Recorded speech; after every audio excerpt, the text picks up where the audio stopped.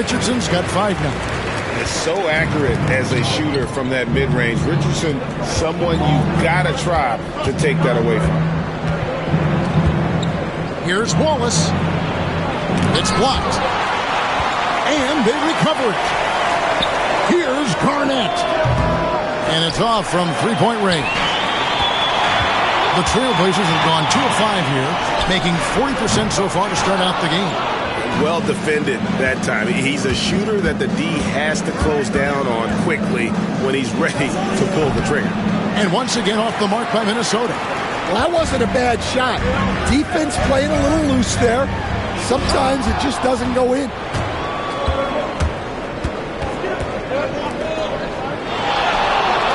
Pass to Rondo. Garnett with a screen on Hardaway. The drive by Rondo. And he makes the bucket, gets the whistle, and now a three-point play chance here for him. It's underrated, but Rondo possesses terrific strength. Even when you get the contact, he has a way of being able to create and finish shots. And this is his first trip to the line tonight.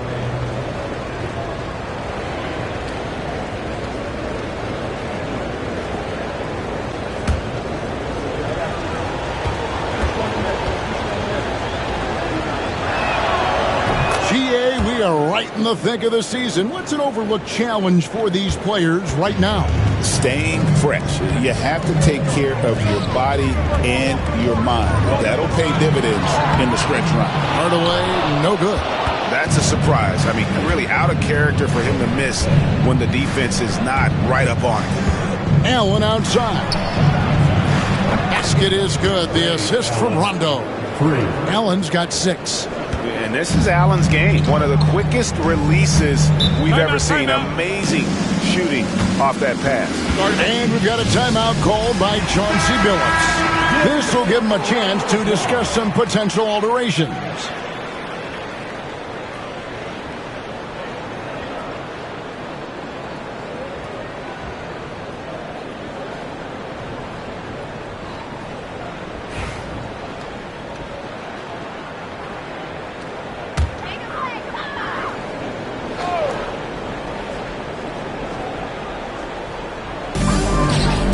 Richardson finds Anthony. A shot missing. Good work defensively by Baylor. They've been beating them to a lot of those loose balls and rebounds here to start. The jumper of Ray Allen is obviously just unreal, but that comes with practice and repetition. Ray puts up thousands of shots every day, perfecting his craft. For the Trailblazers, Jalen Williams is checked in for Anthony. Tyson Daniels comes in for Jason Richardson. And it's Cunningham in for Tim Hardaway. Mark Williams is checked in for Minnesota. Wagner comes in for Baylor.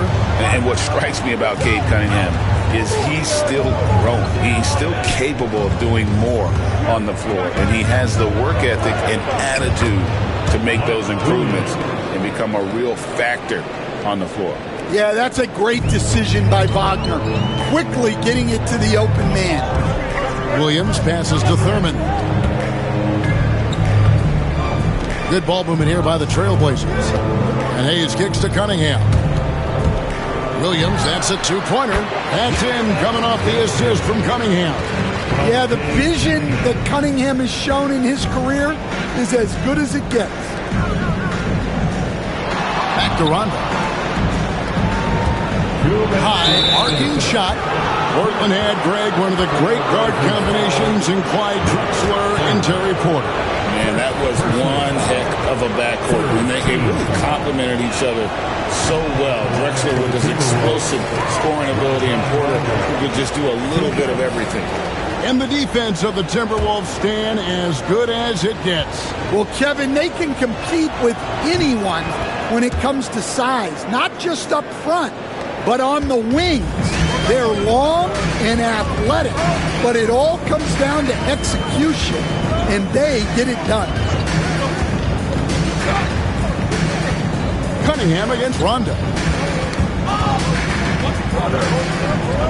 Here's Cunningham. No scoring in this one. Clock is at 3. Daniels inside the line. Minnesota with the rebound. And this game, the first chance they've had to see Portland. Yeah, and last year they had major trouble with these guys. I'm not sure how it happened, but they didn't win a single game against them. And with an update from the sidelines, let's check in with David Aldridge. Kevin, the Blazers are in the midst of a rebuild. Coach Chauncey Billups said it's been a tough couple of years. I'm just here every day grinding through it, helping my guys the best I can. I'm ready for that challenge and that pressure to go out and compete with these best teams. In the NBA, Kevin, this sort of thing takes time. A lot of time, but the rest is tough, David. Thank you. Well, he led him with the pass there, almost like a quarterback timing a route. That was impressive. Down low. Williams kicks to Allen. Williams sets a screen for Allen. Elbow shot. A rebound by Thurman. Looking at Portland, they took a win in their last game against New Orleans. Rondo against Cunningham. Pass to Williams for the three. Rebound, Minnesota. Garnett's got his fourth rebound in this one. Just 2 seconds between shot clock and game clock. Rondo passes to Wagner. Williams, a screen on Cunningham. And shot on the way, and no good. Trying to use the glass. He'll probably hear about that shot selection when he gets back to the bench. Maybe not their best option now. And that one released in time, but no good. 1 quarter in the books, and it's been a close one so far. Minnesota on top, up 2. From Portland, we're back in a moment.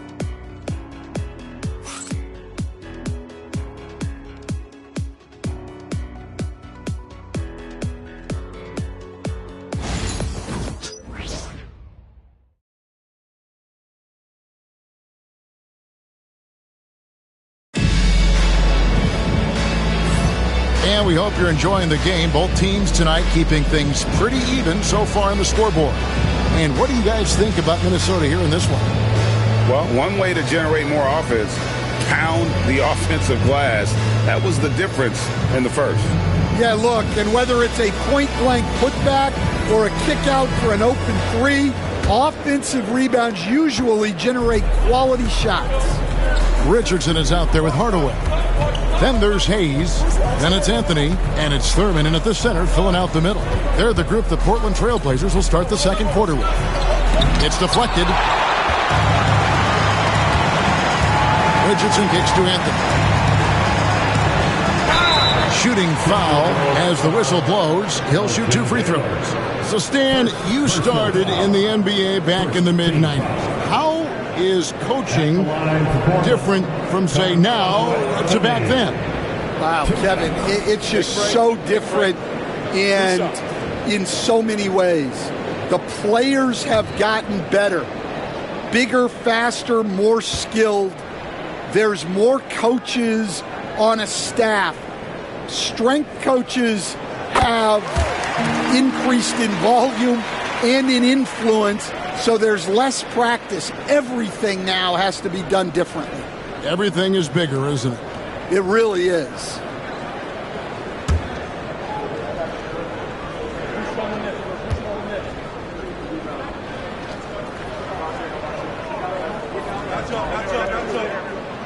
And it's tied up with that one. We expect nothing less. He's generally been very good at the line. Here's Skiles. Guarded by Hardaway. And Beal kicks to Baylor. And the layup is good. And the Timberwolves lead by 2. And what's unique about Baylor, he can score from a variety of angles and really good off of either shoulder. Just great extension and body control. Count that one. Anthony's got 4 points now in the quarter. And there's a pattern starting to take shape here. They're working it inside and getting good shots from close range. Skiles, the pass to Beal. Baylor against Anthony. Baylor, that's good. Yeah, there it is again. On a lot of their possessions this first half, they've established great inside position. Beal against Richardson. There's a screen to the paint. Deflects the pass and taken away by Wallace. Here's Skiles. Guarded by Hardaway. Outside Beal. A 3-ball. It's rebounded by Hayes. Hayes has got 4 rebounds in this game. Here's Anthony. Yes, and it's Hardaway picking up the assist. Anthony's got 6. Well, after a silent first quarter, this is who they needed him to be. This is why you never count a guy out. And so Chris Finch calls for the timeout. He wants to talk to his guys.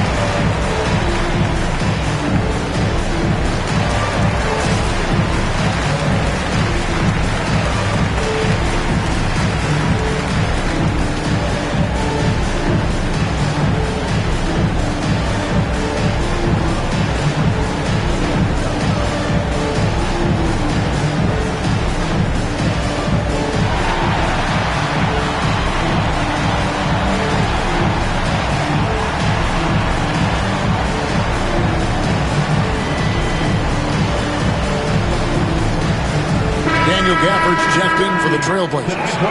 Bol comes in for Hayes.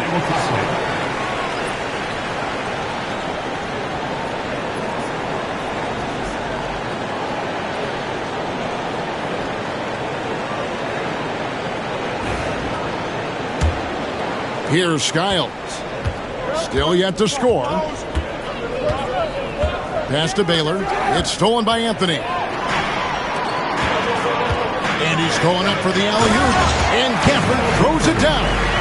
Gotta take care of the ball. They'll punish you if you're that careless. That's right, and that's severe punishment right there. Well, as a coach, turnovers will drive you nuts, but sometimes that happens when you're aggressive. So there's a balance. Lets it go from the wing. Out to Hardaway. Outside Anthony. Second chance effort. And contact on the shot, so he'll be shooting free throws here. Dan, isn't it terrific? We're seeing these great stars in the NBA extending their careers more than ever before. Certainly are, Kevin, and it's great for the league. The league keeps getting younger, though. These guys come into the league earlier, but I think what players have learned, it's not even just the basketball part. It's the strength and conditioning. It's the nutrition. They've taken care of themselves better, and that allows them to last longer. A lights-out scorer who possesses incredible confidence. Anthony is such a skilled and explosive player.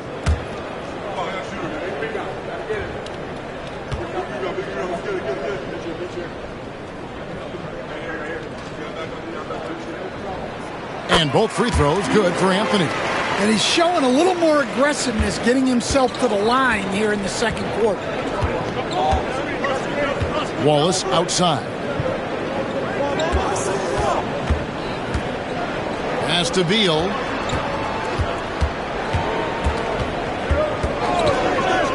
Shot clock at 6. Here's Skiles. Guarded by Hardaway. And Skiles gets it to go. Portland leading. Outside Hardaway. And here is Anthony.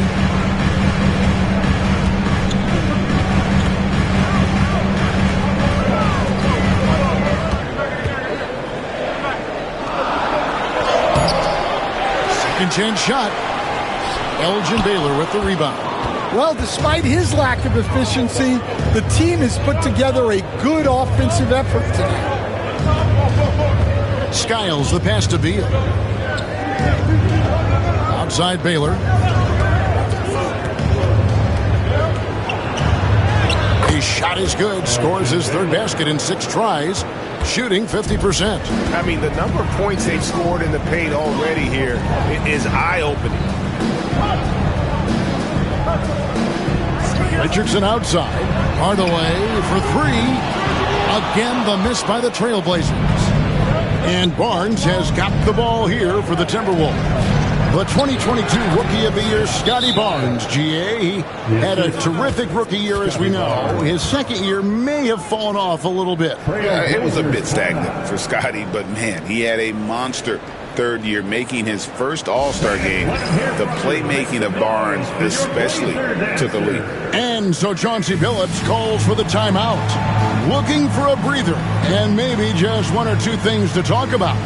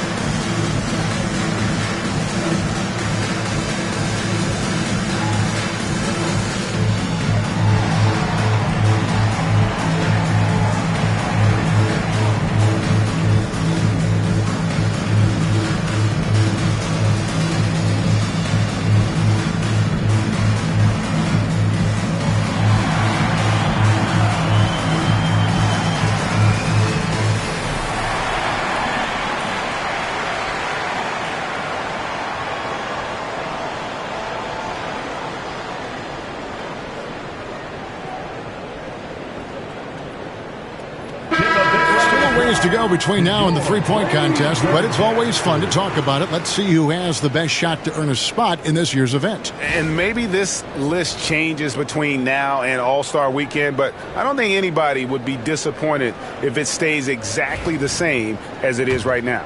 And you look at Hardaway. He's got a place in the three-point contest within his reach. I hope he makes it because I know how much this would mean to him to be a part of the event. I mean, that's a good call, Kevin. He's the type of player that can really deliver on a stage like that. He'll be very dangerous if he ultimately gets in. And we'll keep you posted as we find out more. And as we get closer to the three-point contest, once we have our final list of official contestants. Yeah, it's going to be very competitive. That's the one thing we all know. We've got an incredible group of long-distance shooters in this league right now. For the Trailblazers, Jalen Williams comes in for Carmelo Anthony, and Daniels subbed in for Richardson. Minnesota also with the sub. Mark Williams is checked in for Wallace. Minnesota in the lead. Here's Skiles. Pass to Beal to the inside. It's good from Barnes on the assist from Beal. Barnes has got his first points in this one. Barnes so physical inside. He can beat you down there as well. To end the drought, here's Hardaway. And that'll be 2 free throws coming up. Officials on the call with the foul. We see coaches stand willing to pay fines for complaining about the officiating. I'm having a hard time thinking if you ever did that. Going back in my Rolodex here. Did you? Did you ever do that, Coach? I mean, Kevin, I paid hundreds of thousands of dollars of fines in the NBA. Yeah. My wife was not real happy about that at one point, reminding me early on that we had 4 kids we were going to try to put through college. And she told me one year I just gave away 2 college educations. Oh, goodness. Kevin Garnett is checked in for the Timberwolves. He hits the second from the line. Yeah, in this quarter, they've had the right approach, driving and drawing, initiating contact, create opportunities, get to the line. Pass to Baylor. Here's Garnett. And that passion that Garnett plays with is really infectious. He's always talking and trying to get himself and his guys going. And let's take a moment, guys, to get your take on the scoring so far for the Timberwolves. Well, I like how they're going right at the defense, creating high-quality looks with that penetration. And on top of that, they've been asserting themselves offensively, getting a good chunk of their points from inside. Trailblazers trail by 5. Outside Hardaway. 2 points. That one goes. And showing off for the crowd there. Hardaway's handles are off the charts. Arnett surveying the defense. Over Bull. And Bull sends it back. And the rebound battle split evenly thus far. Here's Daniels, and he drops in the layup off the glass. Now just a 1-point Timberwolves lead. Well, Daniels has good length, so this close in, he can use that to his advantage. Skiles the pass to Williams. Beal gets a wide open look. Misses the 3. And so it's Williams who brings it up for the Portland Trailblazers. And Baylor with the block.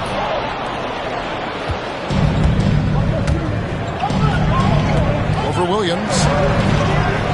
Tries again. And the rejection by Gafford. The Trailblazers have gone 5 of 11 from the field since the beginning of the second quarter. Out of bounds, Minnesota takes possession. And it seems like we've seen more and more of these guys in recent years. Big men who can shoot the 3. Over the last month, these have been the best of them. Kevin Garnett is second. And maybe most of the time a coach doesn't want to see his center or power forward drifting away from the hoop, but that's not the case with him. Minnesota making a switch. Rondo's checked in. Good on the shot. And after that ragged first quarter, they're getting some momentum, some confidence. Nice flow. For the screen on Baylor. And Williams, here we go. And he gets the whistle. 2 free throws coming up. That one on Baylor. Here we are sizing up GA Jalen Williams, and his shooting has got to be his biggest strength. Absolutely. He's great at spacing the floor for his teammates with his catch and shoot abilities, but he's equally gifted shooting off the dribble. Take a break. 2 shots.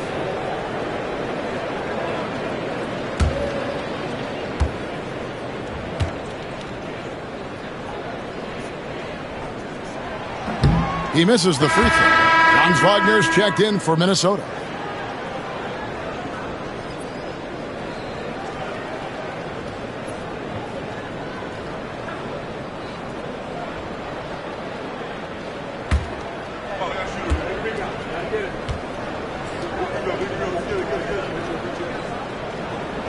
Good on the second free throw.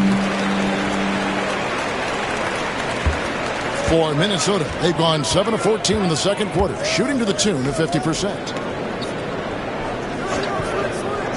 Outside Rondo. Driving to the basket. Good, it's Garnett with the assist that time. Well, nice turnaround for him here in the second quarter. He had a cold start, but never lost his confidence. Hardaway against Rondo. It's Hardaway with the drive. Can't hit that one. Good tee by Williams. Now the Timberwolves with it. They're on a 14-6 run. It's good from long range. Now it's a 7-point Timberwolves lead. And it just seems that every pass they make is leading to a score. Just great ball movement. Hardaway against Rondo.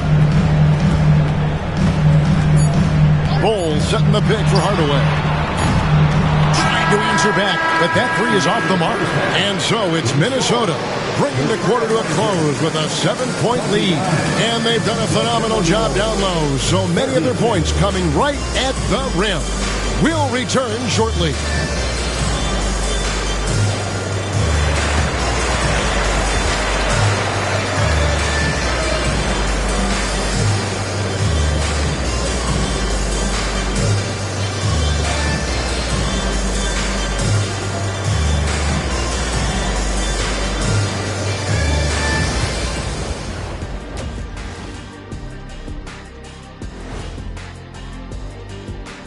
Hey folks, welcome to the Halftime Show. A lead right now in this one for the Minnesota Timberwolves.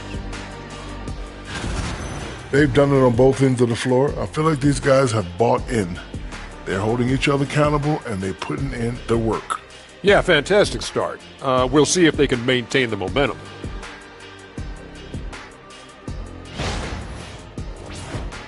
And how about we move it on over? And that's a halftime wrap. Let's get...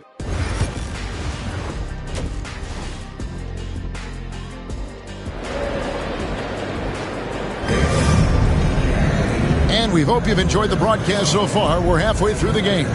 Rajon Rondo with a strong contribution so far in this one. Well, we'll find out if they were able to find an answer for him over the break. He was scoring with ease in that first half. Yeah, I'd love to see what they drew up in the locker room, because you're right. He's the problem right now.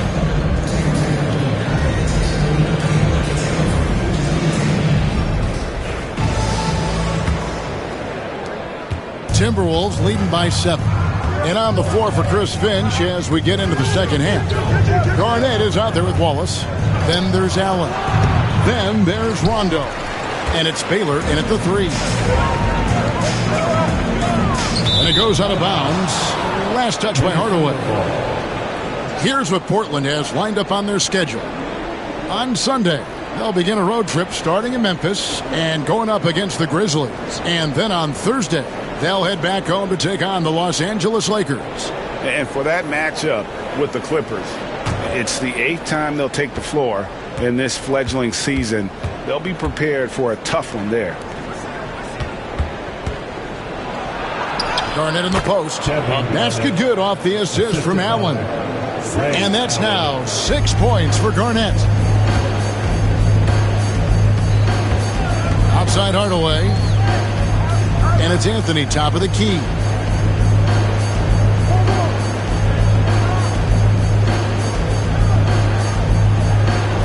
Five to shoot.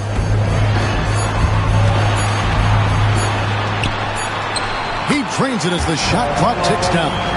Anthony's got 10 points. And with little to no time left on the shot clock, Anthony goes on the attack. What a finish. Hardaway against Rondo. Over in the corner, Allen. A chance to extend the lead to double digits, but it's no good. There's the pick. To the middle. Here's Thurman. Marvelous lead pass, and he throws it down. Well, you love the unselfishness. Makes the next pass and enables his team to capitalize on the possession. Pass to Garnett. It's deflected. You know, some might say Hayes plays the game angry, and there was definitely something angry about his defense there. What an emphatic rejection. Rondo looking around. Fires from 18. Got a hand on it. Well, he certainly had trouble finding the mark this game. Here's Hardaway. And it's sent back by Wallace. And this is why Wallace is an elite-level defender. Has a great sense of timing for when to rise up and contest shots. Rondo passes to Allen. Back to Rondo. Wallace with a screen on Hardaway. Pulls from the top of the key. Rondo can't get it to go. Trailblazers trail by 5. The 3 from Anthony. Gets it to go from beyond the arc. He's got 13. They're doing work. Here's the second half. 3 or 4 to start. Here's Rondo. That one's off. Still out of sync. That is some tough defense there against one of the better finishers in our game. Richardson dishes to Hardaway. Garnett with the block. Rondo against Anthony. Pass to Allen. Beyond the arc. A rebound by Thurman. Thurman's got his 7th rebound here tonight. For the tie. Rebound Minnesota. Garnett's got his 6th rebound on the night.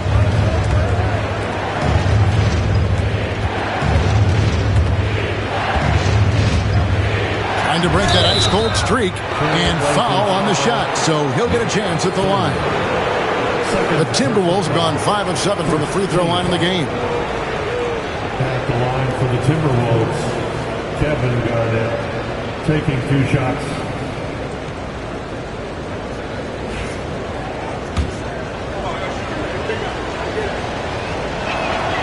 A free throw good from Kevin Garnett. And the Trailblazers making a change here. Cunningham's checked in. And both free throws good from Garnett. And so Chauncey Billups calls for the timeout. He's going to have a discussion here on the sideline. Minnesota making a switch here. Barnes is checked in. With a break in the action, let's show you the teams with the most second chance points last year. The Trailblazers third. That's an effort stat for me. I mean, it shows you how hard this team works in the paint. They continue to pound the backboard. Trailblazers trail by 4. Second half here. We're just over 3.5 minutes into it. And it's sent back by Wallace. And Allen launches it from deep. Sinks it. What range from outside. Wow. Allen's got 10 points in the game. And it's Cunningham with the ball for the Portland Trailblazers. Hayes finds Richardson. Portland moving the ball. And here's Anthony for 3. And he didn't punish them for the weak coverage there, but they can't count on him to continue missing. Baylor's shot is off. Trailblazers have gone 3 of 8 so far in the third quarter, looking to lock in that rhythm. Took him no time at all on that one. Yeah, that's a shot that Cunningham is very comfortable with. No problem with the mid-range. Skiles the pass to Wallace. Now Baylor, covered by Anthony. The shot is good by Baylor. Well, he can beat you in a lot of ways. Very challenging to defend. Inside, here's Thurman, and it's blocked. What a play as he just snatches the shot out of midair. Goes up on the high post. It's hauled in by the Trailblazers. They've been struggling here on offense. Yeah, a bit of a dry spell for sure. Cunningham looking it over. Pass to Anthony. Over Skiles. Anthony can't hit. Well, you win and lose as a team, so the fact that they're trailing isn't all on him. But with that said, he's had a rough shooting season. That one good for 2. Anthony's got 7 points for the quarter. Well, he's been very efficient in this quarter. Keep getting him the ball. Barnes against Cunningham. On the wing, Barnes. 2 free throws coming up, and they call the shooting foul. Looking now at some numbers for Barnes. Last season, he played outstanding. Around 20 points per game last season. 8 rebounds and 6 assists. But to have a scorer like him consistently deliver you points makes such a big difference for a team. Yeah, he gives you something to build around night after night. Reliability is huge in this league. And Barnes, an all-around threat. A good scorer, aggressive rebounder, solid passer, and more than capable defensively. Here's what Minnesota's going with right now. Mark Williams is checked in for Wallace. Wagner comes in for Baylor. And Bradley Beal subbed in for Ray Allen.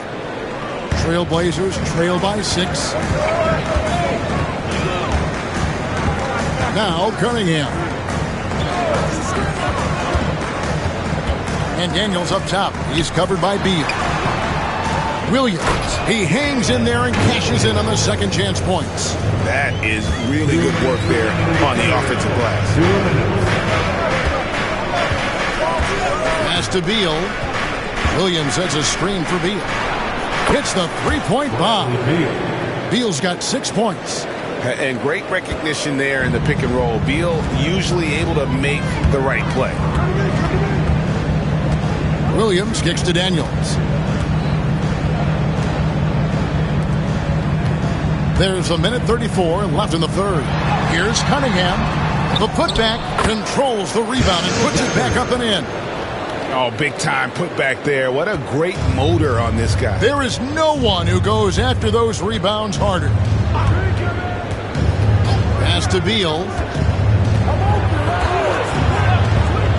Over Daniels. Beal's shot is good. Beal's got his third basket of the night right there. And there's not an area on the floor where Beal can't do damage. He is a handful for any defense he goes up against. Cunningham gets the bucket. That's inexcusable defense right there. You gotta contest the shot better than that. Here's Skiles. Covered by Cunningham. Outside Williams. To the inside. Nice work to get it inside and draw the contact. The Timberwolves attempted 11 free throws today and converted 8 of them. Yeah, a year ago, though, Kevin, 78% conversion rate from the free throw line. So that's a nice all-around effort. Take a break. Take a break. 2 shots.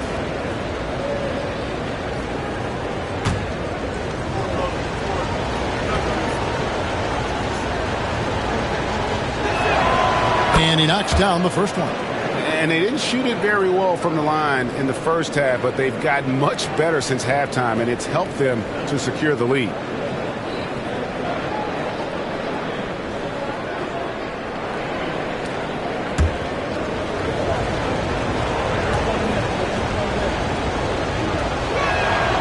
And so he hits both. There's 38 seconds left in the third quarter. Pass to Gafford. Cunningham with it. Jacks up a three. It's a hand on it. Great positioning on the putback. Gafford's got 4 this quarter. The game has been very close in a lot of areas, but rebounding has been the one differentiator thus far. Now here's Beal. 8 points for him.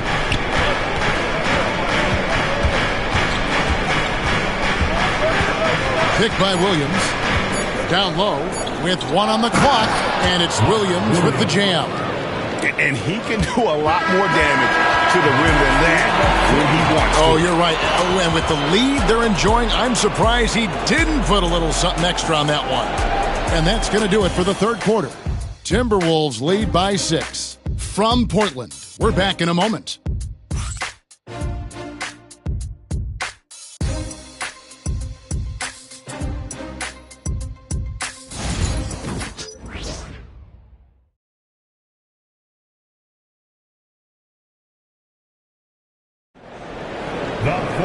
And with these teams locked in a very close contest, this fourth quarter promises to be a good one.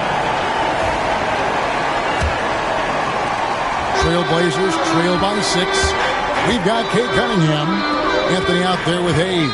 Then there's Richardson, and it's Thurman in at the 5, roaming the paint. That's the group in the game for the Trailblazers. And Hayes kicks to Cunningham. With some art, and he lays it up and in. I love that move by Cunningham to create the space for himself. Wagner outside. Outside Rondo. And 2 free throws coming up. Unable to get that one to go with all the contact. And right now at about 85% from the line. That's up from where it was in that first half. And a moment here to take a look at the scoring breakdown for Minnesota. Well, they've really been sharing the basketball. All coaches talk about that, try to get their teams to do it. It's really great when you see it in action.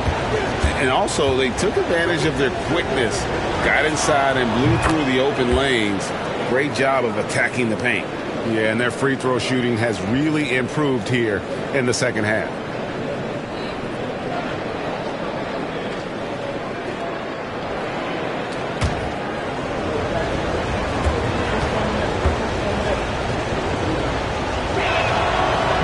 He's off on the second. And crucially, he did enough there to make it a 2-possession game. And that one's good, Anthony. Scoring at an efficient clip tonight. Melo in that zone. Wagner outside. Back to Rondo. Garnett up top. The Timberwolves working the ball around now. Rondo with a screen for Wagner. Right block shot, and the basket good. A bank shot that time. And the Timberwolves lead by 4. Well, you have to deny the entry to Wagner. He's just automatic around the rim. And it's Anthony, top of the key.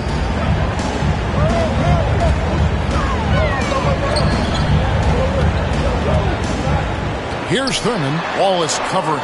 Just 5 to shoot. Hayes the pass to Anthony. Comes up empty down low. Minnesota leading by 4. Here's Rondo. And again, it's Minnesota. And he's just gotten so much better at being able to pull up in traffic there off the dribble. Rondo can make the deep pay if you fall asleep. Richardson, good. Yeah, these defenders had better start closing down on shooting. Minnesota's gotten a lot of looks from outside tonight, 5 of 12. And so Chris Finch calls for the timeout. He has decided it's the right time to talk.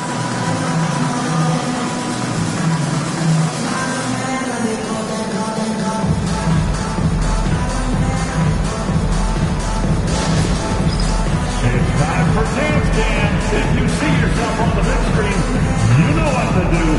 Show us your moves.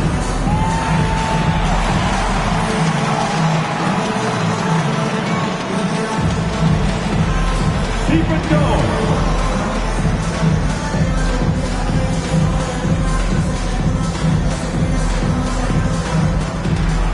Nice try. It's all good.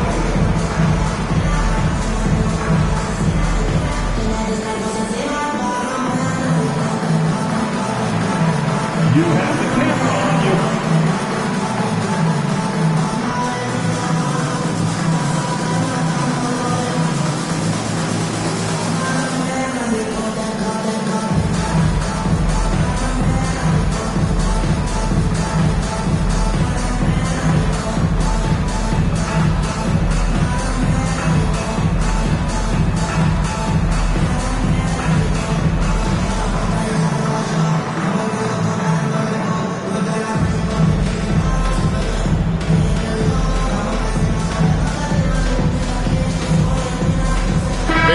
Checked in for fun. It's time now to hear from our Hall of Fame reporter, David Aldridge. What's the latest, David? I was able to listen in on what Chris Finch told the team. While the team is up, Coach doesn't want his team to let up. He told the team to finish this game. Do not think this will be easy. We've seen comebacks before. Kevin, back to you. Thanks, David.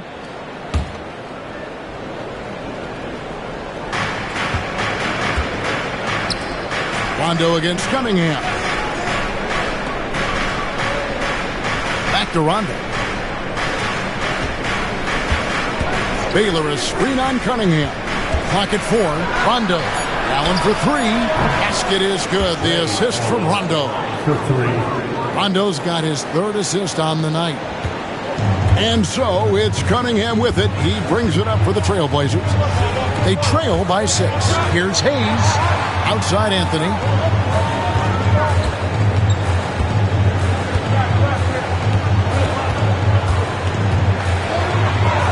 And the layup's good off the glass. Anthony's got 12 points here in the second half. Oh, great job by Anthony, keeping his balance, not allowing the contact to stop him from scoring. And blocked. That one goes careening off the glass. On the wing, Wallace. There's the drive. The rebound by Thurman. Thurman's got rebound number 9 now. What an effort here tonight. Garnett with the steal. Over in the corner, Allen. Outside Rondo. Baylor passes to Garnett. Here's Wallace. Rebound by the Trailblazers. Thurman's got double-digit rebounds now in the game. You know what? They're winning, though, despite the fact that he has just been really off. Cunningham's shot is off. Timberwolves leading by 4. Garnett outside. Ray Allen is on the wing. And it's good, 2 points. Allen's got 5 points in the quarter. And defensively, they're on their heels every time the ball comes inside. Cunningham kicks to Hayes. Rondo against Cunningham. And here's Anthony for 3. Again, the miss by the Trailblazers. For Minnesota, they've gone 4 of 7 from the field since the beginning of the fourth. Richardson against Allen from 18 feet away. Takes a big height bounce and goes in. And that's right in his wheelhouse, looking to make an impact when it counts. Well, you know this is when they lean on him, and he delivers with a much-needed score. Cunningham against Rondo. Fires for 3. A rebound by Thurman. Trailblazers trail by 4. And here is Anthony. Pass to Richardson. Back to Anthony. Just 5 on the clock. Over Baylor. And a big bounce off the rim, but it sinks right in. Anthony's got 14 points here in the second half. And so Chris Finch calls for the timeout. He knows every possession is critical now.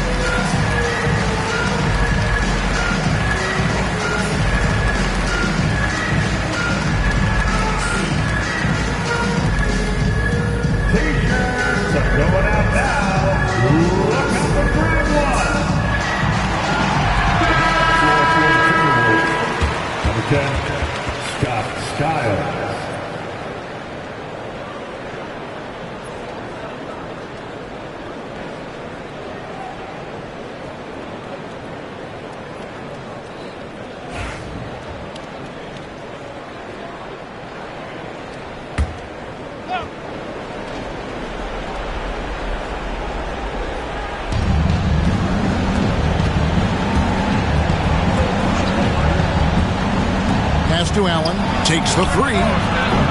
Another miss by Minnesota. You know what, though? Sometimes you can be too open. I think it may have surprised him, and that's why he missed. Minnesota's gotten the 3-point bug tonight. They've taken 15 shots outside the arc. 6 of 15. Wallace misses.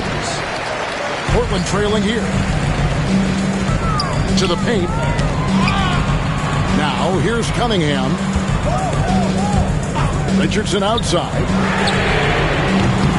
No luck that time on the shot that would have put them on top.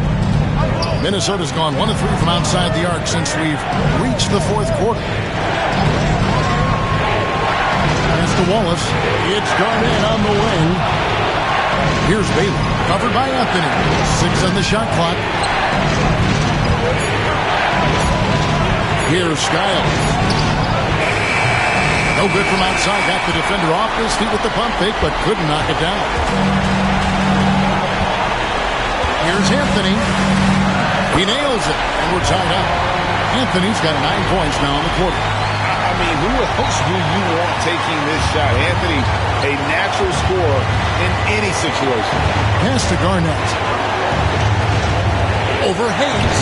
Their offense stone cold. Another miss there. And they're in position to take the lead. And how big would a bucket be at this stage of the game?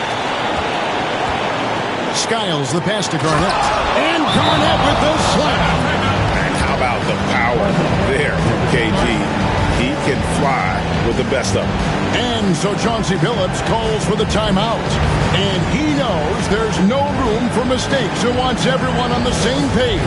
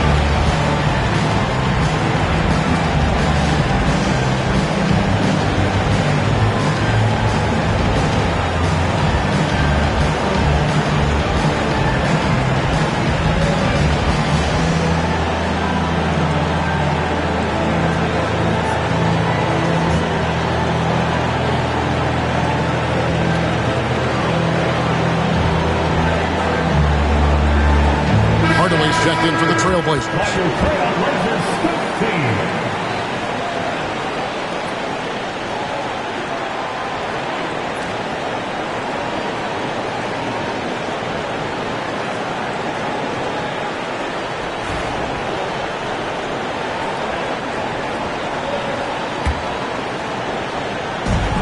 .105 left in the fourth quarter of this one. Here's Anthony. And the call on the shot that sends him to the line. And that's the type of challenge Anthony presents to the defense. Sometimes they are just forced to foul. Anthony taking 2 shots.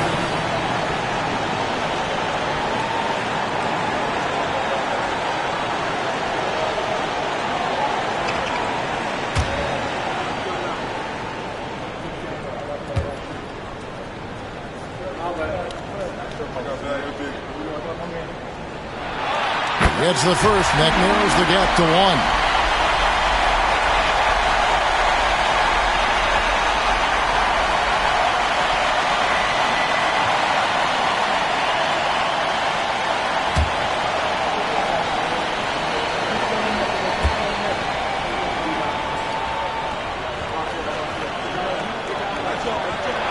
Both free throws good from Anthony. Yeah, he's a guy you want at the line. And clearly not affected by the moment.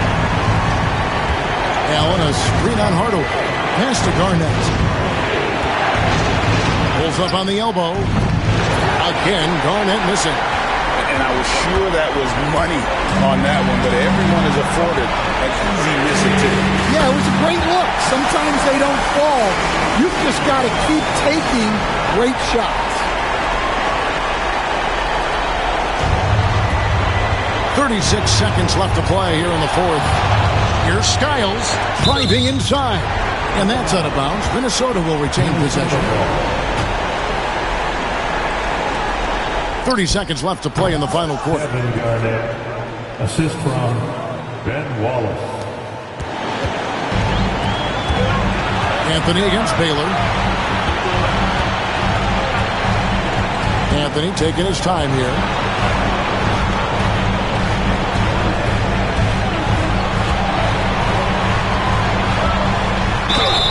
And foul on the shot. He'll shoot 2 at the free throw line.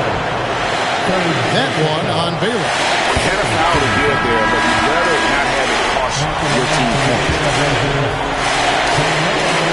And he hits both free throws here. So now it's a 3-point game. Well, talk about poise under pressure. Buries all of his free throws. And now up 3. They've got to play smart.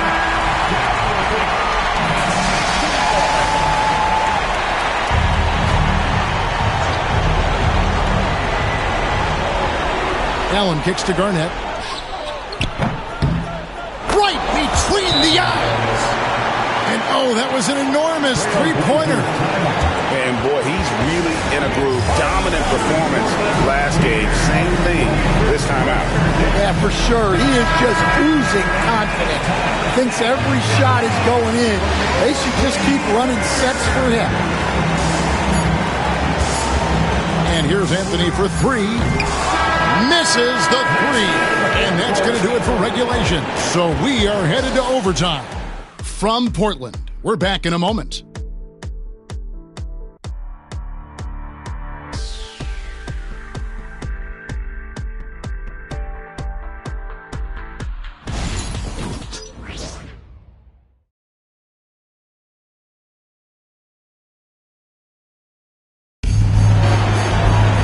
Glad to have you with us as we get going in overtime. Neither team giving an inch in this one.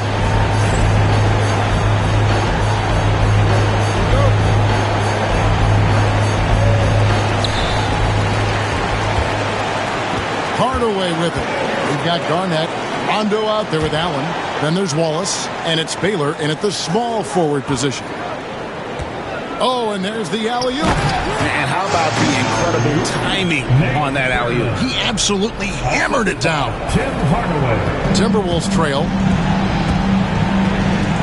Rondo passes to Wallace. And he could not get that one to go. Out of contact, and he'll go to the line for two.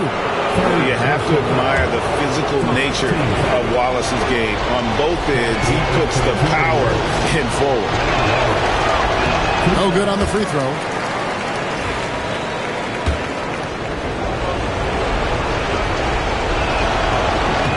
And he's good on the second. The Trailblazers shooting pretty well at 46% from the floor. Now Anthony.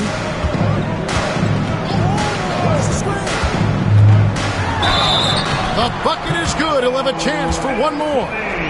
That one on Baylor.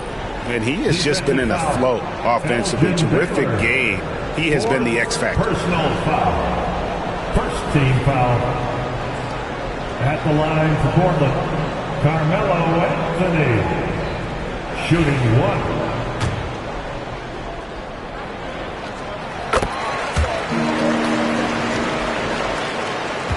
Timberwolves trail by 4. Now here's Rondo. It's Garnett on the wing. Offensive rebound. Baylor goes back up. Tries yet again. And it's Portland with the rebound. Hayes has got 10 rebounds here tonight. So active. Richardson kicks to Hardaway. Minnesota with the rebound. Wallace with a screen for Rondo.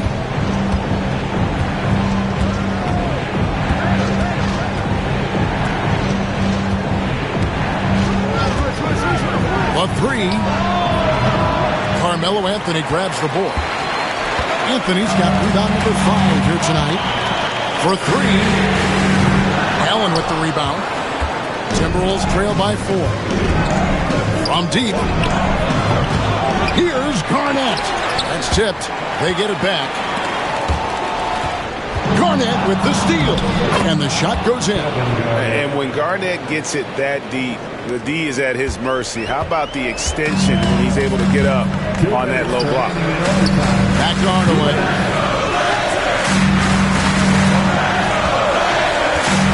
To the middle and taken away by Wallace. Anthony against Baylor. Pass to Rondo. He lobs it up. It's deflected. And that's out of bounds. Minnesota will retain possession. Great energy on the deflection and a good job disrupting their offense. Yeah, there's nothing easy on offense. Coaches love seeing that kind of hustle on the defensive end. We're in overtime. If you just joined us, 2.5 minutes through it. And here is Hardaway. Here's Anthony. Garnett with the block. And he recovers it. Down low. Outside for Rondo. Garnett against Anthony. The Timberwolves again can't hit. Trailblazers have gotten off to a little bit of a slow start from the field in overtime. Just 2 of 6 so far. No good there. And there hasn't been anything easy for him in this period. Well, the offense has to look for ways to get him easier shots, better selection. They have to be set up for success. Yeah, just nice strength there, and then just off with the shot.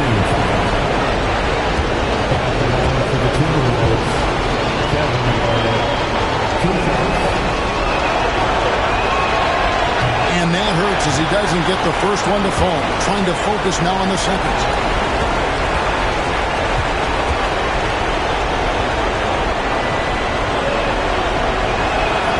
And he ends up making the second, and that narrows the gap to 1.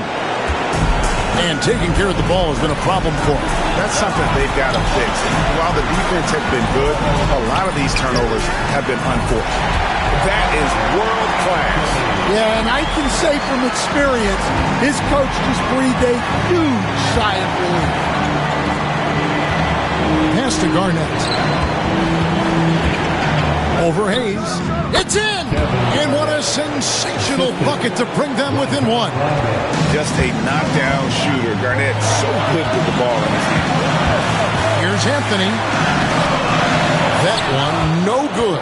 Good work defensively by Baylor.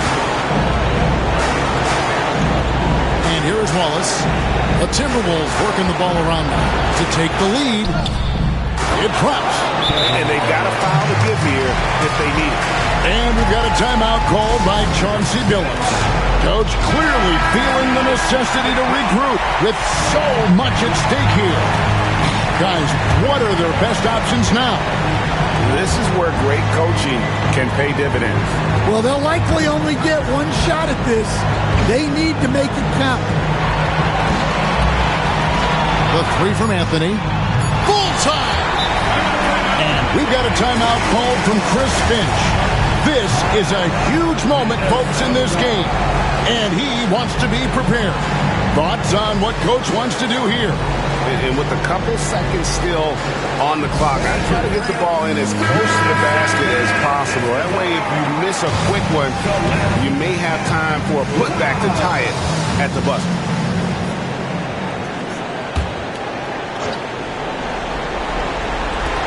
Allen for the 3. Count it! And that's a high percentage look when the D doesn't fight over the screen. Yeah, it's certainly worth it to disrupt the offense. Coaches notice that extra effort. And we've got a timeout called by Chauncey Billups. Pivotal moment in this game. He's not taking any chances. He'll call time. Well, given the scenario here, how do you approach this next possession? And they have just enough time for a catch and shoot here. It has to be an immediate shot, though. That's their only hope. So it's Minnesota taking the W in a close one. And they had some nervous moments down the stretch, but things finally...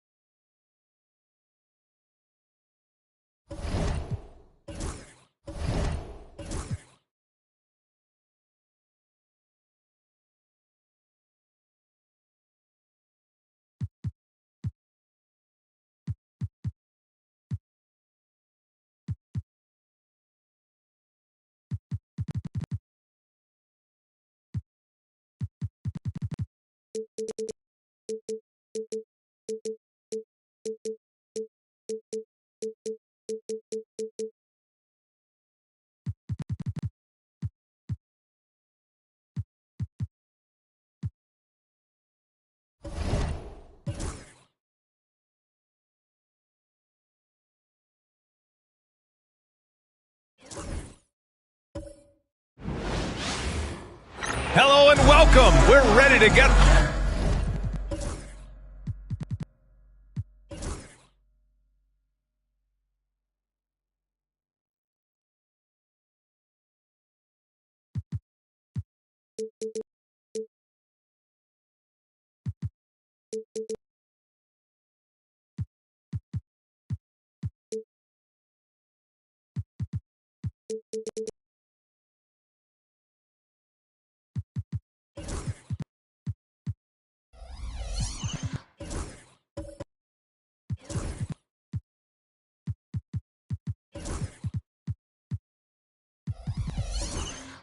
Grant, you think it's too early in the season to try and forecast where teams are going to end up? You know, BA, yes and no. I think we have a handful of teams whose fates might already be determined, but we always have a couple of surprise teams that come out of nowhere. That's what makes the season so much fun to watch. And checking out the New Orleans opening lineup. They've got Kevin Durant, and it's Parrish in at the 5, down low. And there's the rejection. Fires from the wing, and the shot is good off the backboard. Now, what a great option he gives them on every possession. And now we'll go to Allie LaForce, who had a chance to talk with Greg Popovich. I asked him about the many difficulties that Kevin Durant presents to a defense, and Coach said with most guys, you can force them left or right or send help. With Kevin, he can always shoot over the top of you. Sometimes you feel helpless in that regard. Not a lot of solutions for a 7-foot sharpshooter, guys. Okay, thanks, Allie. And here's New Orleans now. San Antonio getting their last shot to go. Durant with the bucket. Durant's gotten his second bucket. KD unafraid to get to the mid-range, and he can get there at will. Antetokounmpo outside. And here's Butler outside. On target from range. Defensively, you have to stay connected to him on the perimeter. Here's West. Butler covering. To the inside. Nowitzki. The putback. Victor Wembanyama grabs the board. The Spurs have gone 2 of 3 from the floor. Here's Antetokounmpo. Oh, and Giannis hammers it in. I love it when Giannis is in attack mode like that and gets to the rim so quick. And for an up-and-coming San Antonio Spurs team, Grant, what's the key for them in your mind? I'd have to say, BA, that it's patience. You know, young guys need time to develop their game and learn from experience. You can't expect people to become stars overnight. Oh my. What a display of effort. That's his bread and butter, right? Chasing down the boards. Stick with fundamentals there. Shot goes up, box out, or he'll destroy you. The shot by Richmond, no good. For New Orleans, they've gone just 3 for 7 here at the start. Back to Durant.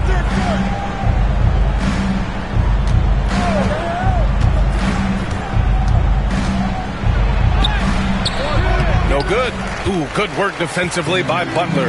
Now the Spurs moving it up the floor. Good on the bucket.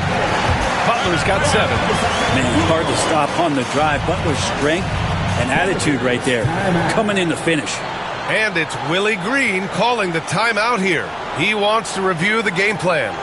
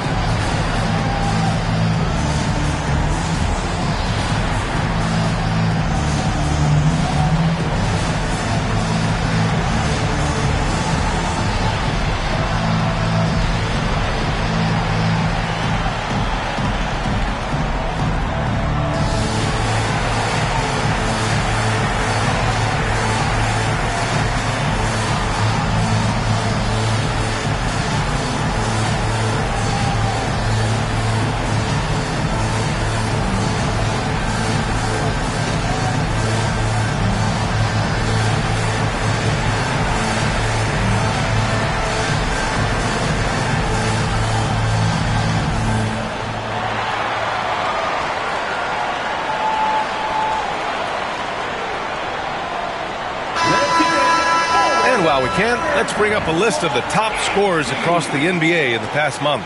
The 4th spot held by Giannis Antetokounmpo. And this last month has been truly special for him. He's scoring at will and in a rhythm on offense. First quarter of basketball, just over 2.5 minutes played so far. Here's West. Butler covering. And the basket by West. San Antonio leading. Here's Billups. What a tremendous game he played against Denver. Richmond with the bucket. Coach is loving the ball movement. For New Orleans, they've gone 4 of 9 in this one so far. Here's Nowitzki. Billups with a rebound. Spurs lead by 3. Here's the floater. And that won't fall for him. He's 0 for 2. And so Durant will bring it up for the Pelicans. When you look at the career of Kevin Durant, he's had an amazing list of teammates, Grant. Yeah, that's true, B.A. And it started with Westbrook and Harden. Then he had Steph, Clay, and Dre, Kyrie, and then Booker and Beal. That is quite the list. And what a phenomenal replay of that impressive rejection. And that kind of rejection early on energizes your squad. The coaching staff just loves this kind of hustle. Pass to Billups. First quarter of play, and just over 3.5 minutes in. Here's Richmond. The shot misses. Well, that mid-range, Jay, usually pretty much on the money. Maybe the timing just a little bit off on that one. Here's Nowitzki. Antetokounmpo with the block. No chance. Giannis, too much length. Ooh, lots of contact on the shot. So 2 free throws will follow that whistle. Grant, when you look at this Pelicans team, their length is so impressive. Yeah, they've made a point to draft players with big wingspans, and that really helps them on the defensive end. They're all very switchable.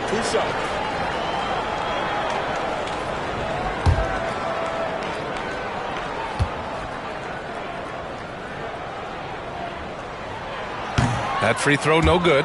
You know, even though Wembanyama's first year was a tough one for the Spurs, there's a good outlook going forward, Grant. And that's how it should be when you've got a generational talent like Wemby. The Spurs don't need to rush things at all. And he's good on the second. Always one of the hardest workers on his team. Jimmy Butler knows how to win. Pass to Nowitzki. Beyond the arc. Here's Parrish. And there's the slam dunk to finish it off. have to take care of the defensive boards better than that. Yeah, you just can't afford to give up second chance opportunities again and again. All right, let's get a report from Ali. Victor Wembanyama is looking to make the Spurs a contender. He said, my hunger is bigger than ever to win and compete. I can get so much better, and this is what I'm trying to do every game, every week, and every month. There's no need to be frustrated. I keep my long-term goals in mind. Passion and patience. Good stuff, Ali. Thank you. Here's Richmond. 14 points his last outing. Here's Wembanyama. Count it. 1 for 1 to start the game. Yeah, this is what everyone wants to see Wembanyama doing. Dominating on the inside. Butler with a steal. On the break. Nice move. The basket drops, and he gets fouled on the shot. 1 free throw coming his way. He's putting on a show this quarter, and the team's feeding off his energy. This will be his 3rd free throw attempt of the game. White, he's checked in for San Antonio.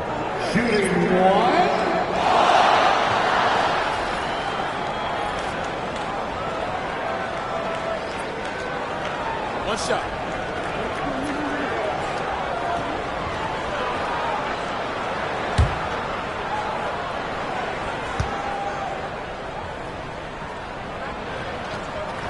Well, Brent, after ups and downs, it seemed like New Orleans is really trending in the right direction. Now, their path has not always been easy. It's a bit indicative of the city itself. It's a resilient place with resilient people that take a lot of pride in the comeback. So this team has had personnel changes, coaching changes, injuries, but the Pelicans have certainly become a team in the past couple seasons where the future is much brighter than its past.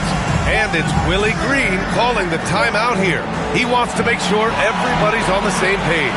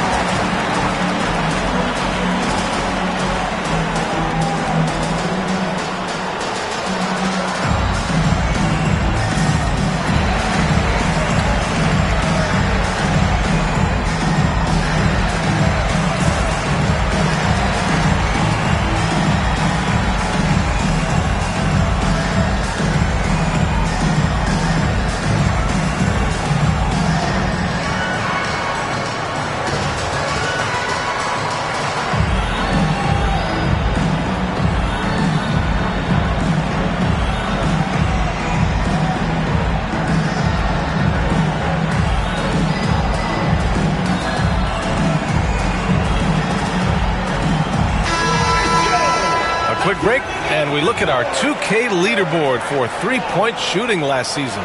New Orleans, 4th. Just so efficient from downtown last season. The threes are a big part of this team's offensive game plan.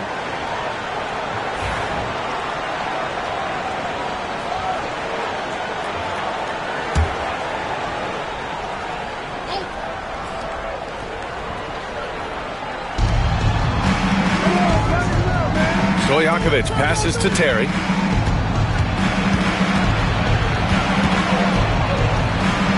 Pass to Lewis. Here's Stojakovic. From deep, rejected by Antetokounmpo. By himself. Ooh, Giannis dumps it home. So nice to watch Giannis in the open floor, how graceful he is at covering so much ground. Here's Terry. He's guarded by White. Terry, the pass to Bain. Will it go? Buries it from 3. Defensively, you can't afford to get stuck on the pick. That's one that the coaches will watch tomorrow with that player. You hate to see him give up in that situation. Here's Richmond.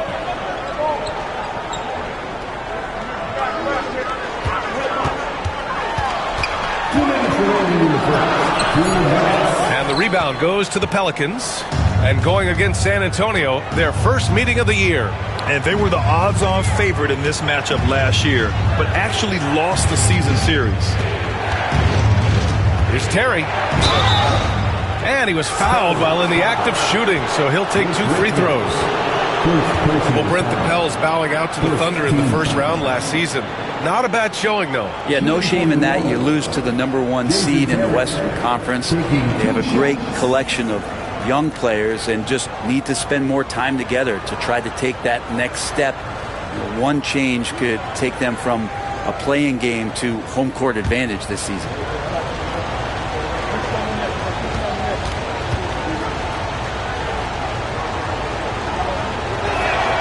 First one falls for him.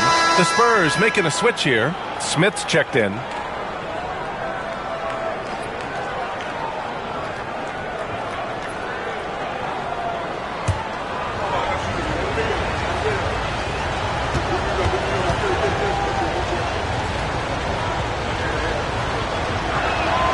And so he hits both. You can tell he's feeling confident right now at the line, and when he's on, he can be lights out. Outside White. Back to Antetokounmpo.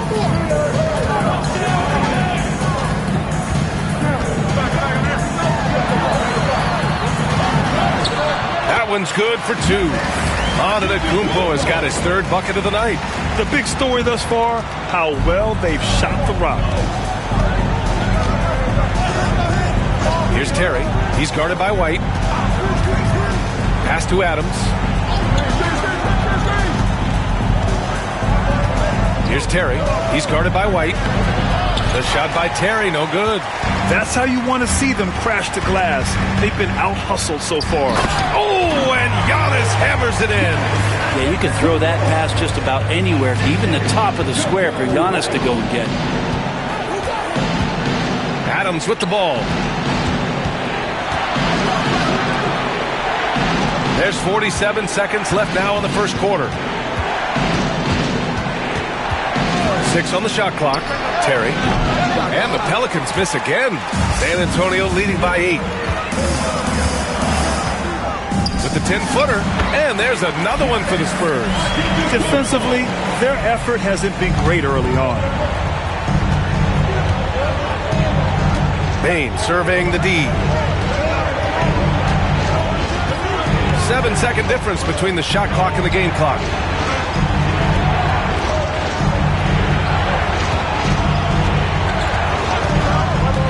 For three.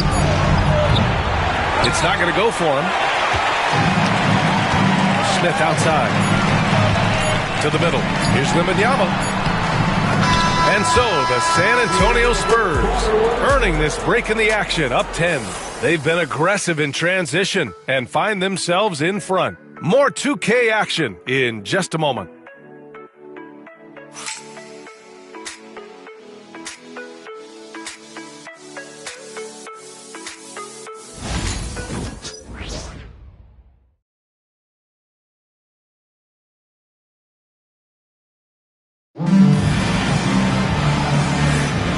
So far through one quarter, it's been a lopsided game.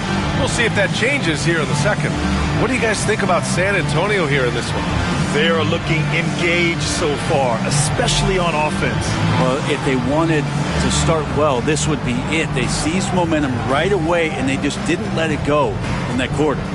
Well, Brent, as you know, finding success in the NBA is largely dependent on the situation. BA, you're hitting the nail on the head. You can't get frustrated as a player, especially a young one that comes into the league and doesn't have an opportunity right away to play. You've got to work on your skills, stay confident, and at some point when you get your opportunity, whether it's the team you're with in a trade, you're going to have a chance to show that you belong in the league. Okay, on the court right now, second quarter for the Pelicans. They've got Desmond Bain, Steven Adams out there with Kevin Durant, and it's Lewis in at the 4. At the arc, KD drains it. Now, Kevin Durant is a competitor. You love the edge, and you love the answer. Now White.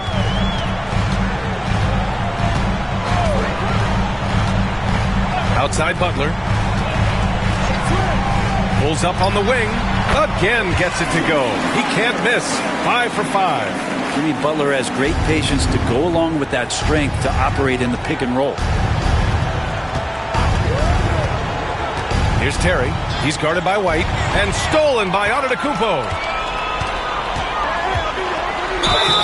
And he got the whistle on the way up, so he'll be headed to the line for a pair. It goes on Kevin Durant. Brent, we've never seen a player like Giannis. How do you stop him, or how do you at least slow him down? Well, B.A., there's a reason why I'm over here in a suit and the coaches are over there in their suits. That's their job. And Giannis is just one of those guys you hope is having an off night. Force him into as many jump shots as you possibly can, but inside, Giannis is going to get there and he's going to devastate you.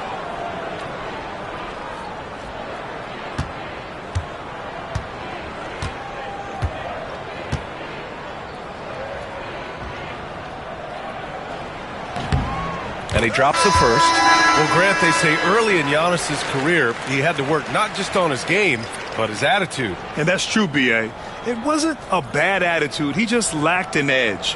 The ruthless mindset that all great players have. But, man, once he got that edge, he never lost it. Johnson, he's checked in for San Antonio.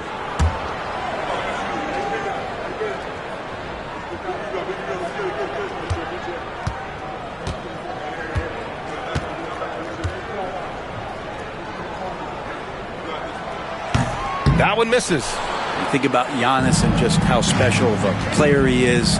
We know off the court the endeavors he's into. I mean, this guy has really grown into a global ambassador for the game of basketball. And so it's White with it. He brings it up for the San Antonio Spurs. Smith outside. Pass to Antetokounmpo. The rebound by Nowitzki. Nowitzki's got 4 rebounds now. Here's Durant. No good there. That would have cut it to single digits. Spurs lead by 11. And he's going for the lob. Ooh, ripped away. From about 19, and he hits the jumper. Durant's got 5 points in the quarter. Well, his ability to pull up off the dribble should be illegal for a near 7-footer. Durant showing exceptional body control there. Here's Antetokounmpo, and that one hits the back iron. Well, that's a shot they want just about on every possession if they can get it. He doesn't make them all, but still very much a high percentage look. Here's Nowitzki. Hasn't gotten one to fall yet, and they pick up 2. They didn't do themselves any favors with their shooting in the first quarter, but they're starting to pick it up now. Antetokounmpo outside. Pass to White. And a great assist by Antetokounmpo, and that one goes in. White's got 5 points. That's how you draw it up right there. A screen to shed the defense, a quick move to the bucket, and you get the lay-in. And keeping us updated from the sideline, Allie LaForce. Brian, there's a lot of room for growth for the Spurs, even with their rising star, Victor Wembanyama, who said, I know it's not going to be easy. It's going to take some time before we contend for a title. I'm ready for anything and ready to sacrifice. I'm patient, but I'm not wasting time. Brian, plenty of motivation. Chasing greatness is what they're doing, Alec. And it's Willie Green calling the timeout here. He's going to gather the troops and talk it over. If you see yourself on the big screen, then you know what to do. Show us your moves.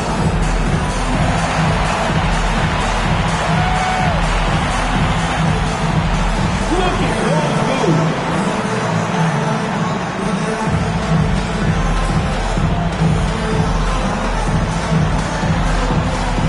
No thanks.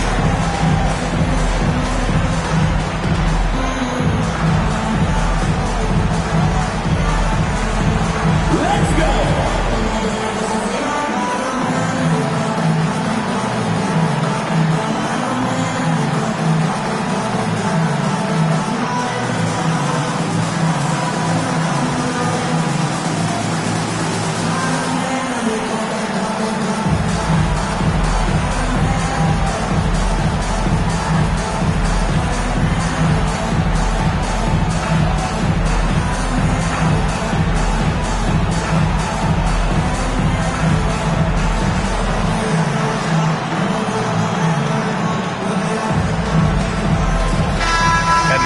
At some of the players competing for a spot in the dunk contest.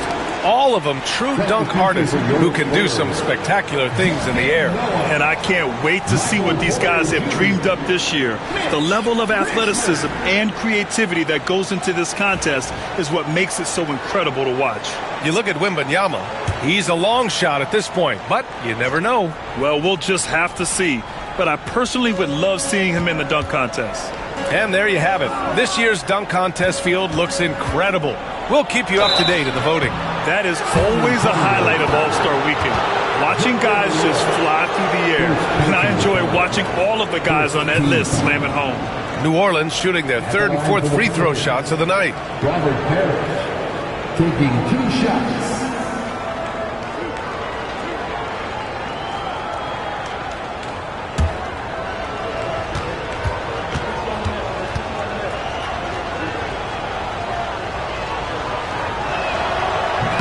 That free throw, no good.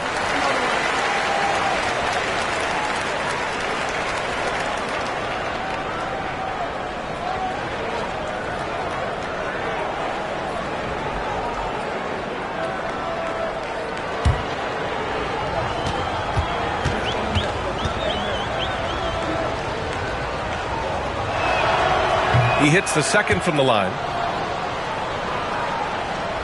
Here in the second quarter, just under 3.5 minutes played. Now here's White. Defense is right there. Outside for Porter. Outside White. Let's go with a three. Parrish with a rebound. Parrish has got his 7th rebound of the game with that last one. Kevin Durant flying high. Ooh, that play was nasty. Durant showing how aggressive he can really be. And here's White. He'll bring it up for San Antonio. 13 points was their biggest lead of the game. Johnson passes to Richmond. Three-pointer, no good. Pelicans trail by 8. Here's West. Shoots over White. Good work defensively by White. Well, maybe not the best shot against that kind of defense, but he still has the ability to knock that kind of shot down. Oh, and a fast break for the Pelicans. Durant, automatic at the rim. Spurs lead by 6.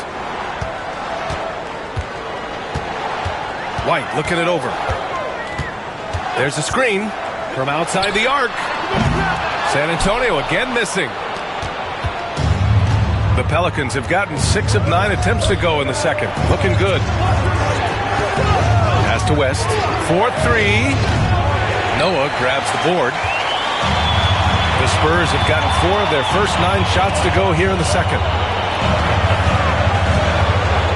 White pass to Johnson. Out left to the wing from the baseline. And he didn't get quite enough under that one. Pelicans trail by 6. To the paint. Nowitzki. Oh, and there's the whistle on the shot. So 2 free throws for him coming up. Heading play to stop that easy layup right there. I mean, make him earn it at the line. This is his first opportunity at the line this evening. Dirk Nowitzki, 2 shots.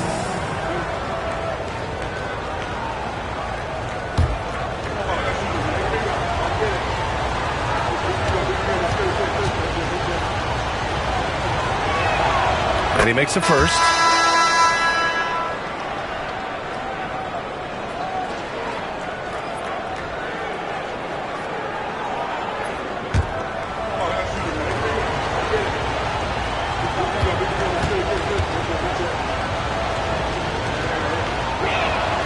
And that's good as he hits both shots. Getting themselves to the line this quarter is a good way to get their offense rolling. Here's Noah. Ooh, the lead pass was in the perfect spot to set up the layup. Noah's got his first 2 points of the night. Noah gets in that deep. The defense going to have a tough time dealing with him that low. He's got skills enough to score under the bucket. Durant for 3. That is now his 7th field goal in 10 attempts. Impressive. This is a one-man show right now. He's on a mission to get him out of this hole. Spurs lead by 3. And Greg Popovich has called timeout. He'll take the opportunity to regroup. Let's give Coach credit. He's trying to find a way to squeeze the most out of every possession. Got to feel good as a coach if you make all those adjustments. Pull the right strings. That's what they love to do.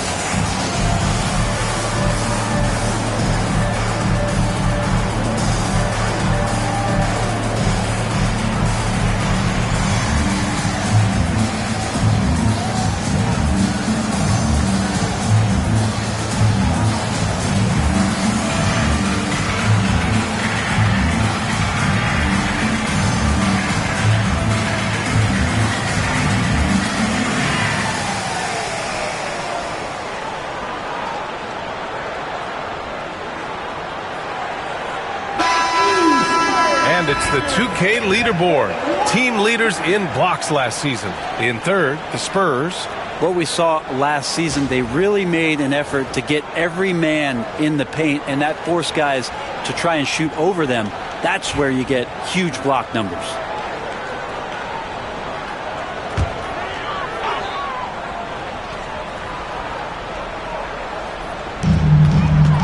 Pass to Richmond. Spins. Converts after the nice spin. Richmond's gotten his second bucket on the night. They have no answer defensively inside. Here's Nowitzki. Takes it inside. A minute 50 left in the first half. Hate to say it, but if they're still trailing at the final buzzer, a lot of this is going to be felt by him. His shooting tonight has just been atrocious. Phillips' shot is off. Won't see him miss that one too many times.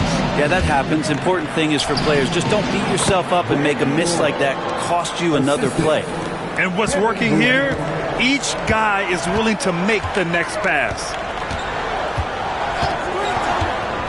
Down low. Here's Johnson. Up and in on the layup. And the Spurs lead by 5. Credit their discipline. They've been working for high percentage shots. And you watch Jalen Johnson. His athleticism, man, it's unique. Pretty unique at his size, right, B.A.? He just glides around the court. He's got great speed when they play in transition and can get above the rim. So this guy, a bit of a matchup nightmare. Just look when he gets his confidence. Here's Richmond. Pass to Porter.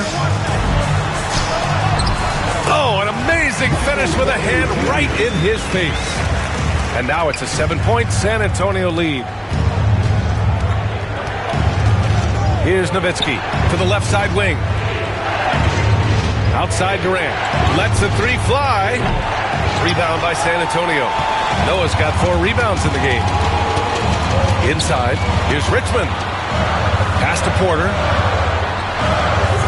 And the rebound goes to the Pelicans. They're coming off that loss against Portland. Yeah, the final score surprised a lot of people. I don't think many expected them to win. No question. I know I did not see that coming, especially when they had a chance to win it late in the fourth quarter. I thought for sure they'd get it done. The shot's good. That's the kind of passing you want there. Work the ball around, keep it moving, try to get an assist on every bucket. Here's West. Oh, and the release was before the buzzer, but it's off target. And so we wrap up the first half. San Antonio on top, up 9. All right, Allie's ready to go. She's courtside. Hey, Allie. I'm here with... Thanks, Allie. After the break, we'll see you right back here to begin quarter number 3.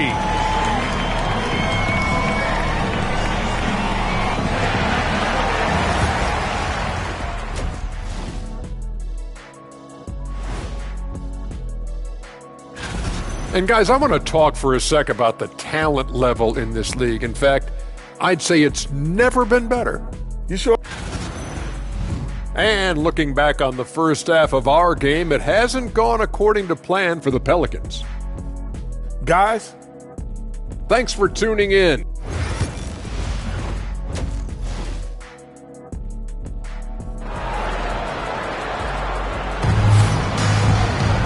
And we played through the first half. Plenty of basketball left in this one. You know, Kevin Durant has really been making it happen here, guys. Can they come up with an answer for him coming out of the half? They have to change something defensively. Yeah, just way too easy out there, and I'm sure coach is going to make that a priority at halftime. Spurs lead by 9. Wembanyama out there with Giannis Antetokounmpo. Then there's Butler, and it's Phillips in at the point. So that's who Greg Popovich starts the second half with. And it's Antetokounmpo with the miss. Well, the Pelicans shooting 40% from the field in this one. To the paint. Nowitzki, that one's good. Nowitzki's got 6 points. You know, you just love to start the second half this way. What a play call. Halftime talks can go all over the board, but right there coming out, that's the way you want to start the half. Be aggressive. Pass to Wembanyama to the inside. Parked it down low that time. Got hit with the 3-second call. And a quick look at how New Orleans' schedule is shaping up. On Sunday, they'll kick off a homestand, starting with the Sacramento Kings. And then on Thursday, they'll begin a road trip, starting in Utah, going up against the Jazz. And you know, for that matchup with the Nuggets, that will be the 8th contest of the year for them. The season is young, but they are starting to sharpen up. And for those tuning in, we're about a minute into this second half. Clock at 6. Durant, the pass to Parrish. And that comes off the assist by Durant. Durant's got 3 assists in the game. Well, Kevin Durant showing off that within this offensive scheme, he has the ability to set up his teammates. Antetokounmpo up top. Stolen. Durant surveying the D. Knocks it loose. That's going up against a defense that knows your tendencies. And there's the lob. And the lead increases on a crazy offensive sequence. Man, the dunk alone would have been incredible, let alone the fact that it came off a pinpoint pass. Pass to Nowitzki. Fires the 3. Oh, it's blocked by Wembanyama. With great mobility and the 8-foot wingspan. Yes, 8 foot. Wembanyama easily wipes that shot away.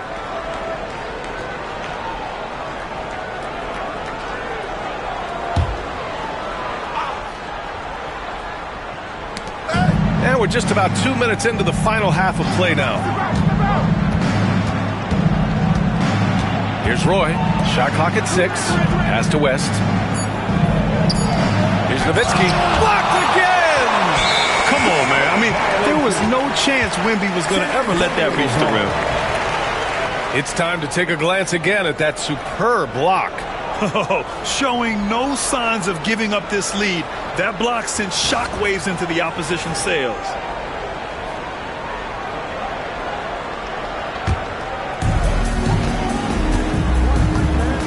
And here is Antetokounmpo. 11 points in the game. Here's Billups. The 3 ball. It's hauled in by New Orleans. Parrish has got 9 rebounds now. Just under 2.5 minutes into this third quarter now. Here's West. 6 to shoot. Antetokounmpo grabs the board. Antetokounmpo has got 5 rebounds tonight. Oh, look at Giannis power in. He has been just completely helpless and turned around. It's so dangerous when he's in this kind of rhythm. And it's Willie Green calling the timeout here. A moment to rest and confer on the game plan. Let's get on our feet and make some noise for the Spurs.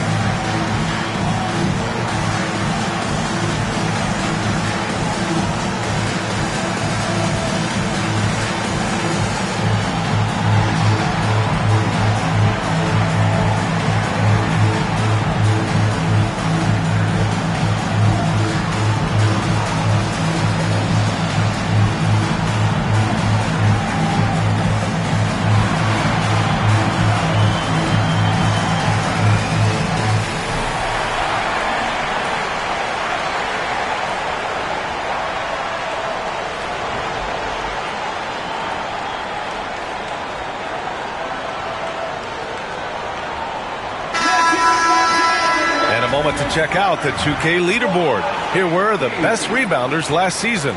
5th on the list, Giannis Antetokounmpo. Simply put, he was terrific down low last year, owning the glass.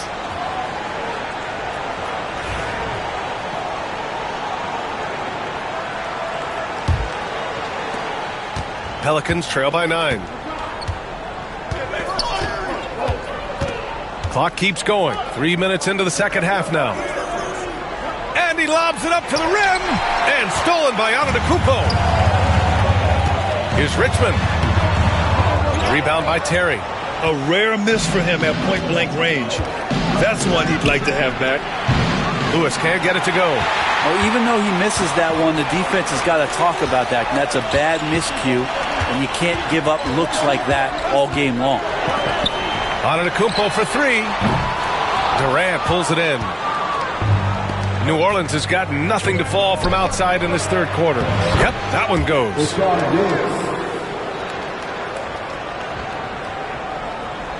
Second half here, and we're just over 3.5 minutes into it. Here's Billups. No points so far.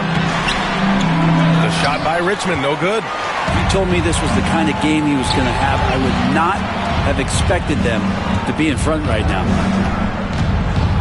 Terry, the pass to Durant. Here's Roy. Shot clock at 6. On the wing, Durant. Antetokounmpo covering. Offensive board. Parrish. Oh, rejected by Wembanyama. Fires it from 18. And he knocks the jumper down.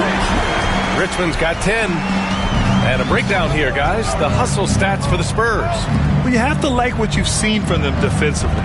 They've done well contesting shots and have managed to come away with some blocks, too. Well, if we add another thing to it, it's about the urgency they've played with. I mean, you look at the eyes of these guys. They're focused, wanting to get up tempo, and that's helped them score on the fast break. And even after a year, the numbers that Wembanyama can put up are staggering. Oh, terrifying what his stat line could look like in 5 years' time. His minutes and usage will only continue to grow. He could have multiple quadruple doubles in his future. Dominating in effortless fashion. This is what Giannis does on a consistent basis. Here's Roy. Here's Lewis. And again, New Orleans, no good. And lockdown defense against one of the best three-point shooters in the league. Pelicans trail by 11. Here's Roy. Pass to Terry. Durant with it. Antetokounmpo covering. Antetokounmpo against Durant. Rebound by San Antonio. Here's Billups. Still without a bucket. Here's Antetokounmpo. Tough bucket. The freak. Not just the accuracy in the quarter, it's his movement and the energy that's getting him on this nice roll. And the Pelicans shooting around 35% from the field so far. Here's Roy. And all around the rim that time before dropping. Roy's got his second basket of the game. Mid-range, plenty of room for that release. He's going to take those all day long. Antetokounmpo outside, right wing. And here's Butler outside. Parrish with a rebound. Parrish has got a rebound number 12 here already in the game. Deflects the pass. There's the drive. And so he draws the foul, headed to the line to shoot a pair. And he just powered through contact, trying to complete the play. First trip to the free throw line for him in this one. Shooting two.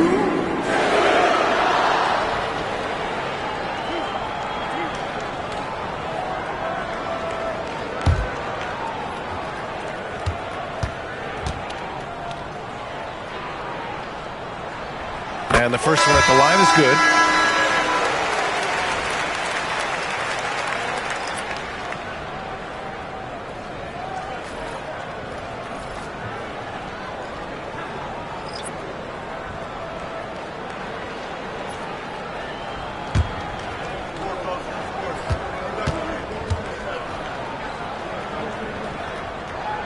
Good on both.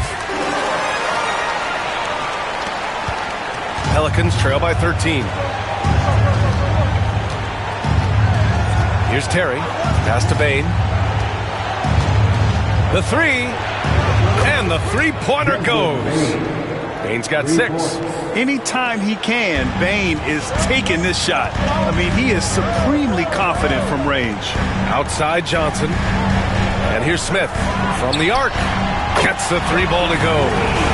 And the Spurs lead by 13. And both teams running long-range plays that are working. Well, both of them looking towards the three-point line. And I like to see that, especially when the results are made buckets. Now, B.A., you know they would love for him to get more of those opportunities. Well, that would cut into the deficit quickly if he does. Pass to Johnson. Here's Billups. Lets it go from deep. Adams grabs the miss. Just enough of a shot contest to bother him. Here's Terry. Adams with a screen on Smith. And the basket by Bain. And that was deep. But somehow Bain makes that shot look so easy. Here's Billups. The kick out to Johnson. Pass to Noah. And so the San Antonio Spurs up by a healthy 8 points at the end of the period. And their defense has stood out, wreaking havoc for the opposition. We're coming right back. Don't go anywhere.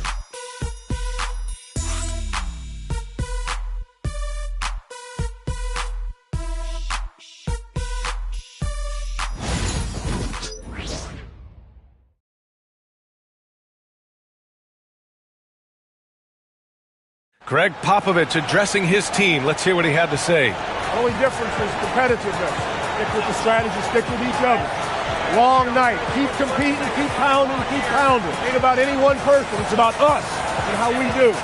Banding together his troops. Greg Popovich preaching toughness and unity. Yeah, Pop really zeroes in on the fight. He's one of those guys, if you don't play your hardest, you just don't play. With 3 quarters behind us, let's see what this fourth period holds in store.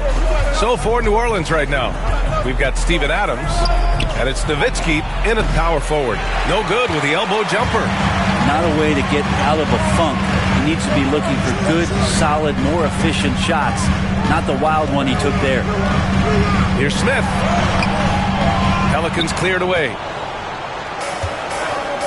Pass to Stojakovic. Down low.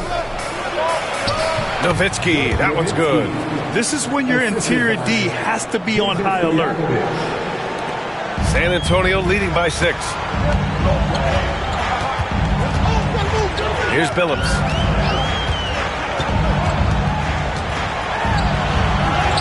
And the layup falls. That's how you draw it up right there. A screen to shed the defense, a quick move to the bucket, and you get the lay-in. Pass to Nowitzki. Takes the 3. Rebound by San Antonio. Noah's got 5 rebounds in the game. Here's Billups.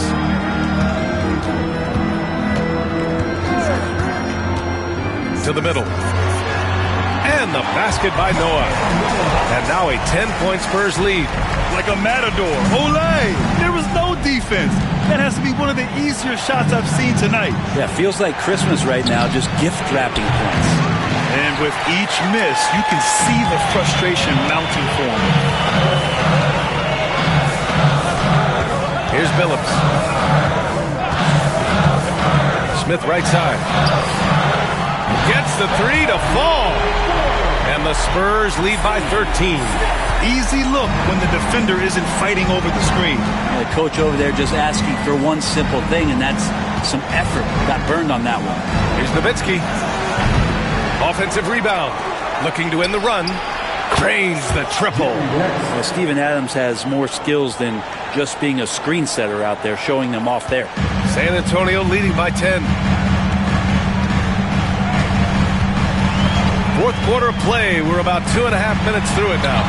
Johnson with a bucket. And just totally relentless. Only increasing the intensity level. Yeah, he's the guy that you want to go to right now, trying to put this one away. Here's Stojakovic. Here's Nowitzki. Again, the Pelicans good for 2. For San Antonio, they've gotten 4 of 5 attempts to fall so far in the fourth. Here's Smith. Oh, he clanks that one off the back iron and it falls. You know the coaches hated that shot, but guess what? Some of them go in. Bain against Smith. Pass to West. Fires for 3. And again, it's New Orleans with a 3. Yeah, impressive vision from Bain. Always looking to move it. Johnson with it. Oh, Adams with the block. And as it goes out of bounds, San Antonio will keep possession. And now it's time to take another view of that huge swat. Yeah, I love that they maintain the defensive energy even when they're behind. Wembanyama's checked in for San Antonio. Antetokounmpo comes in for Johnson.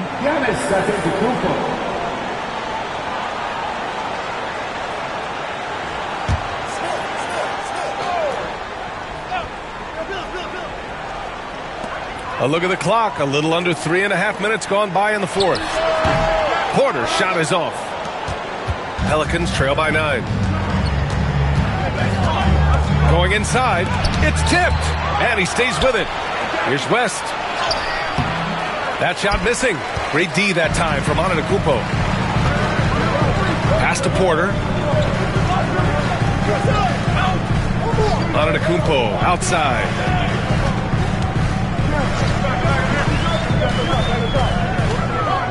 Clock at 6.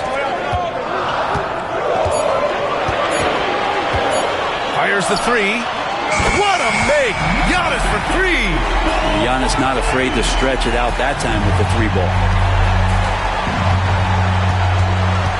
Here's West.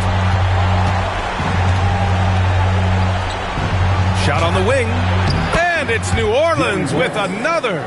Not sure which clips they watched at halftime, but he has figured out how to attack the D, and they kept him in check in the first half. He's flipped it. Outside Porter. Pass to Billups. This one for 3. Rebounded by New Orleans. Nowitzki's got rebound number 7 tonight. Not great numbers, but great effort in this one. Sounds funny, but I think he's been a positive for them. West misses. And so it's Wembanyama with it. He brings it up for the Spurs. Adams against Antetokounmpo. Here's Billups. And a great assist by Antetokounmpo. And that one goes in. Antetokounmpo has got 3 assists tonight. Pelicans trail by 12. And it's Willie Green calling the timeout here. He is not messing around. Calling them into the huddle.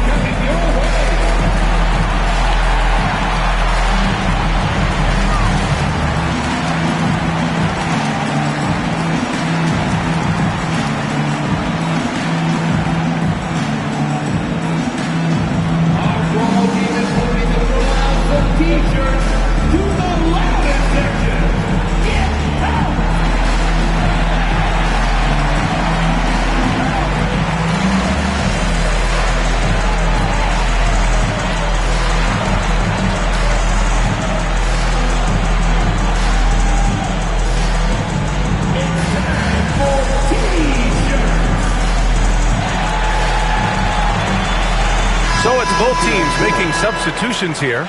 All right, let's check in with Allie LaForce. Thanks, guys. I was able to hear Willie Green coaching his team during that last break.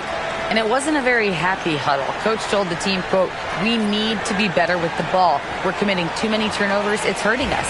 Back over to you, Brian. And Allie, thanks.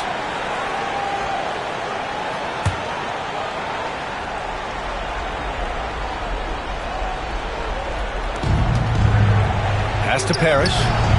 Here's West. Butler covering. Here's West. Back to Bain. Three-pointer. Giannis Antetokounmpo grabs the board. Antetokounmpo's got 8 rebounds in the game.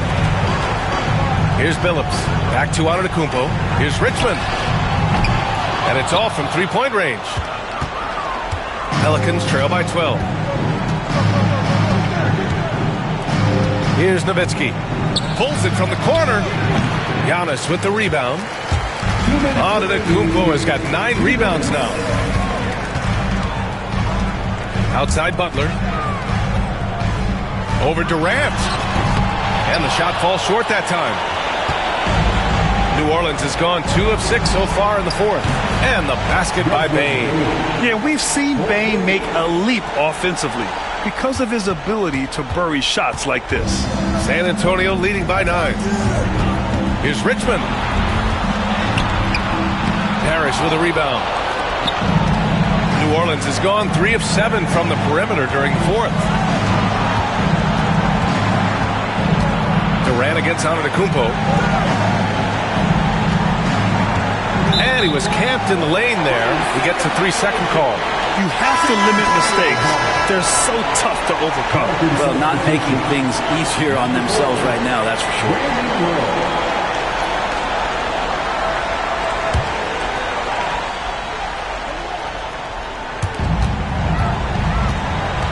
How about the unselfishness of this team? Yeah, the willingness to make the next pass has this defense scrambling. Pelicans trail by 9. Durant with it. Now guarded by Butler. Pass to West. Cuts off the pass. On the break. And he lobs it up top. Fast break. Here we go. And that comes off the assist by Durant. Well, look, I mean, great anticipation on one end leads to points on the other. The defense producing easy looks. It just helps you conserve some energy for late in the game. Driving to the basket. And a foul called on the way up. So he'll take 2 from the free throw line. Everyone in the building saw the obvious contact. Shooting 2.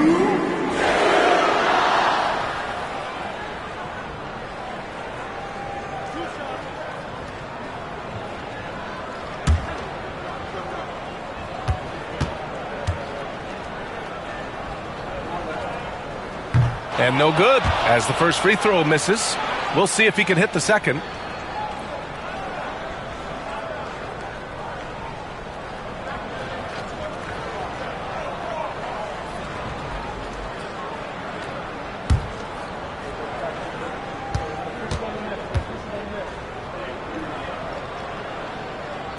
That's good, going 1 of 2 from the line. And that stretches their lead to 8. Here's West. Butler covering. 32 seconds left in the fourth quarter. Count it! Oh, and that cuts the lead to just 5. Love the way Durant just goes after the jugular there. He's used to nailing those game changers. And that's an intentional foul. Second personal foul. Second team foul. Richmond. Shooting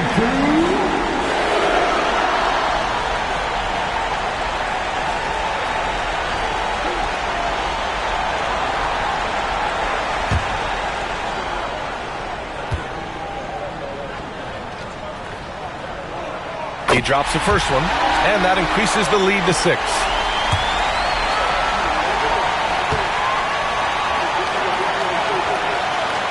So he gets them both, and it's a 7-point game. Free throws always a little bit sweeter when they can add to your lead. Now a timeout called by New Orleans. And we've got 28 seconds left in the fourth quarter here.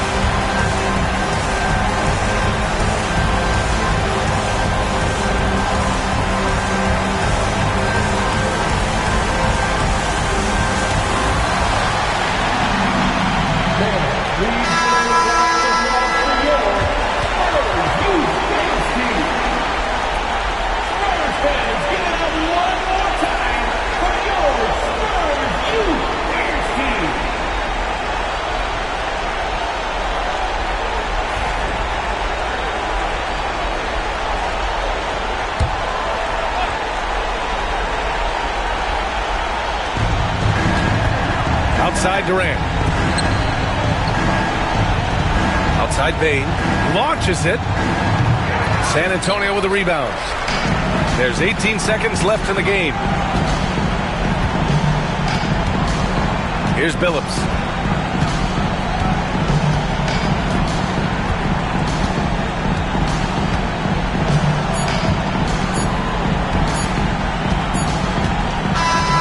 So it's San Antonio with the W. Boy, they didn't make it easy on their fans or themselves, but at the end of the day, everyone on their side is happy. Yeah, happy indeed. The momentum shifted away from them a few times, especially early on. But give these guys credit for sticking with the game plan and finishing the job. And now let's check in with Allie LaForce with the player of the game. Allie. Giannis, an impressive performance. Talk about what this game showed you about your team. This game was great. I think everybody came out ready. Everybody played great. We were moving the ball. We knocked down shots. But most importantly, we were playing great defense. But at the end of the day, it's just a win. We got to build off this. We got to go back to the gym, watch film, and get better. It's just one piece of a greater goal. That's right. Thanks, Giannis. All right, Allie, thank you. And that about wraps it up. For Allie LaForce, Brent Barry, Grant Hill, and our entire 2K Sports crew, this is Brian Anderson signing off. And now, time for our player of the game, Giannis Antetokounmpo.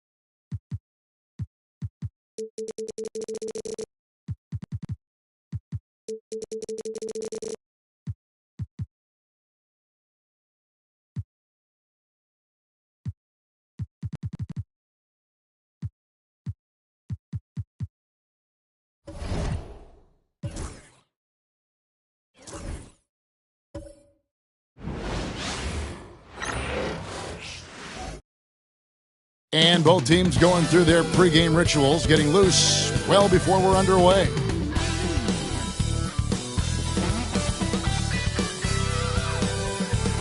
It's the NBA on 2K Sports.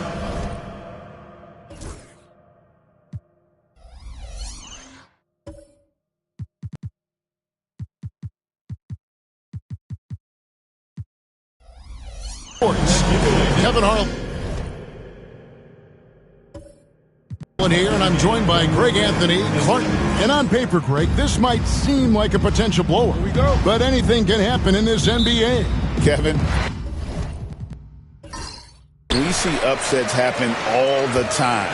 It's what makes the sport great. You can't take any team or game for granted. Now let's take a look at the Nuggets opening lineup. They've got Curry. Pierce is out there with Kevin McHale. Then it's Harden, and it's Mikan at the center position. Shays can't hit. And so it's Pierce with it. He brings it up for the Denver Nuggets. This game against Sacramento is the first time they've met this year. And they usually came out on top when these two teams faced off last year. No surprise, they're the better team. Yeah, and very tough to beat when they're playing up to their capabilities. That's why they're one of the top teams in the league. Back to Curry. It's good. The assist that time from McHale. Hey, inside Curry has all the tricks. Floaters, scoop shots, fallaways, left hand, right hand. However he has to do it, he will. Back to Lillard. Fires the three. Gets the three-pointer to fall. And he's not going to miss that sort of an opportunity from deep. Ginobili against Harden. There's the pick. From outside the arc. Trains it from beyond the arc. That's what we expect from James Harden. Knocking down shots and returning the fire right away. Ginobili outside.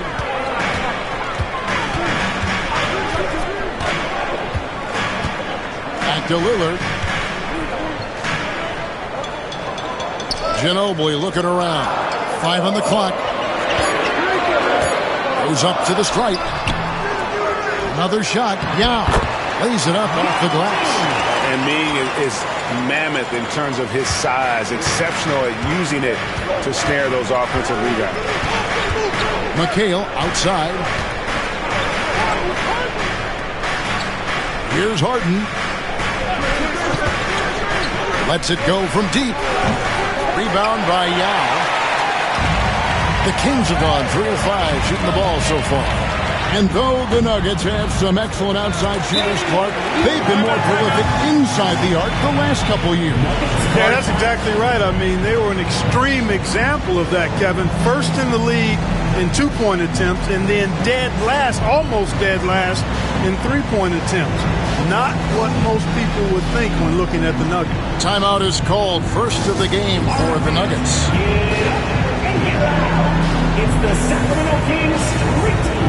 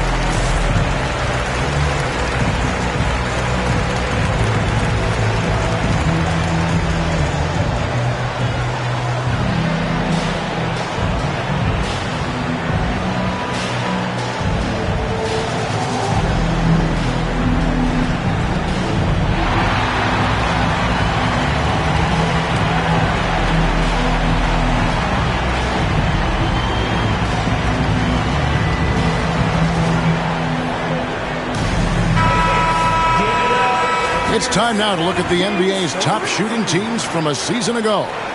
Fourth, the Nuggets. Hard to shoot the ball any better than they did. I mean, they weren't the best in the league, but, man, they were right there.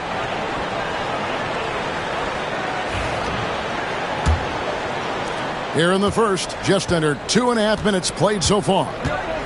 Outside, Pierce launches it. Now Ming pulls it in.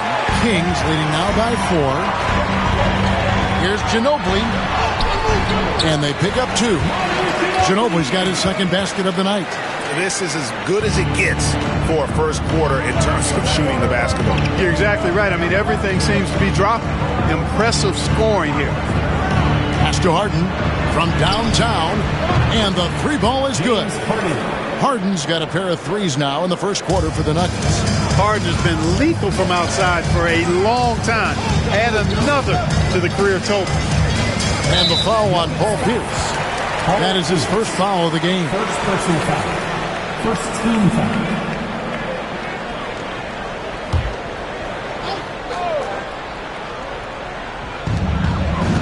Inside. Markkanen kicks to Ginobili.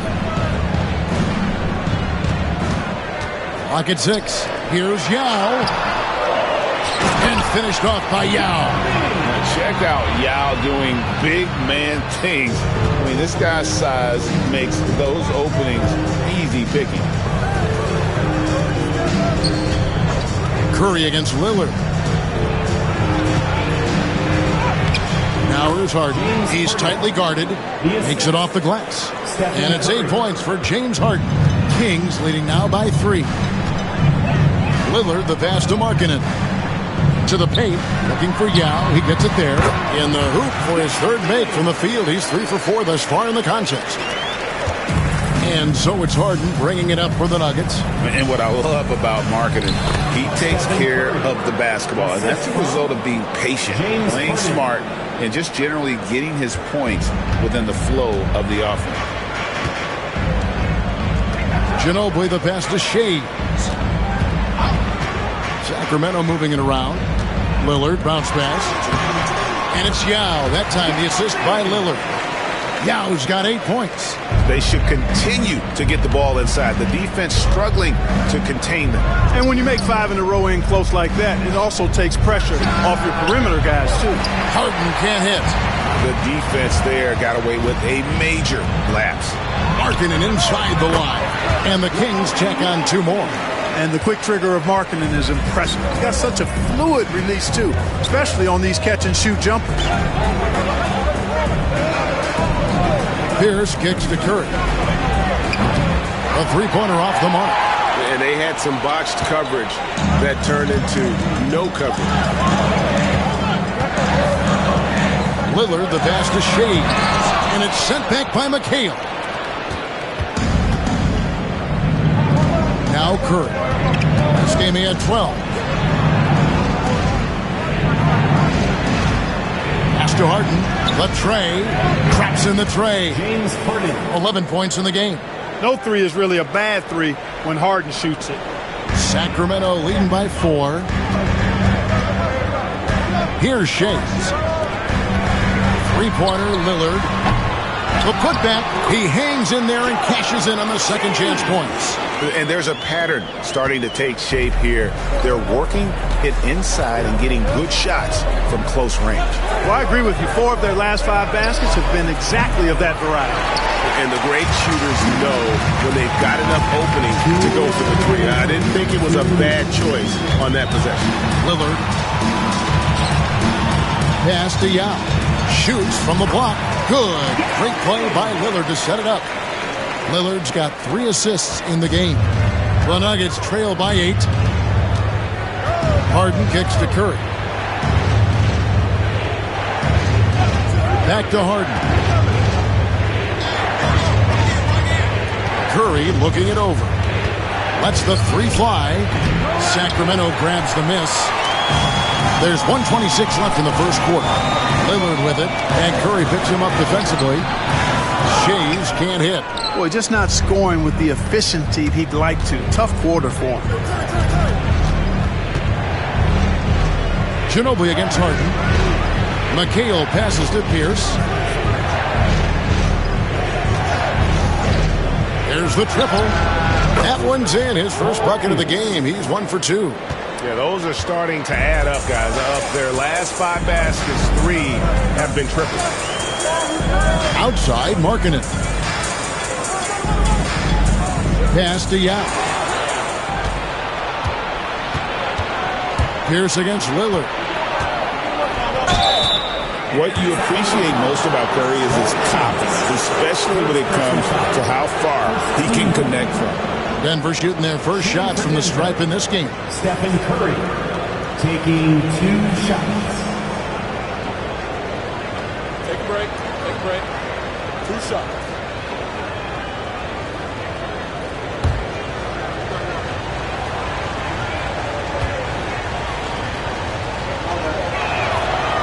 And he can't get the first one.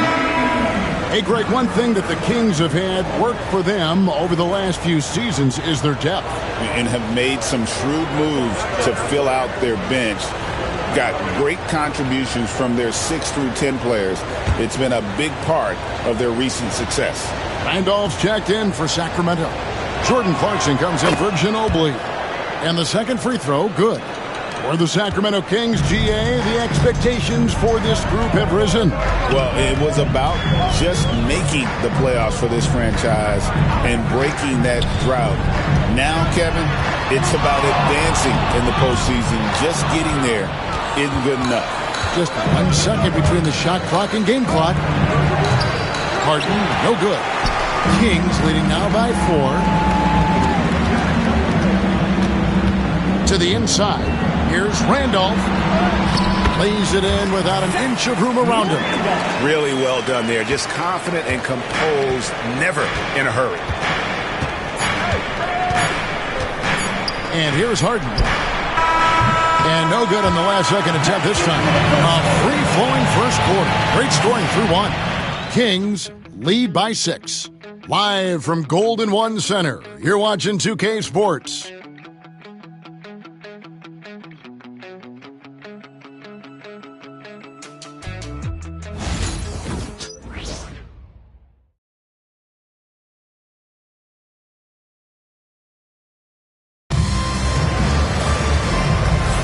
And thanks again for tuning in. If you're just joining us, we've played through 1 quarter of action so far.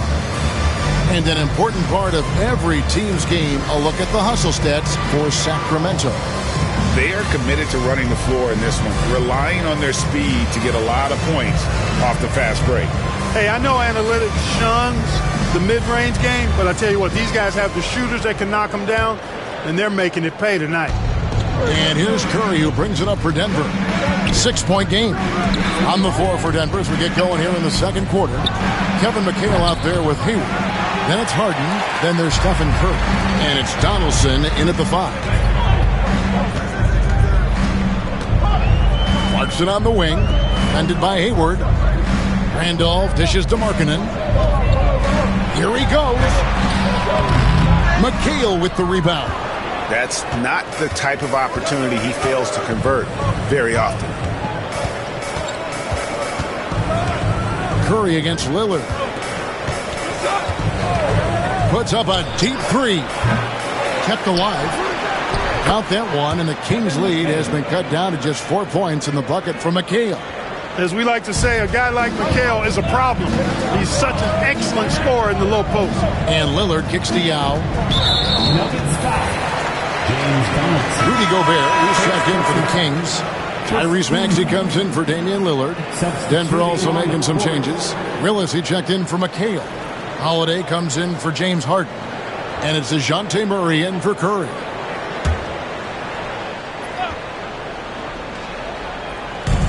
And we're about a minute into the second quarter of play. Markkanen a screen on Holiday. Here's Randolph. Rebound, Gordon Hayward. Not sure what the D was doing there. Clearly a breakdown. You can ill afford to give a guy like him that good a look. Maxey against Murray. Driving in. 6 to shoot. Gobert with the block. This is what Gobert is known for. His ability to swat shots away with ease. The Kings leading. Maxey looking it over. And Gobert with the basket on the assist by Maxey. Hey, Clark, no one covers the college game like you. And for new pros, what are the biggest challenges adjusting to life in the NBA and the play itself?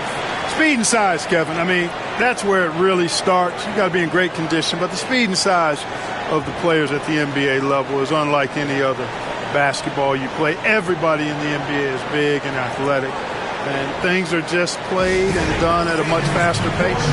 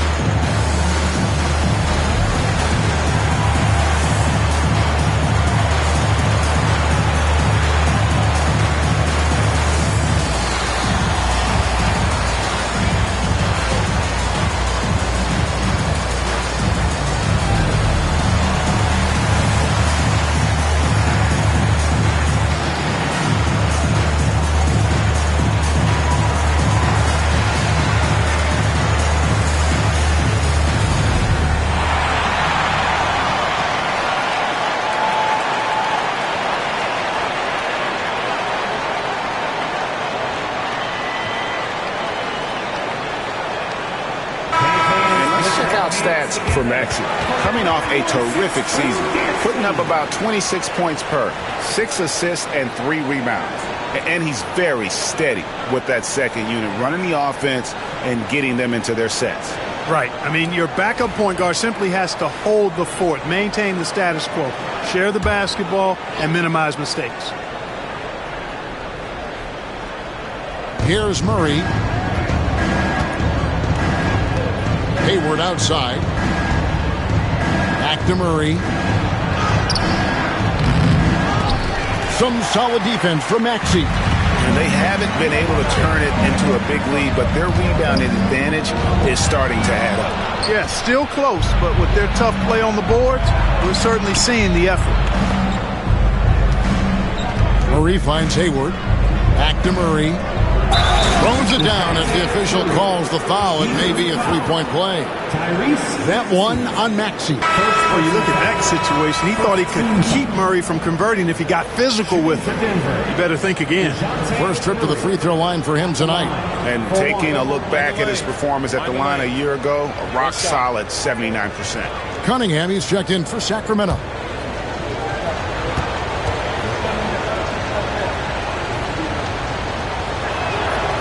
Mark, it has been quite a run for the Nuggets, hasn't it, who have made the playoffs every season since 2019. And how about this, Kevin? They've only been lower than a 3 seed one time in that span. And that was because Murray missed the season due to injury. They are consistently tough. Here's Maxey. Outside for Randolph. Knocks down the 3-ball. Randolph's got 5. That's what you call confidence. I mean, whenever Randolph goes right up with the shot, he knows it's good. Here's Murray. Gobert with the block. And so the ball out of bounds. Gobert touched it last. And now let's take a look again at that incredible rejection. An emphatic rejection that was. Boy, you got to appreciate that kind of forceful, in-your-face defense.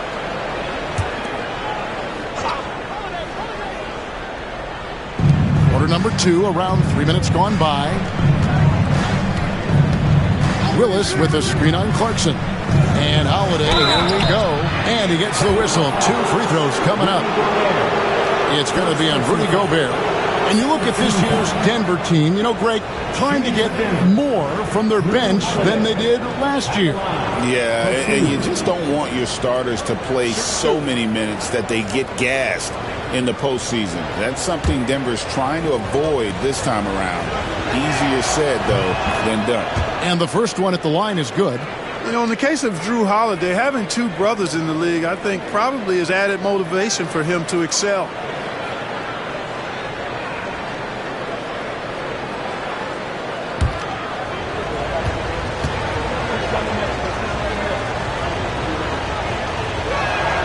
And good on the second, so he makes them both. Holiday really is a soft-spoken guy on and off the court. Leads by example, is extremely reliable and talented, and his teammates have great respect for him because of it. Clarkson bounce pass. Pass to Gobert. Clock at 6. Here's Maxey. Played in with a nice touch off the glass. Maxey's got his first 2 points of the night. Hey, one thing about Maxey, he was just born to score. This guy is a bucket getter. For 3, Murray. His shot is good. Scores his third basket in 6 tries. Shooting 50%. Yep, you know, after a scoreless first period, he's really turned it up a notch, building some momentum. Here's Maxey. And he can't answer back. The three-pointer offline. And so it's Holiday with it. They'll bring it up for Denver. They trail by 1. Time now to turn to our sideline reporter, David Aldridge. David. Kevin, thanks. DeJounte Murray is not one for the fast lane. He said, I come from all that stuff, but I've been done that. I'm a homebody. I'm focusing on basketball. There's a lot going on in this world, so it's about being smart. Kevin, growing up in South Seattle, he's seen it all. Back to you. And you know, David, he counts himself fortunate to have escaped all of that. Thank you. Hayward against Cunningham. Hayward can't hit. Sacramento's gone 1 of 3 from way outside since the start of the second quarter. And that one's good. Maxey. That's where Maxey's at his best. He wants to get the ball inside. Nuggets are gone 5 of 11 from the field since the beginning of the second quarter. Time call here. The Nuggets decide to talk it over.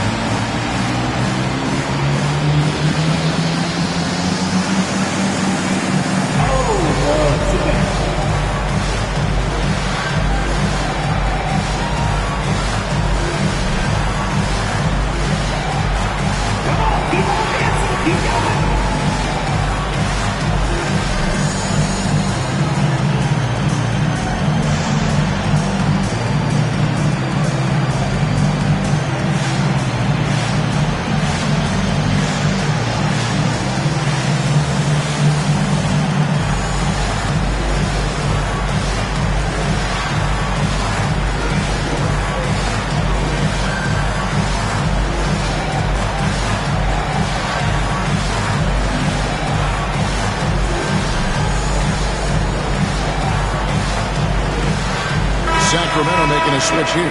Ginobili's checked in. And a switch here also for Denver. Paul Pierce is checked in for Gordon Hayward.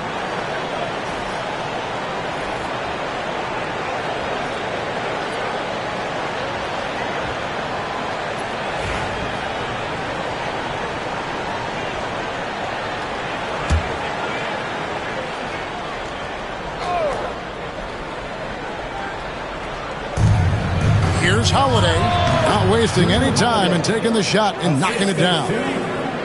Holiday's got the lead up to 2 now for the Nuggets. For Sacramento, they've gotten a little under 50% of their second quarter shots to find the mark. 4 of 9 all told. Holiday against Ginobili. Fires the 3. Wow, came this close to a 4-point play. He'll head to the line for 3 free throws. Willing to sacrifice himself for the play. Maxey takes the foul and keeps going. And he's got his first free throw of the game. And he was dialed in at the line a season ago, 87% from the line. And guys, the numbers don't lie. I mean, he was such a reliable presence at the free throw line all throughout last season.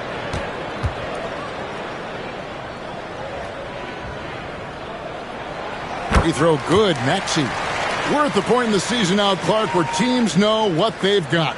Talk more about that aspect. Yeah, it's a good point. You've, at this point, figured out by now if you could potentially do something special as a team or if you need help to accomplish that goal. So some front offices look to go out and get that help. And he sinks the second. We've seen Tyrese Maxey and his game go to another level. Clark, what makes him a top-level scorer in your opinion? Kevin, there are a couple of things that really stand out. His sheer speed with the ball is remarkable. His fearlessness and confidence, every great scorer has that. And then his ability to knock down the three-point shot off the catch or off the dribble gives him an added step of quickness when he's taking it to the rack. And all of that makes him a dynamic scorer. Pierce not afraid to seek out that contact inside. The Nuggets have gone 4 for 5 from the charity stripe in this one up to now. And their free throw percentage as a unit last year, 76%, right around the middle of the road.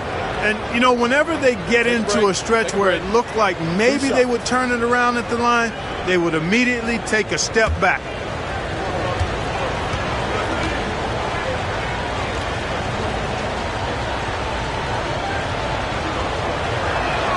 The first one falls. In so many ways, Paul Pierce is just remarkable. I mean, his skill level is so high. I mean, he can outsmart defenders and really has the mechanics to score the ball from anywhere.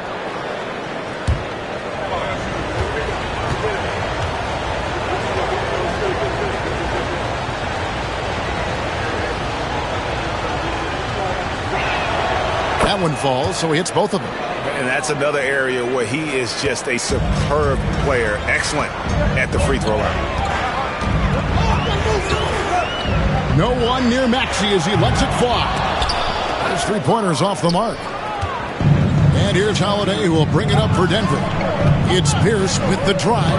Up and in, off to an efficient start. 2 for 3 from the field. And the outside shooting presence helped Pierce open up a lane there. Maxey against Murray. Maxey on the wing. His last outing, he had 8 points. It's good. And guys, they continue to put a lot of pressure on the interior defenders with their work down low. To the middle. It's stolen by Gobert. And now the Kings fast break. Here's Randolph. And the call on the shot. It sends him to the line. Yeah, it's plain to see that Randolph loves getting physical, guys. It's what allows him to get going. And some stats here, guys. The scoring breakdown for Denver. Absolutely dialed in from beyond the arc so far in this one. The defense is surrendering the long-range shot here early on. Something else they're doing well tonight, guys? Lots of points in the paint. Something to continue to keep our eye on. He's off on the first. I think what's great about Zach Randolph is his workmanlike approach. He's all business out there. He puts in the sweat and the grit at both ends.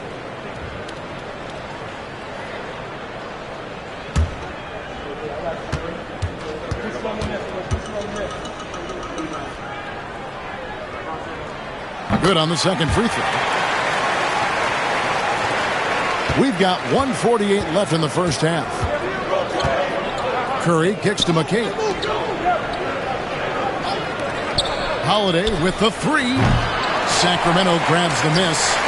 Not quite enough defense. That time around, just lucky he was off. Curry with the steal.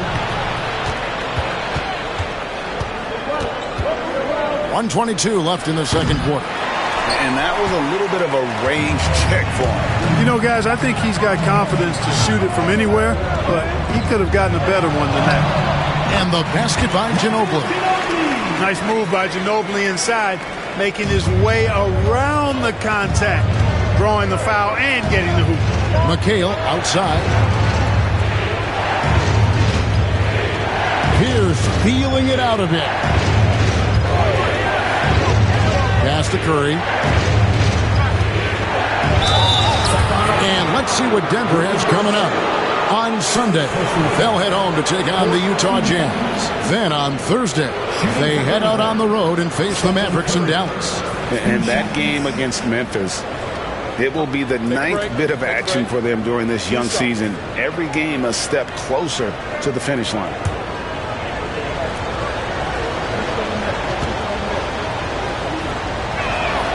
Free throw good, Curry. Boy, how consistently good Steph's been over the course of his career. Really remarkable. What a teammate, what a leader, what a player. Catching up on the changes for Sacramento. Yao comes in for Gobert. And Damian Lillard subbed in for Maxey. And a switcher also for Denver. Harden's checked in. And that one goes in. 2 from the line that time. 46 seconds left in the first half. Curry against Lillard. A steal. Harden has a wide open look. And that one off the back of the rim and in. Harden's got 13. And you know when Harden gets cooking now, you got to keep giving him the ball. He's an excellent scorer, and he can really get buckets. Now up top. 7-second difference, shot and game clock. Curry with the steal. And now the Nuggets. Fast break. The kick out to Pierce.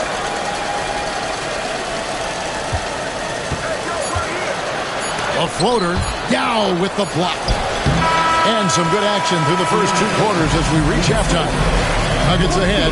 They're up by 2. Time now for the halftime break. With the third quarter soon to follow. Right here on 2K Sports.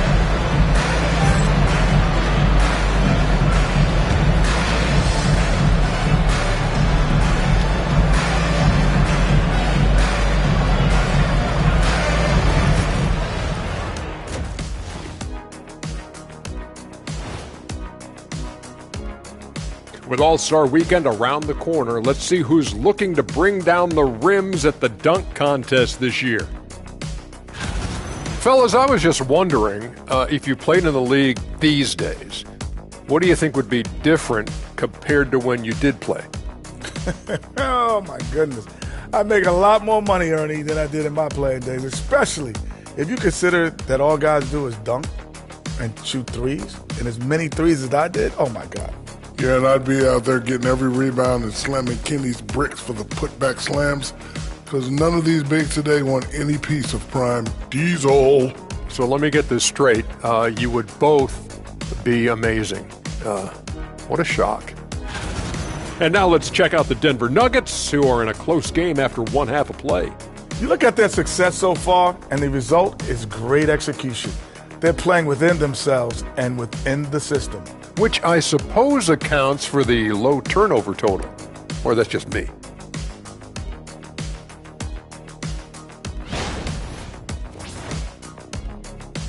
And that about wraps it up. And as the third quarter is about to begin, we go to Kevin Harlan for the call.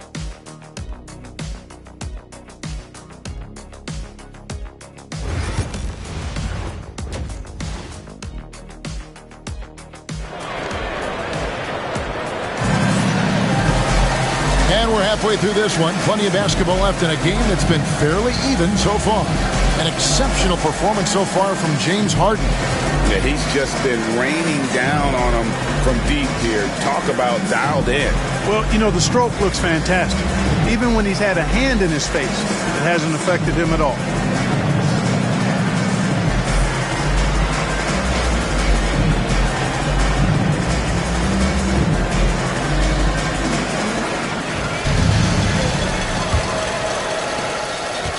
And it's Harden with the ball for Denver. The lead is 2. They've got Ginobili. He's out there with Damian Lillard. Lauri Markkanen is out there with Yao. And it's Shea's in at the power forward. So that's the 5 in the game for Sacramento. Man, it's fun watching Harden use the pick and roll to his advantage, getting space off the screen and letting it fly with ease. Pass to Yao. Outside, Markkanen shoots over Pierce. The rebound by Harden. Denver leading by 5. Here's the pass to Curry. Curry gets inside and lays it in. It's a great move, and he catches the defense completely off guard.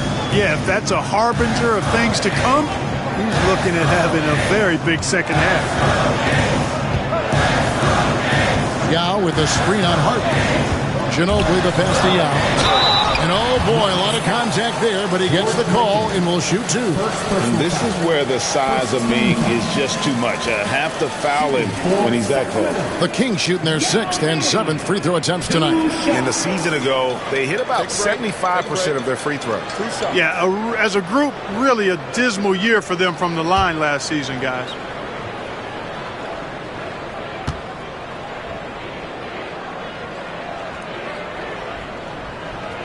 And that one falls for Yao. You know, he's such a huge figure from a cultural standpoint. Yao is also someone teammates love playing with because of that easygoing personality.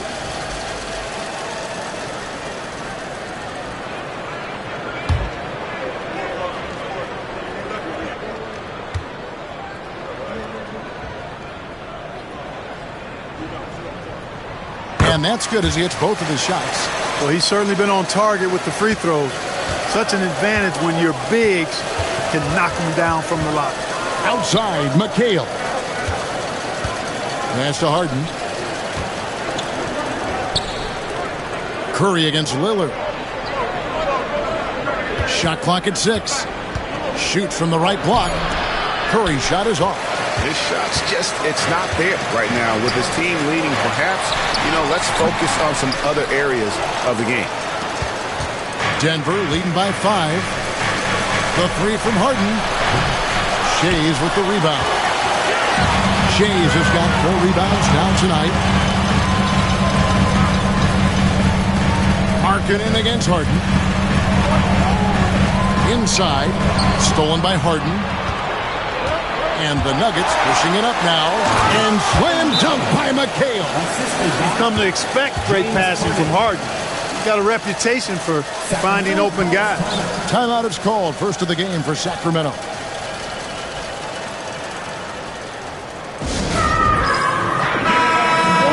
Here is the 2K leaderboard with last season's top passing teams. The Nuggets 3rd. Well, I thought this team last season was a team that had some beautiful dimes. I mean, they would spread the floor with their ball movement and spacing and player movement. It was a beautiful thing to watch. Nice passes leading to baskets. The Kings trail by 7. And we're just about 2 minutes into the second half now. Three-pointer, Lillard, and once again off the mark by Sacramento. They have yet to hit a shot, a real slow start here in the second half. Harden, that's good. They're getting on a roll inside. Their last 3 field goals have come from the paint. Lillard on top, guarded by Curry. That one goes. Count it. Lillard's got 7 points. Dame with a strong finish at the rim. Boy, can he pack a punch. Ginobili against Harden to the paint. Here's Mikan. Nothing on the board. McHale outside. Here's Harden. And that one clearly a foul. Gets the whistle and 2 shots coming up. One on Ginobili. Harden, one of the very best we've ever seen at putting defenders in tough position. They throw good. James Harden.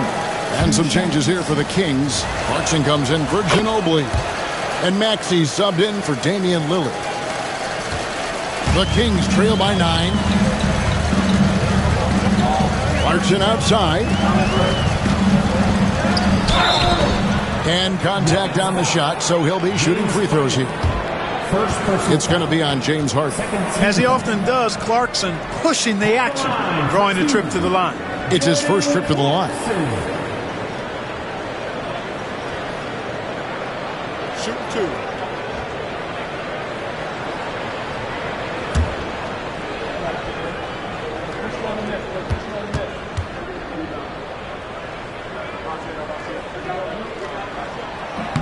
First one falls for. Really a good free throw shooter. You'd like to see Clarkson get to the line even more because of that.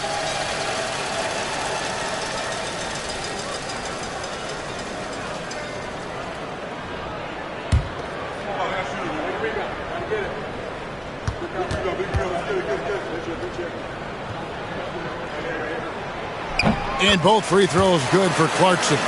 And a guy who's bounced around the league a bit, Clarkson tightened up his game, and now he is a key factor in what this team does. McHale finds Harden. With the floater. And it's Sacramento with the rebound.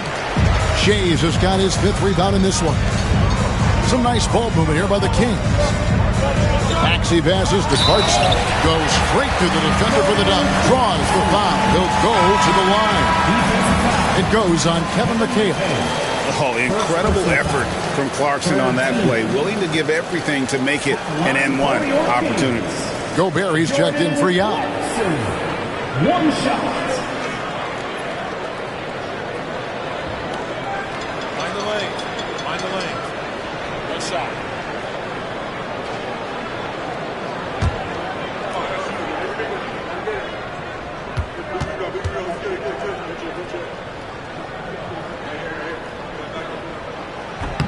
Free throw good. Clarkson. This is as good as it gets from the charity stripe here in the second. Yeah, you know what? And I think they just got to keep on keeping on. Keep drawing contact, attacking, getting to the line. That will certainly give them a chance to get back into the game. The vision that Harden has displayed over his career, simply elite. At the top of the key, Gobert. Here's Maxey. Harden grabs the miss. Denver leading by 6. Here's the 3. Good on the triple. Harden's got 10 points in just the second half. Boy, what a quarter for him. I mean, he's found his rhythm, and he's really riding that wave right now. Pass to Gobert. Now Maxey. Over to the left wing. 6 on the shot clock. Shays the pass to Markkanen. That one falls. Markkanen's got his second bucket of the night. Markkanen doing a nice job, cutting with purpose after the screen, folks. I mean, he's extremely hard to guard in these sets because he's intentional about his cuts. Time called here. The Nuggets decide to talk it over.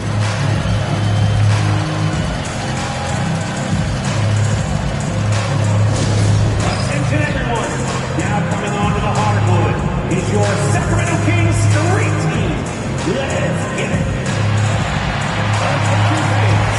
Now on the court is your great squad. Get loud, let them hear it. Get loud right now. We've got some t-shirts. We are going out right now.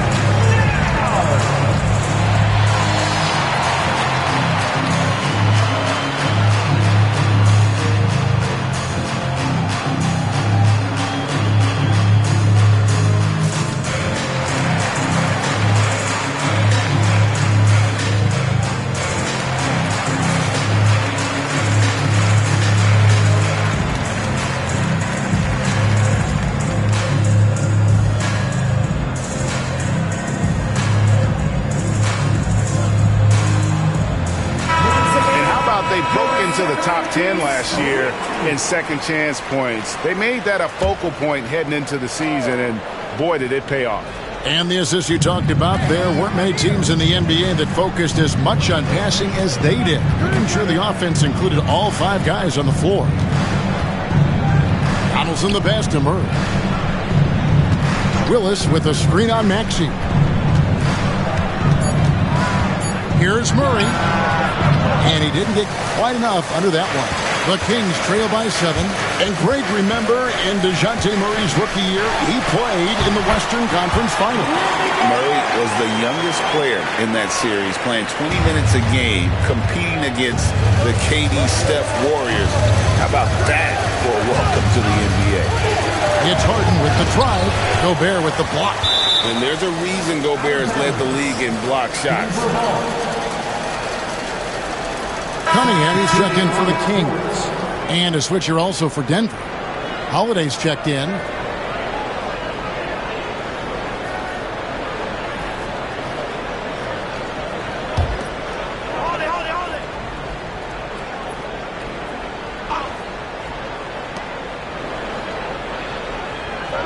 On the wing, Murray. He's covered by Maxey. Kings have gone an even 50% from the floor here in the third quarter. 4 of 8 from 12 feet out. Rebound by the Nuggets. You know, they don't score on that shot, but they're going to be happy with those kinds of possessions. A jump hook. They get it back. Holiday against Cunningham. Lock at 6. Down low. Here's Donaldson. Eyes all over the floor. Easy dish there for Holiday. And it's Maxey with the ball for Sacramento. 7-point differential. And following this one, they'll take on the Hornets in New Orleans. That will be a getaway game for them, a one-game road trip. Now, here's Clarkson. 5 points in the game. 4 on the shot clock. Over Holiday. Misses off the left iron. Denver leading by 7. A minute 42 left to play in the third. Murray finds Holiday. Off target there. That would have pushed the lead to double digits. Maxey in the corner. Got a piece of it. Murray surveying the D. Shoots the 3. Rebound by the Kings. Cunningham's got his 4th rebound with that last one here tonight. Maxey passes to Shades. And here's Clarkson. Good ball movement here by the Kings. Here's Gobert. Hayward grabs the board.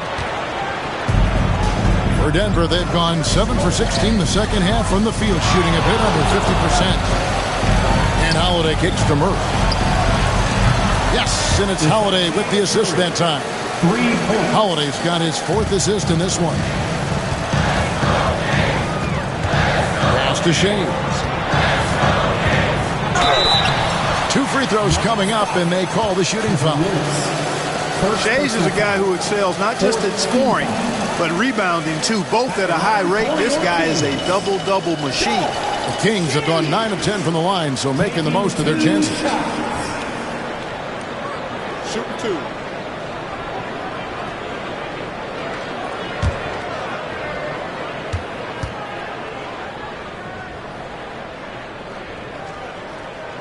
First free throw is good. Damian Lillard, he's checked in for Maxey.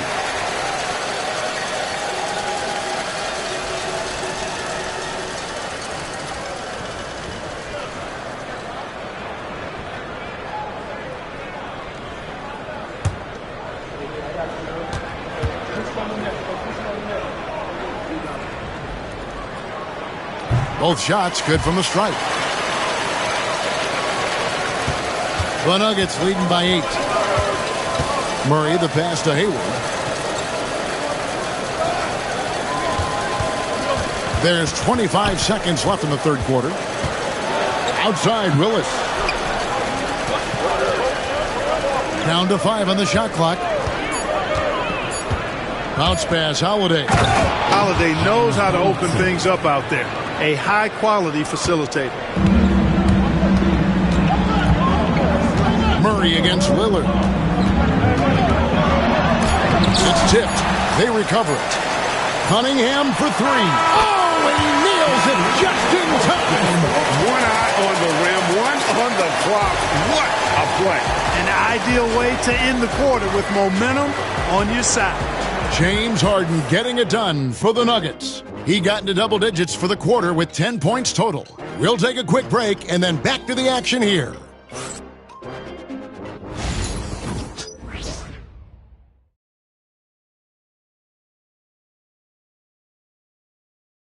And how about a look now at our assist of the game? Brought to you by State Farm. And I'm glad this was the pick because I love this pass. Such a great dish. That's what I call court vision. Yeah, and with the accuracy to go along with that vision. I mean, he put the ball in the absolute perfect spot. That's how you orchestrate it. And with 3 quarters behind us, let's see what this 4th period holds in store for us. And Denver will start the 4th quarter. Curry is out there with Harden. And it's Pierce. Then there's Kevin McHale. And it's Mikan in at center. Ripped away. Curry with it. Pierce the pass to McHale. Over Shades. No good from McHale. The Kings trail by 7. Cunningham looking it over. Pass to Ginobili. Lets it go with the 3. Drains the three-pointer. Ginobili's got the first field goal of the fourth quarter here for the Kings. How about that lefty stroke there from Ginobili? It is a thing of beauty. He is dialed in from deep. Curry from deep three-point land. That 3 off target had some space there after the little pump fake. Not his best game, but they're still getting it done collectively. Pierce inside the three-point line. Perfect on the shot. Swishes it through. And the Nuggets lead by 6. Clever off the dribble.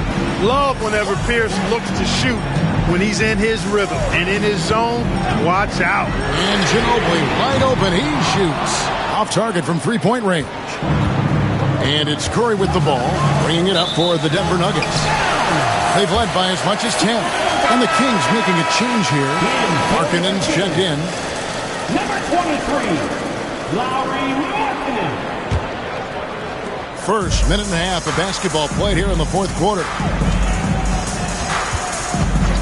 And the foul on Harden. That'll be his second foul of the game.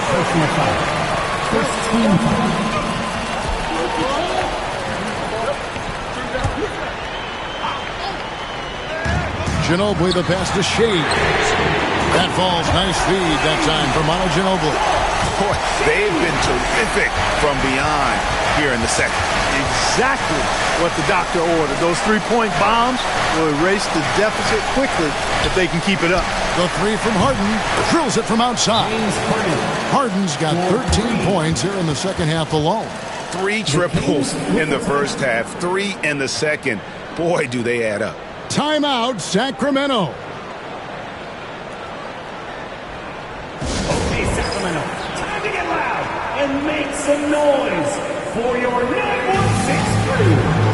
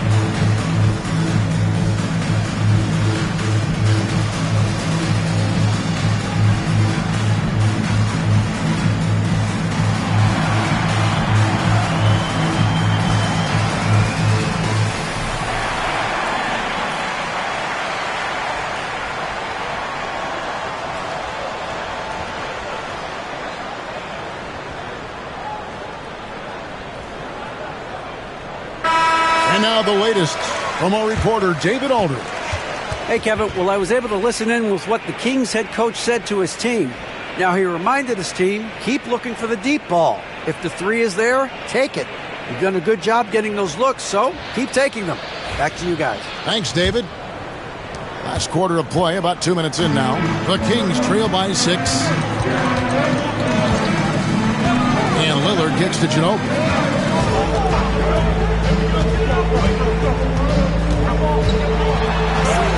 And the layup falls. Here in the fourth, he's been zeroed in, hitting some big buckets. Nuggets have gone 2 of 4 from the field since we started the final quarter of play. Talk about hurting your team. I mean, we just can't get anything to go out there. Stolen by Harden. Inside, here's Curry. It's good. The assist that time from Harden. And the Nuggets lead by 6. And an important part of every team's game, a look at the hustle stats for the Nuggets. Really a great job in this one, forcing the issues defensively. Great quickness and discipline combined, making ball handlers very uncomfortable. Another place they've had the upper hand tonight is in transition. They've gotten a bunch of their points off the fast break. Curry kicks to Pierce. Curry with it. Now defended by Markkanen. And that one's good by Pierce. He has created some terrific opportunities for himself and really made the most of them. Sacramento's gotten off 4 3-pointers in the final quarter, and 2 of them have fallen. Back to Lillard from past the arc. Rebound by the Nuggets. Mikan's got his 5th rebound right now in the game. You know, after connecting on 1 3-pointer in the first half, he hasn't netted another one since. Harden against Ginobili. Harden dishes to McHale. Kicks it out to Harden. 3 on the clock. Second shot opportunity, and that one's good. McHale. Well, you got to remember now, Harden, as good a scorer as he is not just a scorer. He's a shrewd dime dropper, too. Pass to Shaves. To the paint. Marking him down low. Pierce on him. Wow, he got whacked on that one. Shouldn't be much debate there. Blatant contact. Straightforward call. Simple. Lowry Markkanen. 2 shots. Shoot 2.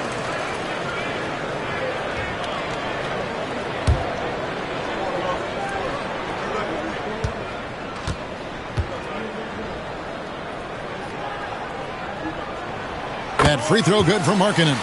Boy, in this day and age of how the game is played, Markkanen's skill set, hand and glove fit, superb at spacing the floor with his shooting stroke.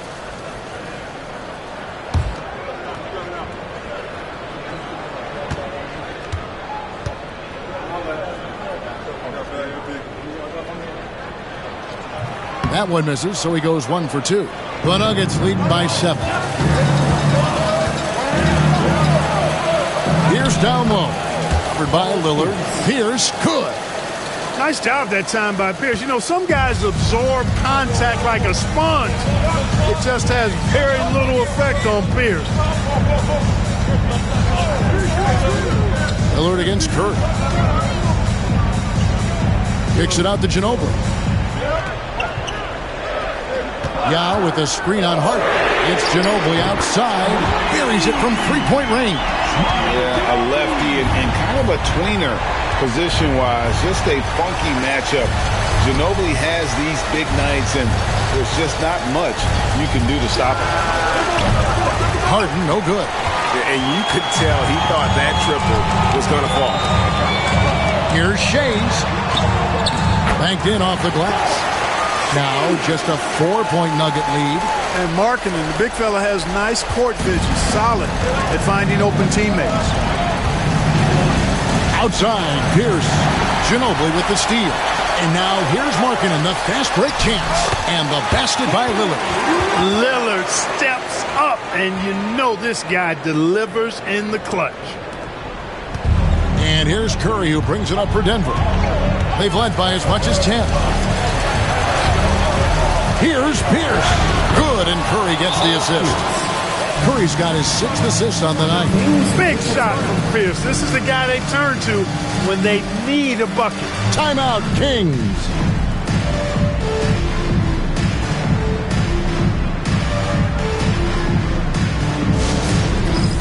It's time for the dance game. If you see yourself up on that big screen, then you know what to do. Show us those dance moves. Come on.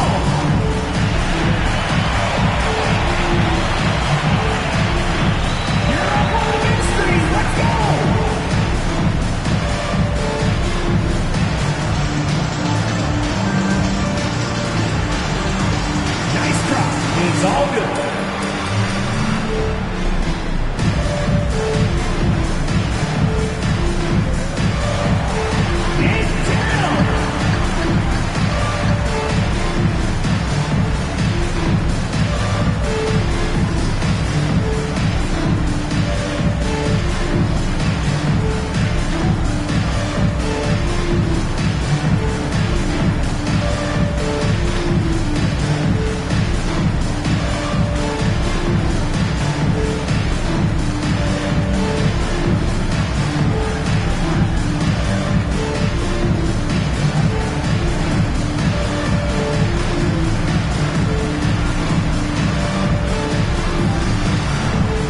Maxey's checked in for the Kings.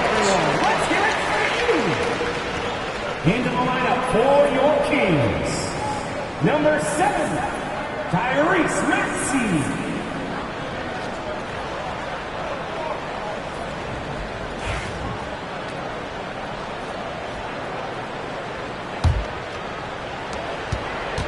The Kings trail by 4.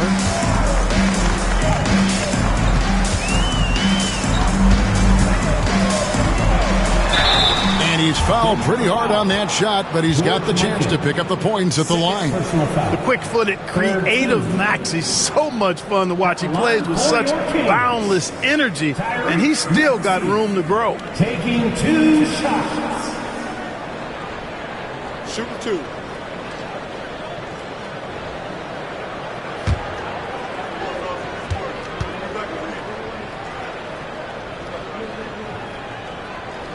And he makes the first. You know, one of the things you really appreciate about Maxey is how freely he plays. He just throws himself in there, fearless about looking for ways to get involved in the play and then make an impact.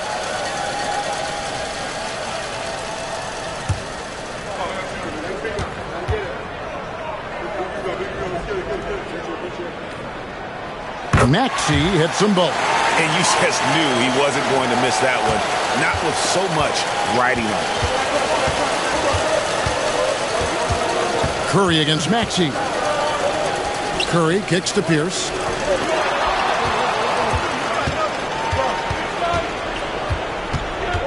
Shot clock at 6. 2 minutes. With the drive.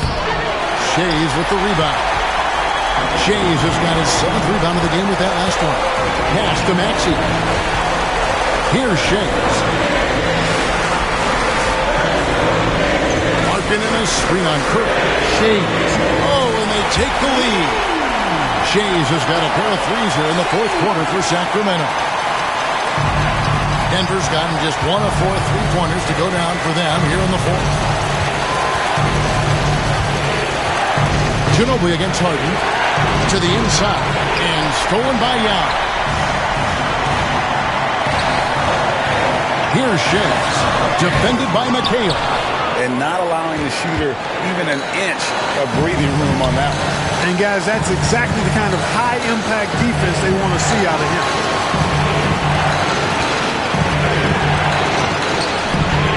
Back to Curry.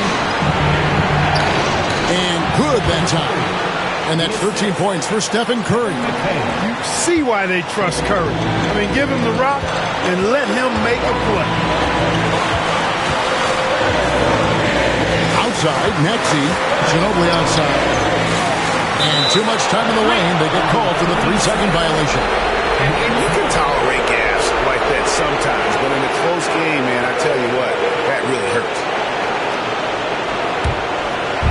Plenty of drama in this one so far. Yeah, don't be surprised if it isn't decided until the final buzzer. Harden. Shooting foul as the whistle blows. He'll shoot 2 free throws. That's on Yao Ming.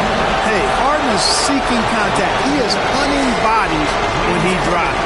He's so good at just getting his body into the path of the defense.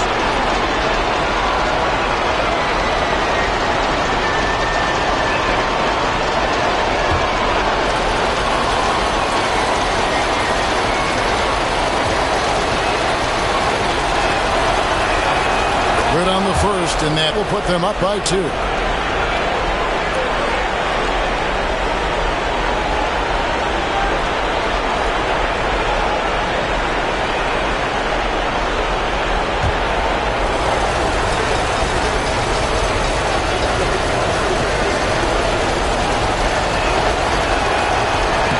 Second free throw, no good that time. He really wanted that one.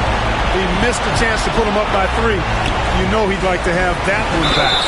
And that'll be 2 free throws coming up. Officials on the call with the foul. Gritty stuff inside from Ginobili, making the defense make a play. At the line for 2, Manu Ginobili.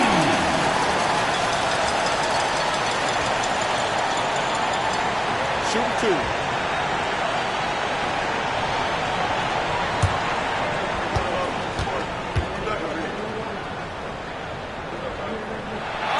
First free throw is good, and that narrows the gap to 1.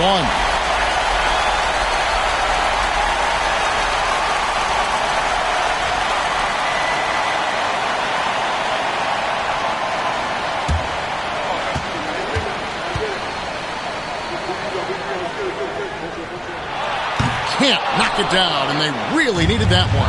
You know, that miss could prove costly later. At this stage, you cannot leave points at the free throw line. Not quite enough defense. That time around, just lucky he was off. Here's Maxey. Missed. Well, that's finishing the defense there. He made a good effort on that possession defensively and then closed it out with the rebound. And so they foul intentionally. Had to foul, and on that occasion to stop the clock. That's the enemy in this situation. And you know what? You know, he misses at the strike, and they're right there within range. You know, late game free throws are a lot different than early game free throws in terms of making. He hits the first one, and that will put them up by 2.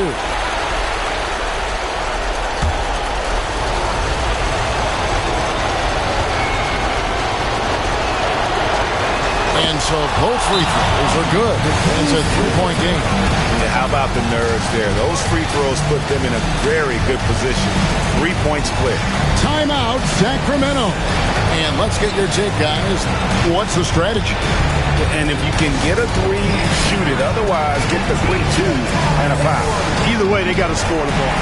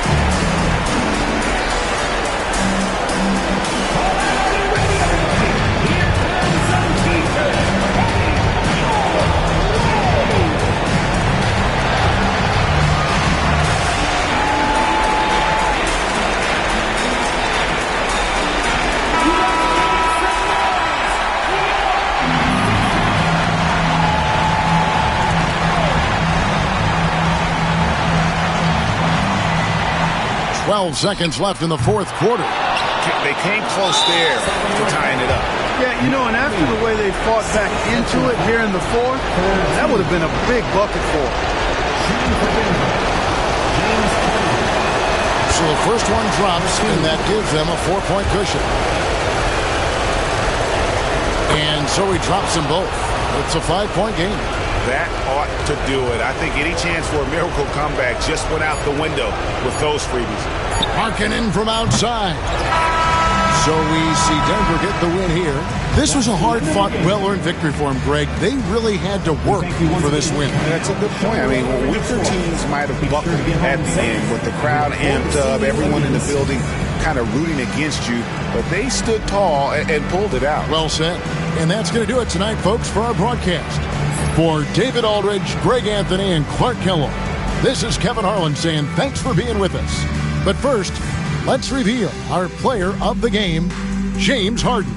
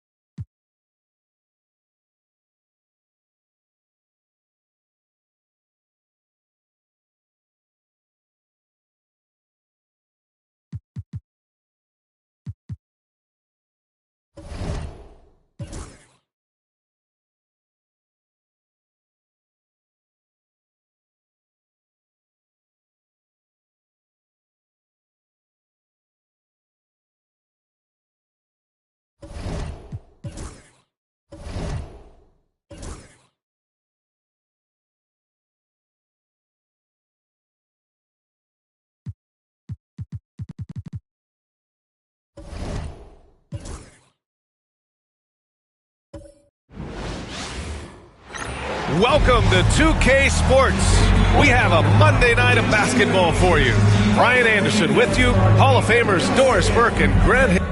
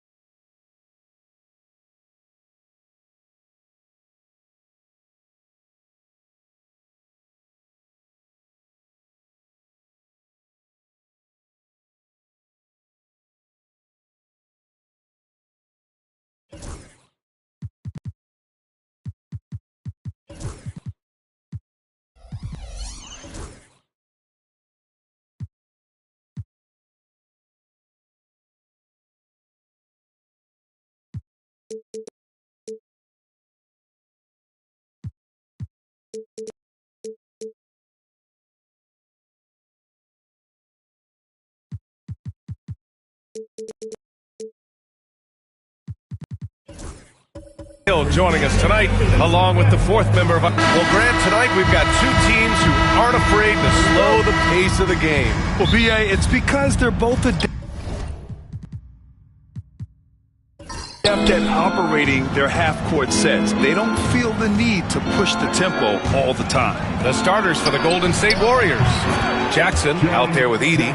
Then there's Johnson. Then there's Brandon Miller. And it's Gilgeous-Alexander in at the point guard position. They're going to turn it over. They couldn't get it inbounds in time. Golden State ball.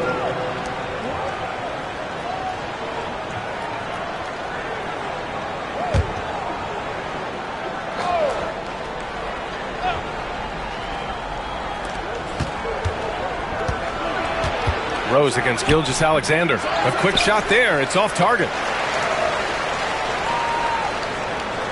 And here's Drummond. And there's the 8-second violation as they can't get it across half court in time.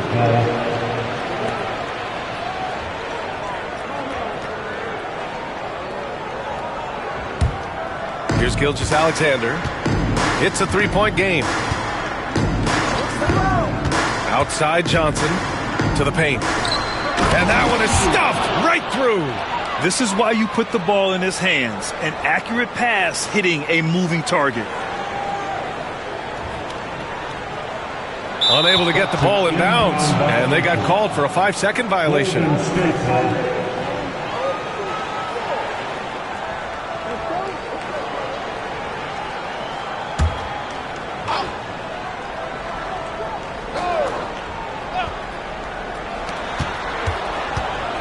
The 17-footer, and Gilgeous-Alexander gets it to go on the assist by Edey. Well, Shai Gilgeous-Alexander, that three-level scoring ability, that time working the mid-range. That'll be a 5-second call. And in the last two possessions, they've painted a picture of what not to do. Just way too loose with the basketball.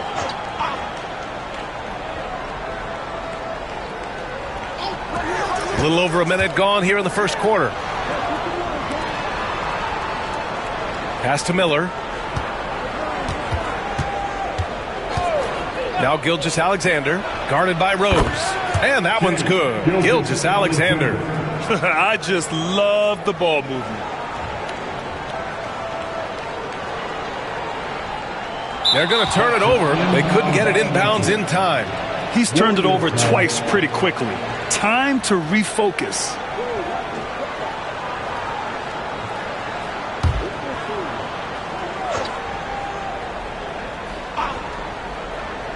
And we're about a minute and a half into the first quarter. Well, if the defense gives him that shot next time, they could get burned. I think he's just a little bit out of rhythm. And they call the 8-second violation. Too much time getting it up court. And the mistakes are piling up for them early. And here are the Warriors now. They're rolling here. 9 unanswered. Miller outside. Gilgeous-Alexander against Rose. Oh, and he got fouled on his way up. He'll head to the line to shoot 2. That one's on Rose. Let's remember, Shai Gilgeous-Alexander is 6'6", so getting on the interior is not a problem. 2 shots.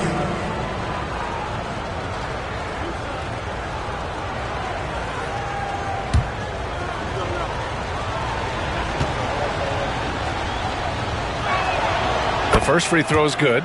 And Doris, no doubt about it, Shai Gilgeous-Alexander is an absolute monster on offense. Very quietly, one of the most dangerous offensive players in the game is Shai Gilgeous-Alexander. He's got size, he's got speed, he's got handle, he can score from 3 levels. This guy is a legit force.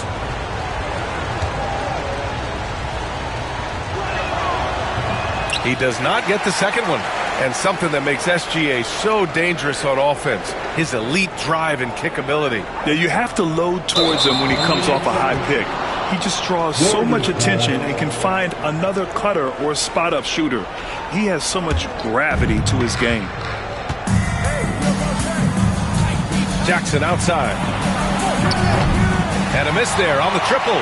And you just can't afford to give up that kind of look very often. And that's going to be a turnover. They call him for the 8 seconds. And with this break, we can see the teams that are wasting no time turning defense into offense. The 4th spot held by the Warriors. 5th, the Jazz. Both teams have done an excellent job of converting turnovers into fast break opportunities. Miller outside. Pass to Jackson. The 3 is up. Boozer grabs the board. You will not see this guy miss many of those. He's one of the keys to their floor spacing. And there's the 8-second violation as they can't get it across half court in time. And this is the 4th time he's turned it over in the first quarter. Wow. Here's Golden State. It's been 10 straight unanswered. Well, when you list the best players in the NBA right now, Doris, most of the top guys are from outside the U.S. B.A., I don't know why that is. There's a lot of theories out there, one of which is the 1992, the initial Dream Team, so captivated the imagination of fans across the world. So I think that's part of it. We have to love that the game of basketball is so popular in countries outside of the United States, and we would be making a mistake if we did not give the league the credit it deserves for wanting to grow the game internationally. It has not been solely and exclusively focused here in the United States. They want everyone to love the game as much as we do. The Warriors lead by 10. Now Gilgeous-Alexander. His last outing, he had 20. Up top, Johnson. Watched by Wallace. Johnson with a bucket. They've been very effective so far. A balanced attack at its best. On the offensive end, it feels like they're getting the shots they want, and defensively, they are connected and on a string. And we've got a timeout called by Will Hardy. He wants a few moments to regroup with his players.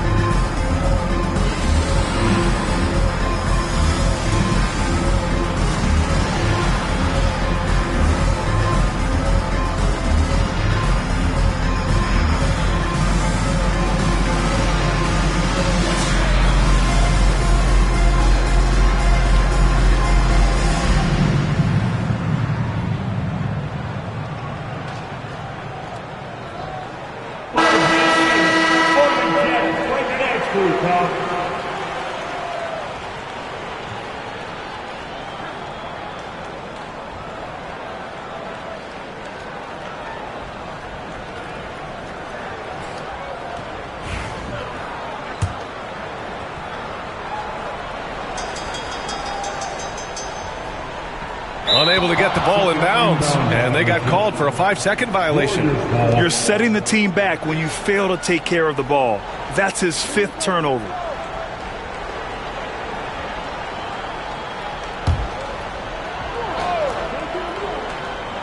Off the inbound pass. There's Jackson with the 3. Buries it. He's 2 for 4 in this game. And they're behind right now because they're failing to play quality defense. It's that simple. That'll be a 5-second call. And he's just trying to force the action, trying to inject himself into the game. But he's making a lot of mistakes. And first quarter, we're about 3.5 minutes in. Miller outside. Back to Jackson. Outside, Gilgeous-Alexander. That basket is good. Off the assist from Jackson. Gilgeous-Alexander's gotten his 3rd basket of the night. They're going to turn it over. They couldn't get it inbounds in time. So many turnovers. They just can't get out of their own way.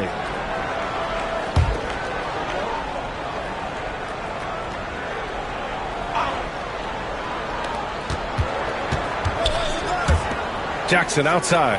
Here's Miller. Off the mark there with a 3. Jazz trail by 18. Doris, when we talk about home court advantages, the Jazz have amongst the best. They do, B.A. You have to play at altitude. They're also a little...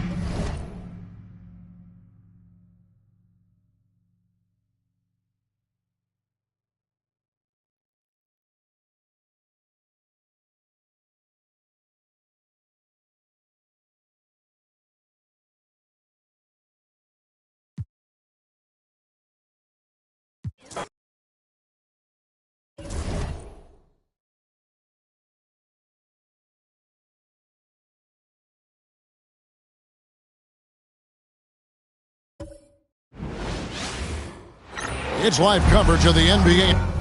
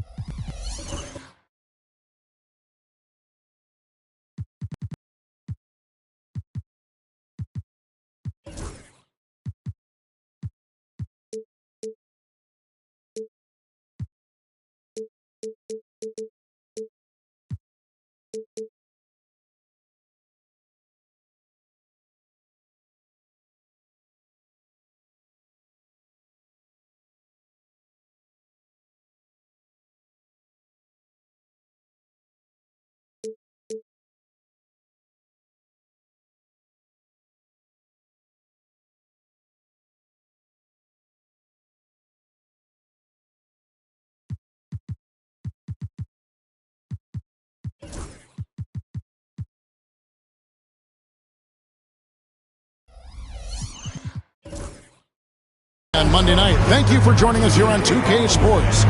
I'm Kevin Harlan. With me tonight, former NBA players Richard Jefferson. Should be a lot of great ball movement tonight, RJ. These teams love sharing the wealth out there. And you got... I love it, Kevin. As a player, it's always great to see a team functioning as a unit. Fans love to see everyone get involved. And now the Golden State Warriors starters. They've got Miller. Johnson is out there with Jackson. Then there's Shea Gilgeous-Alexander. And it's Edey in at the center, locking down the middle. And that'll start us off already. You can feel the tension in this arena. And sometimes getting that first bucket puts momentum in your corner. But we'll just have to see. And so Miller will bring it up for the Warriors. Now let's go to David Aldridge, who had a chance to talk with head coach Will Hardy. He said SGA has this special ability to lull a defender into a slower pace and suddenly make a quick move that leaves everybody just standing there. Coach feels the attention has to be on him. He wants to force somebody else to beat them. Guys? Thank you, David. Miller against Wallace. Back to McGrady. Over Gilgeous-Alexander. Count the bucket, and he's got a free throw coming up as well. And this is McGrady's specialty. You can't let this guy shake free from the mid-range. Utah shooting their first free throw of the night. At the line for one, Tracy McGrady. Find the lanes. Find the lanes. One shot.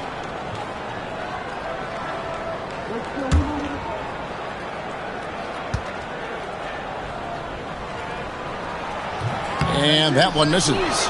Greg, since reaching 5 consecutive NBA Finals, the Warriors have missed the playoffs 3 of the past 5 years. And to be fair, they did go 46-36 last season.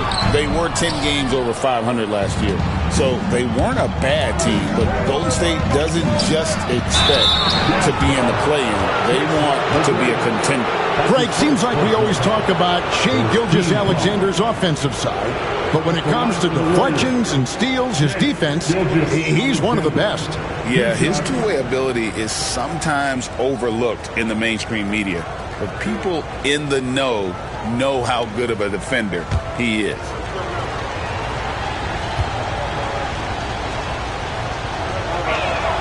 And the first one drops. Well, Greg, over the last few seasons, one area of consistency for the Jazz has been their rebounding. Yeah, and they have some size, and they make controlling the boards a focal point. When you're playing Utah, you better be ready to put a body on somebody. Gilgeous-Alexander hits them both. For a star like him, you get lots of opportunities at the line, and he's great at cashing them in. Drummond trying to get himself free, and the rebound goes to the Warriors. Okay, it's taking them a moment to find their rhythm, opening the game with some uneven 1-for-4 shooting. Excellent defense there from Boozer. Look, the defense was locked in on him there. They know how dangerous he can be, and they guarded him perfectly.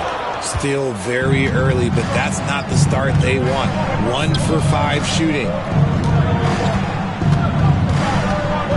Johnson against McGrady. Johnson, the pass to Gilgeous-Alexander. That one falls, coming off Johnson's feet. And good work inside. SGA will make more room for himself on the perimeter when he can be effective down low. And Will Hardy is called timeout. He's ready to talk things through with the team.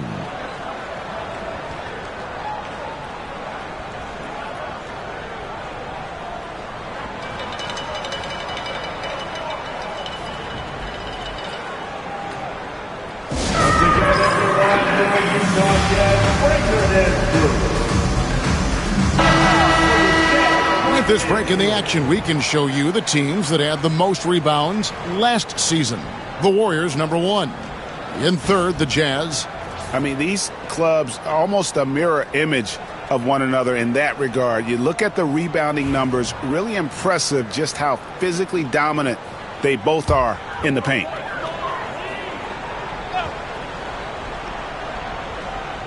Here's Boozer. His last outing, he had 8 points.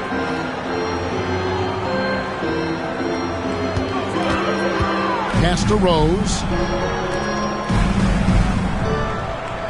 Jackson against Boozer. 5 on the clock. The Jazz with another miss. Slow going for him this quarter. The defense putting up a good fight. Johnson kicks to Miller. On the wing, Gilgeous-Alexander. He's covered by Rose. And it's Gilgeous-Alexander missing. Jazz trail by 4. There's the 3. And there's Gerald Walsh on the assist by Rose. Love it when Rose looks to share the ball, especially when his teammates are open like that. Miller outside to the middle and taken away by Wallace. Floats it up for Rose. Takes the alley-oop pass and dunks it down.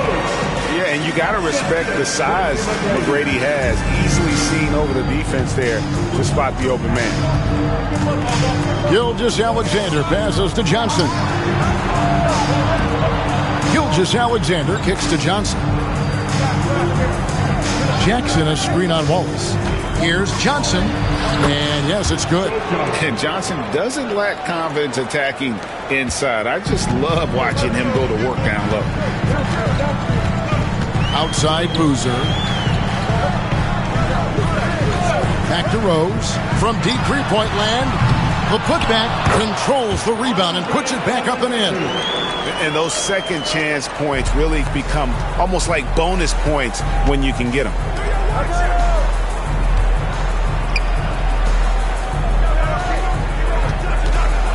Gilgeous-Alexander against Rose. The shot's good from Gilgeous-Alexander. Guy's just ridiculous. He is just an absolute surgeon when he has the ball. This man is surgical. There is no way to slow him down when he wants to score. Drummond sets the screen for McGrady. Inside. And foul on the shot, so he'll get a chance at the line. Here we are, another night in the NBA, Richard. Always special to be on the floor, isn't it? Oh, it is a special moment as a broadcaster or a player, Kevin. You never take for granted the chance to be a part of this game. It's the best athletes in the world playing the best game in the world. Free throw, good, Drummond. I think of Andre Drummond as a big man's big man. He's a steadfast presence in the paint who really focuses on owning the backboard and attacking the rim.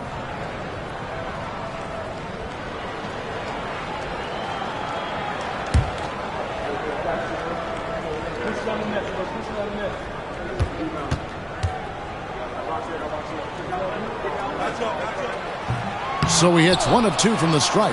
I know he's kicking himself for not snatching the lead. But look, he tied things up. Let's check in with our reporter, David Aldridge. Kevin, thank you. The Utah Jazz last season became one of the first teams in the league to move their games to broadcast television. It's a gamble, but they just about tripled their reach. And with the rapid growth in the region, they have a chance to attract new fans. Kevin, no doubt, other NBA teams are keen to see how this goes. Oh, David, no question at all. We thank you for your report. And as long as he retains that great explosion in his legs, Derrick Rose will be a factor around the rim. Edey, boom, he jams it straight down. And we've seen several lead changes tonight, neither team giving an inch. I've been on the edge of my seat courtside. Man, this has been a barn burner. And already they've staked out a noticeable advantage in terms of aggression and controlling the backcourt. And look at Drummond, capable of rising up and dropping an absolute hammer. Johnson against McGrady. Off to Gilgeous-Alexander. Over Rose. And it's Gilgeous-Alexander missing. Shot by McGrady. And it's off the back rim. No good. And he has definitely been struggling in this quarter. Yeah, he needs to mix things up on the offense. He simply just can't keep missing shots at this rate because he's destroying his teammates. You know, Greg, thinking back to the glory days in Utah, they went to back-to-back finals in 97 and 98. Unfortunately, though, Kevin, that Stockton Malone era, they just couldn't overcome the dynastic Bulls. The Jazz still searching for that first NBA title. To the inside. Jackson kicks to Johnson. Jackson with the screen. On the wing, Jackson. Here's Gilgeous-Alexander. Lays it up and banks it in. That's 10 points for Shai Gilgeous-Alexander. Man, have they been effective at getting the ball inside. Jackson against Boozer. Outside Rose. He scores the basket. That's field goal number 3 for him. And when Rose goes on the attack, he stays on the attack, fights his way through the contact. On the wing, Jackson. He's covered by Boozer. And he makes it look easy, dunking it hard with one hand. Nice, clean bounce pass. Sometimes the fundamentals are all you're going to need. Boozer kicks to Drummond. Boozer dishes to McGrady. Nice ball movement by Utah. Rose, no good. Warriors leading by 4. 8-second difference between the shot clock and the game clock. Miller, the pass to Johnson. And the foul on Derrick Rose. That is his first foul of the game. Yeah, that's a tough call right there, and really a tough break for the D. Buzelis is checked in for Golden State. Edwards comes in for Brandon Miller.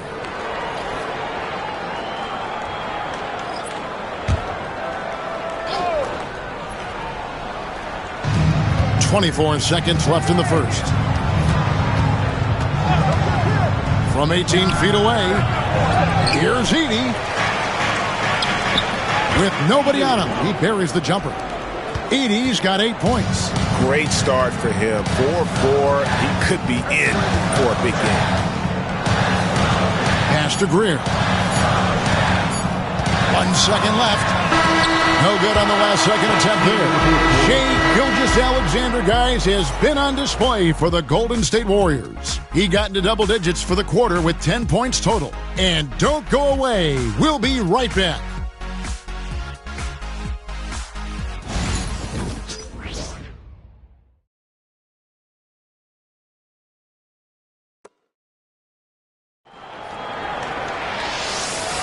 And for those of you just tuning in, the second quarter of action is where we're at right now. And guys, what do you think about the offensive approach we've seen so far for the Warriors? Well, they're off to a good start getting it inside and scoring at close range. Solid fundamentals so far in this one. And one more thing they've done well tonight. They've attacked the rim viciously and have gotten a lot of points by just going at the defender. Looking at the last game for the Golden State Warriors, it was a win against the Kings. We've got Paolo Banchero.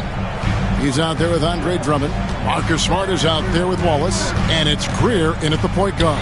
That's the 5 on the floor for the Jazz. And it's blocked. And they get it back.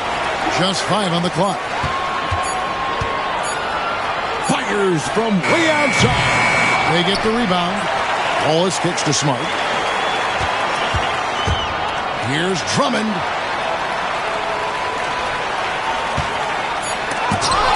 Solid rebound there. And with the score like it is, that's an area where they can't afford to get lazy. It's stolen by Banchero. Wallace with the ball, and it's Johnson picking him up. Great teamwork, punctuated by a strong finish. Yeah, that's nice execution, running with purpose and creating an easy scoring opportunity off the break. Johnson against Wallace.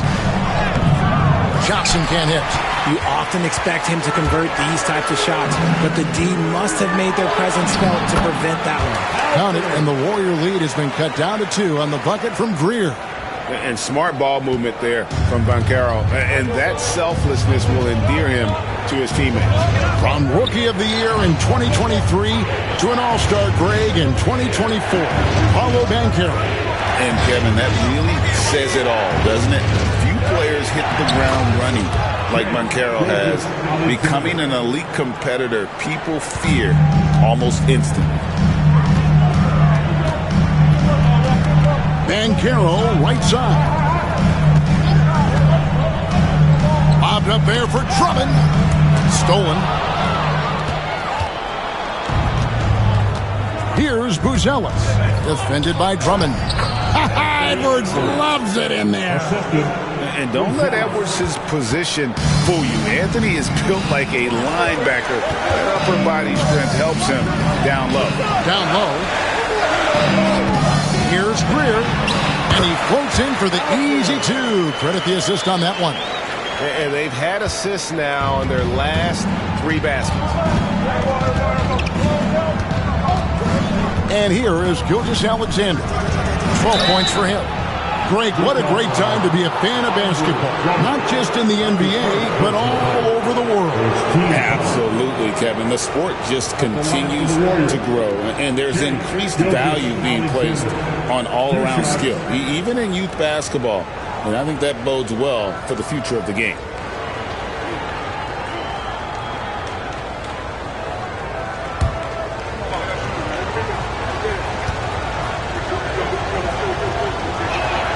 First free throw is good.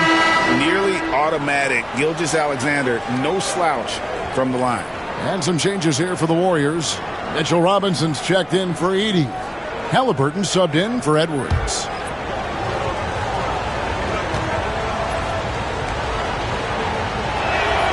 He's perfect from the line this time. Here in the second quarter, we've played a little over 2.5 minutes now. Van Carroll looking around. And a lot of contact on that one, so he'll shoot 2 here. It's going to go on Buzelis. And a big man who can do a little bit of everything. Banchero's future is certainly bright. Utah shooting their 4th and 5th shots at the foul line in the game. And one of the highlights last year for this group was the fact that they were so efficient from the charity stripe. That's a huge factor.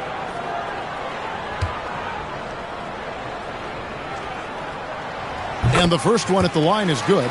What you like about Banchero, he's built to carry an offense in both temperament and talent.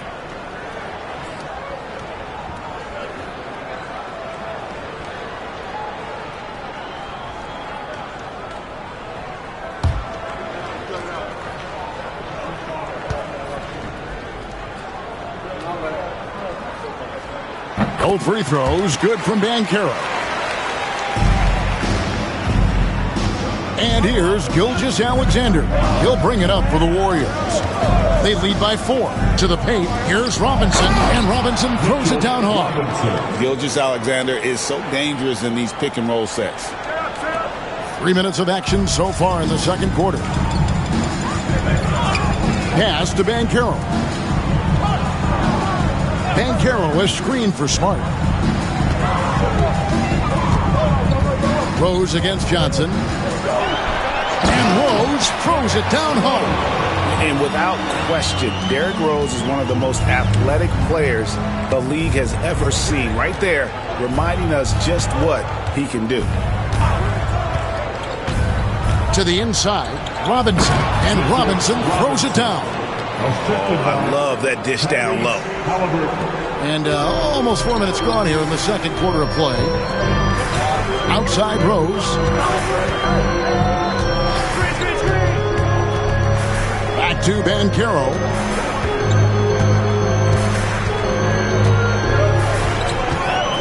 Six to shoot. Pass to Chandler. On its way from Rose for 2. Another shot. That's good, and the Warrior lead is cut down to just 4 points with a bucket from Chandler. Just a grinder, always doing the dirty work on the offensive glass, and that's one of the things he brings to the table. Here's Gilgeous-Alexander, rebounded by the Jazz, coming into this having notched a win against the Rockets in their last game. And you gotta love a team that can maintain its composure on the road, take good shots, and knock them down with confidence. They took the air out of the crowd again and again with big shots. They never let the fans become a factor. Down low, here's Robinson, and a great assist by Gilgeous-Alexander as that one goes in. Gilgeous-Alexander's got 4 assists now tonight. Jazz trail by 3. Banchero outside. It's good. Banchero's got 7 points. Oh, the defense puts contact on Banchero inside, but he just bullies right through it.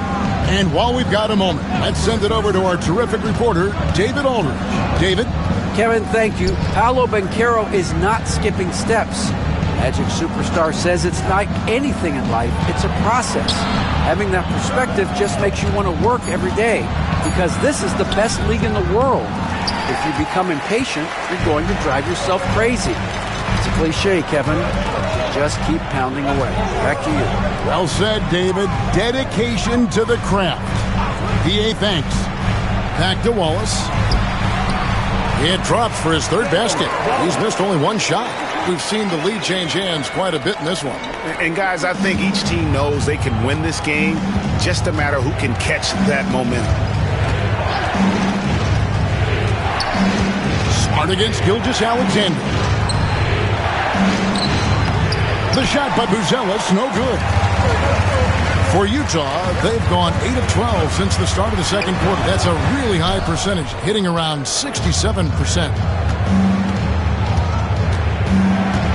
Gilgeous-Alexander against Rose. There's a screen by Robinson. Here's Gilgeous-Alexander over Rose. Gilgeous-Alexander, good. Gilgeous-Alexander's got 6 in the quarter. And he's made his mark on offense especially. They got to be thankful he's on their squad. Here's Banchero.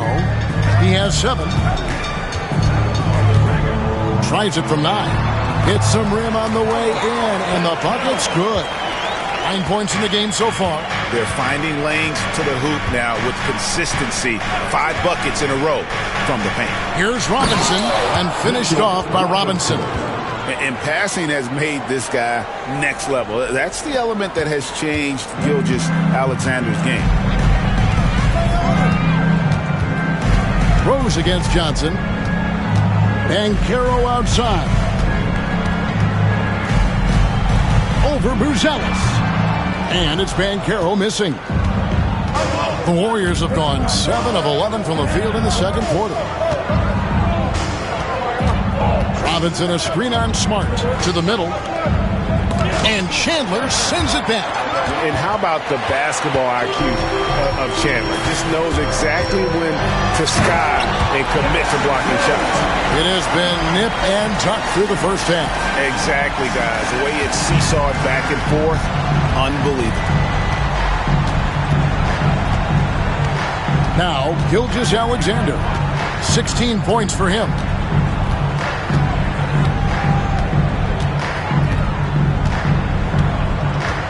Five to shoot.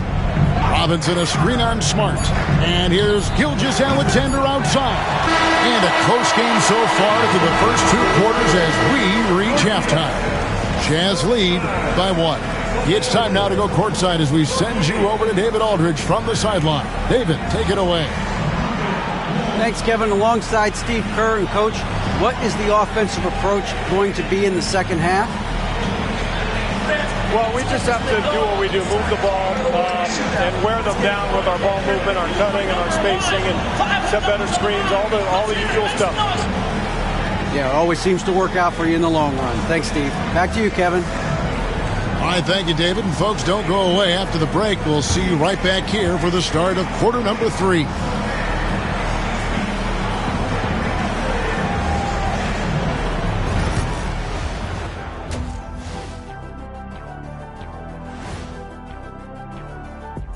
Hello, folks. Is this the halftime show? Yes, it is. And kicking it off, let's quickly look at the Western Conference standings. I think for the Jazz, this hasn't been the dominant season they were hoping for. They've let a number of winnable games slip away, but do not sleep on them. Oh, sorry about that. They have the talent to kick it into high gear and right down the stretch. And let's turn to the game we've been watching. It was a fantastic first half for Paolo Banchero. He's feeling it, exploiting the gaps in the defense, getting high percentage looks. Defensively, you have to find a way to seal those gaps because he's making it look too easy. And that's all for us. Now it's time to send it back to Kevin Harlan for the beginning of the third quarter.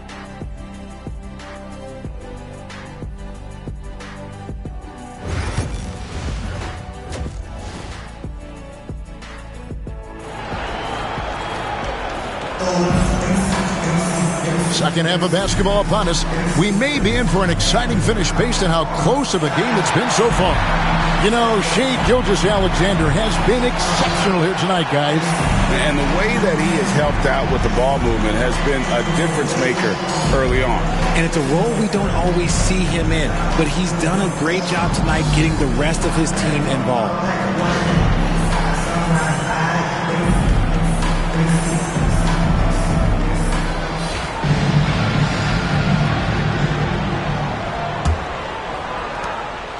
And so it's Rose bringing it up for Utah. It's a one-point game. And on the floor for Steve Kerr as we get into the second half. Johnson is out there with Jaren Jackson. Then there's Shai Gilgeous-Alexander. Then it's Miller. And it's Edey in at the 5. Got a hand on it. It's blocked. Rose against Johnson. They double-team Johnson. Jackson has the open look. The shot's good on the assist by Johnson. Johnson's got 3 assists now in this one. showing he can make this shot. Give Jackson Jr. room to take the triple. Oh, and he will. And, Richard, when it comes to Jaren Jackson, there's a lot to appreciate. My goodness. Oh, I love that he can guard 1 through 5. Really a modern defensive NBA big man. He can go back to the basket or he can face up. He doesn't need the ball to make a huge impact. And nice mechanics from Miller there. Ready to fire as that pass is coming. Outside Boozer. Rose against Johnson. Rose attacking. Good for his 6th make in a dozen attempts, shooting 50% with that basket. And it took some time, but hopefully getting that make will kind of kickstart him, kind of wake him up here in this third quarter after missing their first few shots. Here's Jackson, and he gets the whistle. 2 free throws coming up. Andre Drummond picks one up. A tough cover in there. Jackson Jr. can post you. He can face you up. He can finish with either hand. First trip to the free throw line for him in this one. Take a break. Take a break. 2 shots.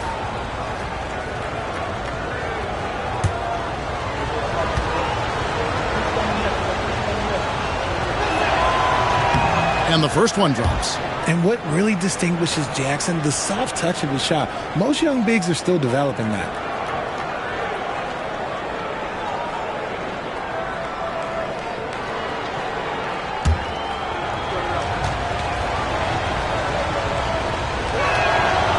Second free throw, no good.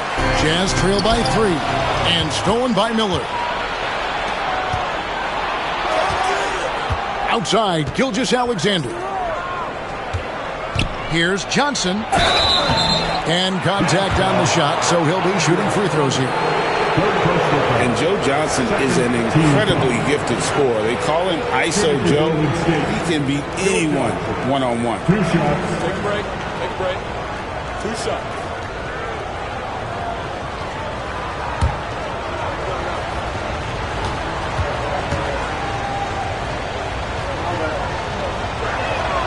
First one falls for him.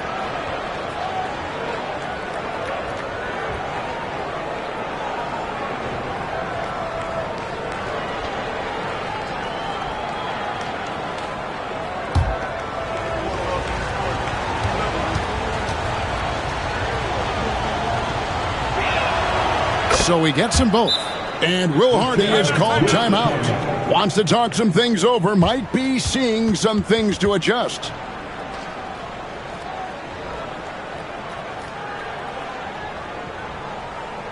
Utah Jazz.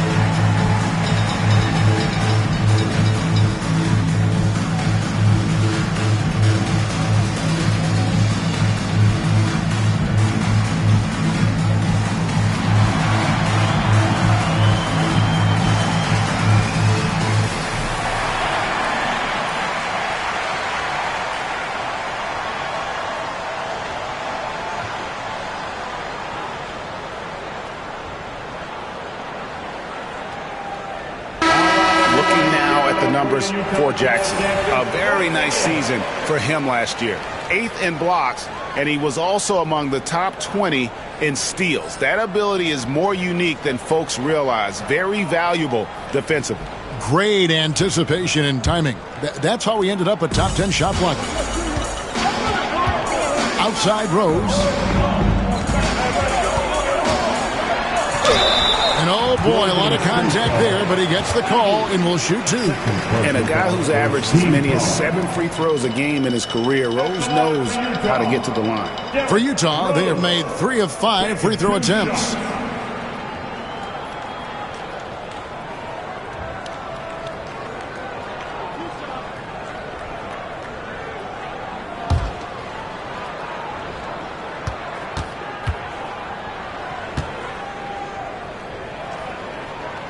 First free throw is good.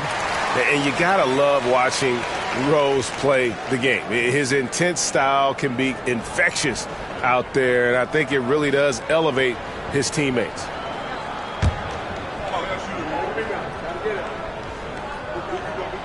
Rose hits them both. And we're just around 2 minutes into the final half of play now. Now, here's Gilgeous-Alexander. He's got 16, and it's in there. Something lit a fire under them at the half. They started this quarter going 3 for 3 from the floor. The Warriors have been coming through at the charity stripe. They've made 7 of their 8 attempts. And at the line last season, about 78% as a team. Pretty solid numbers.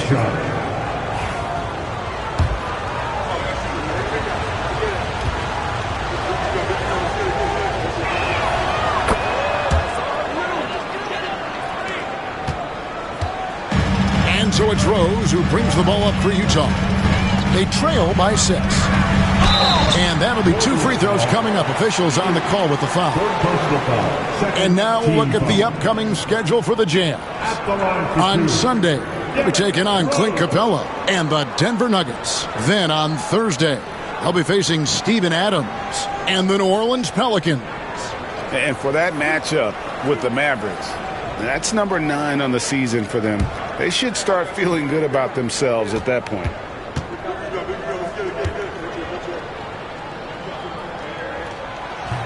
That free throw missing.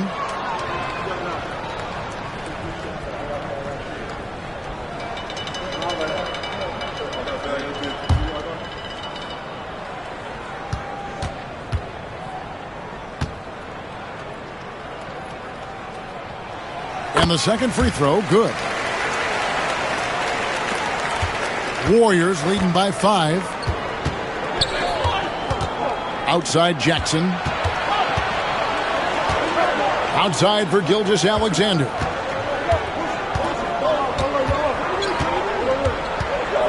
Puts it up from 17. And there the Warriors now with another bucket. Their execution after halftime has been excellent, making their first 4. McGrady outside. Floats it up for Rose. Johnson against Drummond. Gilgeous-Alexander passes to Johnson. Outside, Gilgeous-Alexander. Pocket 6. Here's Miller. The shot's good. Gilgeous-Alexander making the play. Gilgeous-Alexander's got his 6th assist on the night. Johnson against Rose. McGrady a screen on Johnson. Rose passes to McGrady, and down it goes. Dunked through off a wonderful assist. And McGrady has an impressive vertical there, showing once again with how well he dunks the basketball. Pass to Johnson. Jackson with it. Now, here's Johnson. Ball is covering. Gilgeous-Alexander with it. Over Rose. Gilgeous-Alexander can't get it to go. Wallace attacking.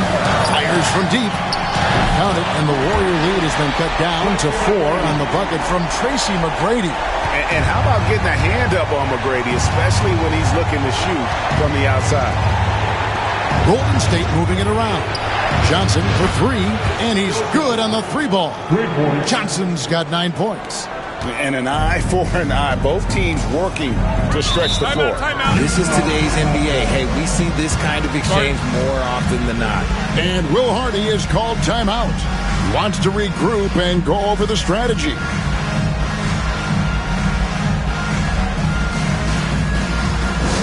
There they come. The Utah Jazz Life Squad. What a here's the fans.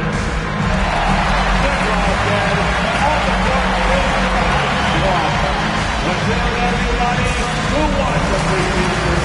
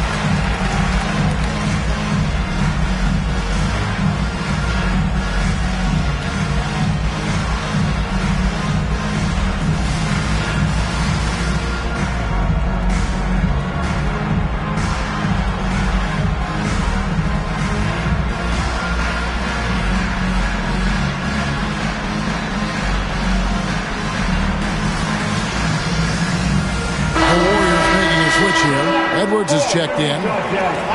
You'd better keep your hands up if you've been playing with these guys over the past month, because if you're open, they'll find you. Well, you look at Tracy McGrady, top 5 in the NBA, and his teammates love him.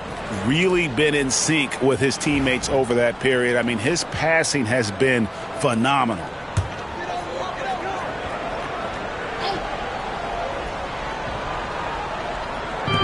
Utah with the ball, 7-point differential. And then jammed down as it goes right over Anthony Edwards. Doing it with style. McGrady punishing the D for giving him that kind of airspace. Gilgeous-Alexander with it. He's got 21. In for another field goal. A sublime 9 of 14 on the night. For Utah, they've gone 4 of 7 to get things started here in the second half.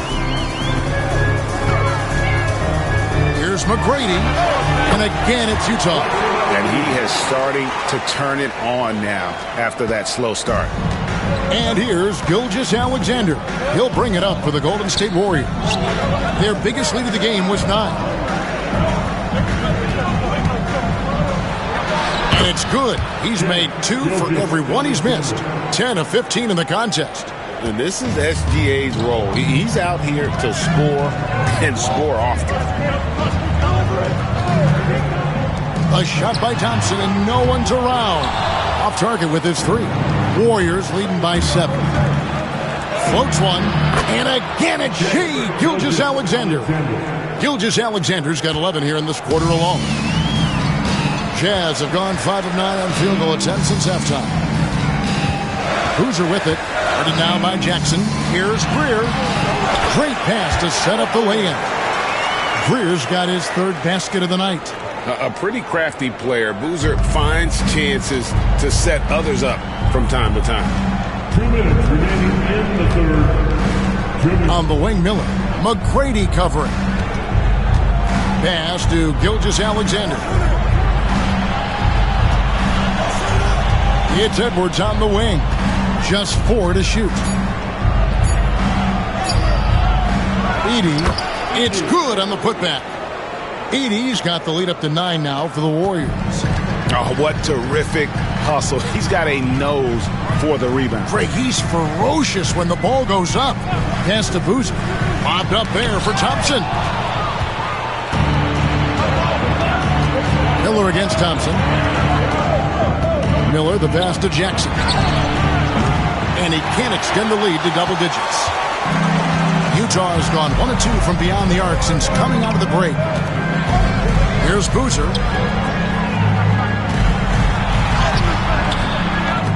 That's tipped. Warriors leading by 9. Gilgeous-Alexander passes to Jackson. And he gets the bucket. Jackson's got 6. Well, we've seen that movie a few times, haven't we? An easy bucket in the paint.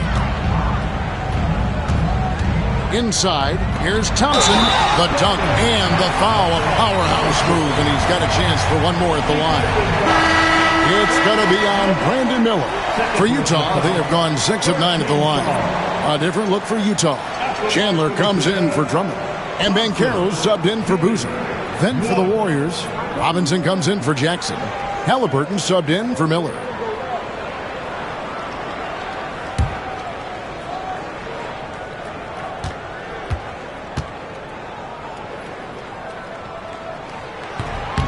Thompson no good on the free throw.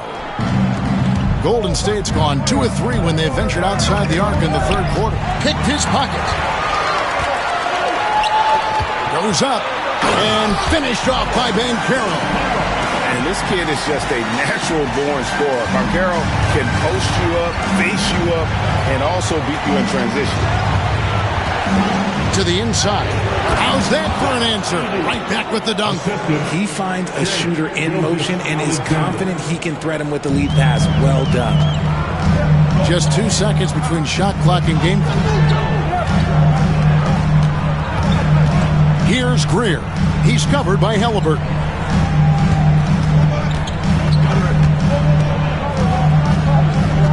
Banchero, a screen on Halliburton. Shot clock at 3. Here's McGrady. Misses, and he wants that one back. Well, they'll be happy with that look, even though it didn't fall. Tough to watch those miss. I'm sure they'll convert the next chance. And offensively, a great show for the fans through the first 3 quarters. It's been a fun game to watch. The Warriors on top. They're up by 9. And when we return, we'll get the fourth quarter rolling right here on 2K Sports.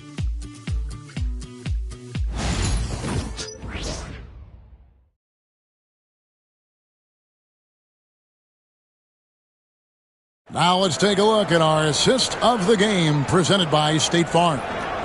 Yeah, an easy choice tonight. Look at the precision on this pass. Put it on a platter for him. You've got to admire the vision just as much as the accuracy. Not many players can even spot that pass.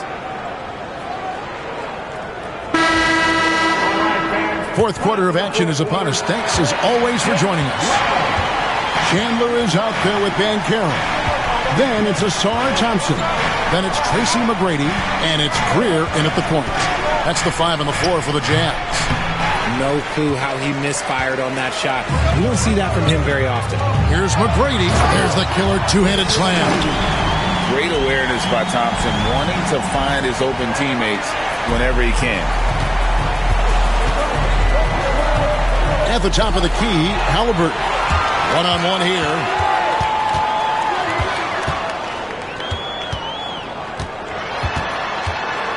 Greer passes to Bancaro. Lobbed up there for Chandler. That one doesn't go.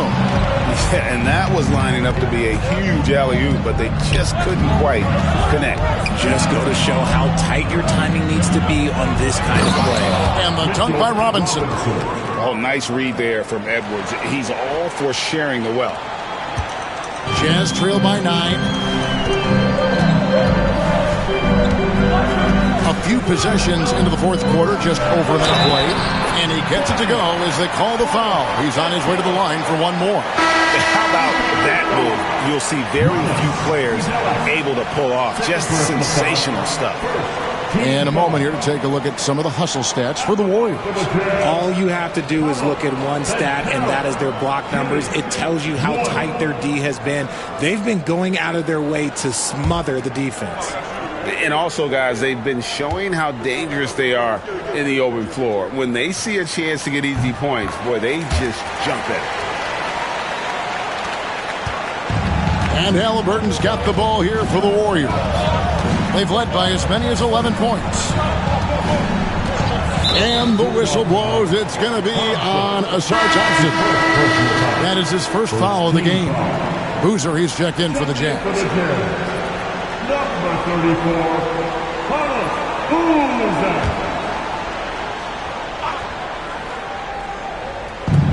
Left side, Miller. It's stolen by McGrady.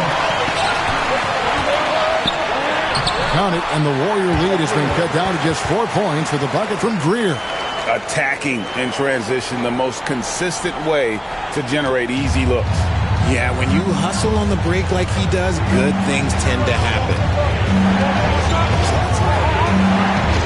Left side, Halliburton. Over Greer. No good on the shot. A bit long that time. Jazz have gone 3 of 4 in field goal attempts since getting things started here in the fourth. And Thompson gets it to go. If he develops a consistent three-point shot in his first few years, Thompson's going to be scary. And so Steve Kerr calls for the timeout. He's clearly intent on wanting to lock in and make sure everyone's on the same page.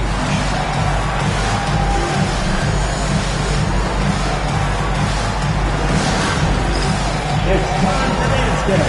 If you see yourself on the big screen, then you know what to do. Show us your move.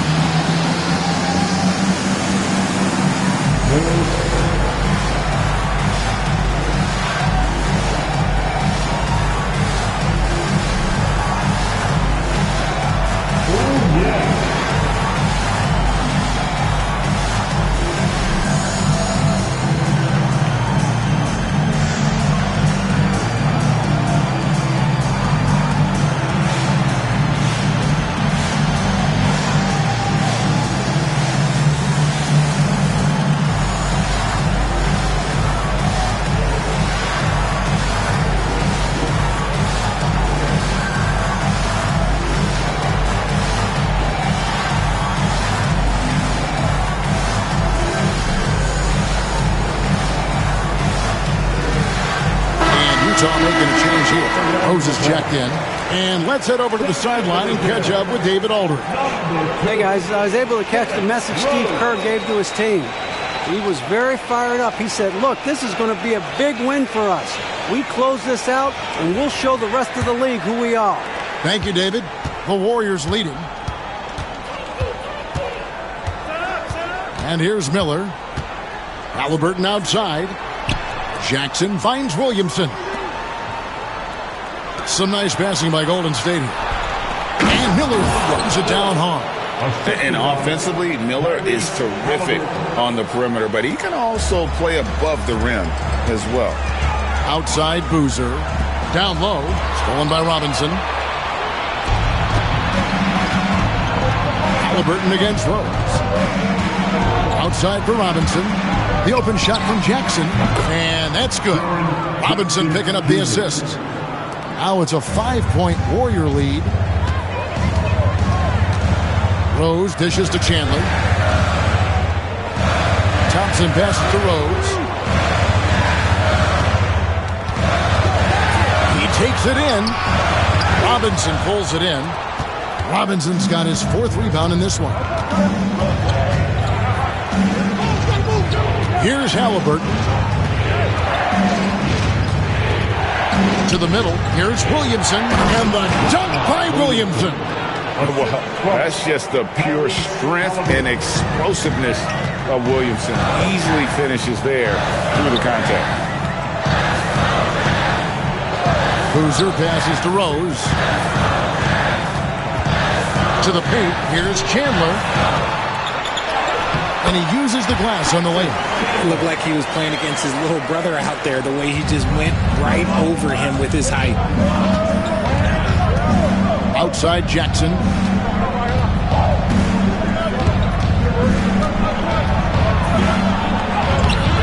Boozer with the rebound. Jazz trail by 5. Now McGrady over in the corner. Rose tries to keep it alive. And it's out of bounds to the Jazz as Utah retains possession. For the Jazz, Andre Drummond's checked in for Chandler. And it's Wallace in for Thompson. And the Warriors also making a change. Johnson's checked in. Johnson against Rose. And that one, good. And this is when Rose should look to shoot it. The D has to react better. Warriors leading by 3. Miller outside. Outside Jackson. That's good, and it's Halliburton with the assist. Halliburton's got 4 assists in the game. The Jazz have gone 6 of 8 from the field in the 4th so far. It's been a great start to this final quarter for them. And so it's Johnson who brings the ball up for Golden State. They've led by as many as 11 points. Robinson, that's good. You love how each side has risen to the challenge throughout this one. Man, this has been a fun one, but look, who doesn't love a high-scoring game? McGrady outside. Wants to get it to Rose, and does. He gets it in there. Rose has got 4 points this quarter.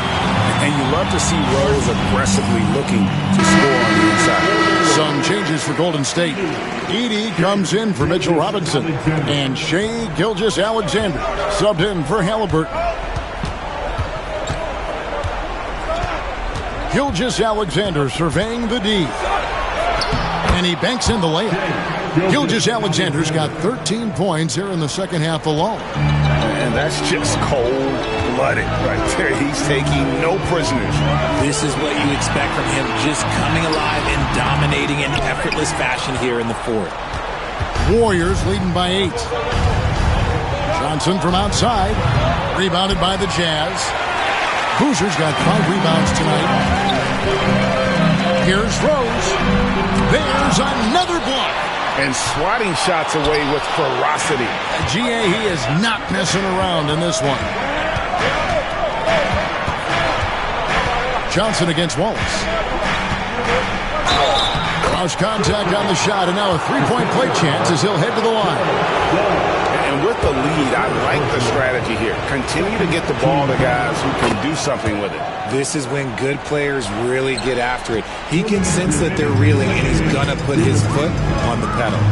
Here's Rose. And he could not get that one to go. A lot of contact, and he'll go to the line for two. McEady picks one up. And Rose, a fighter, someone who challenges defenders inside and attracts their attention. 2 shots.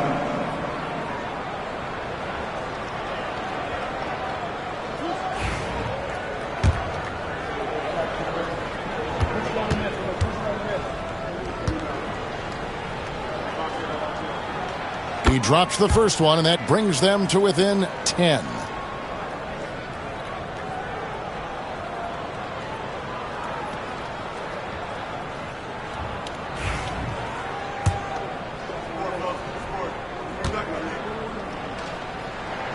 And both free throws good for Rose.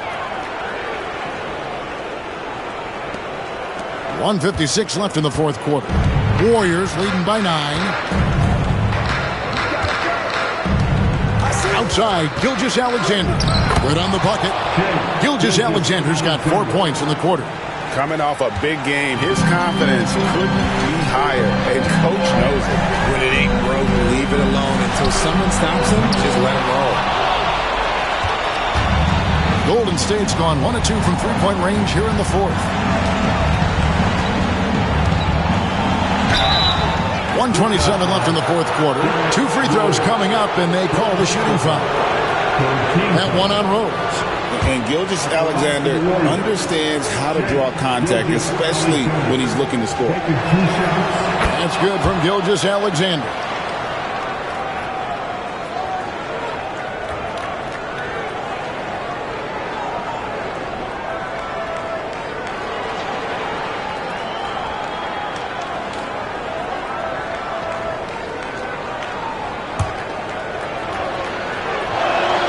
And he makes both free throws.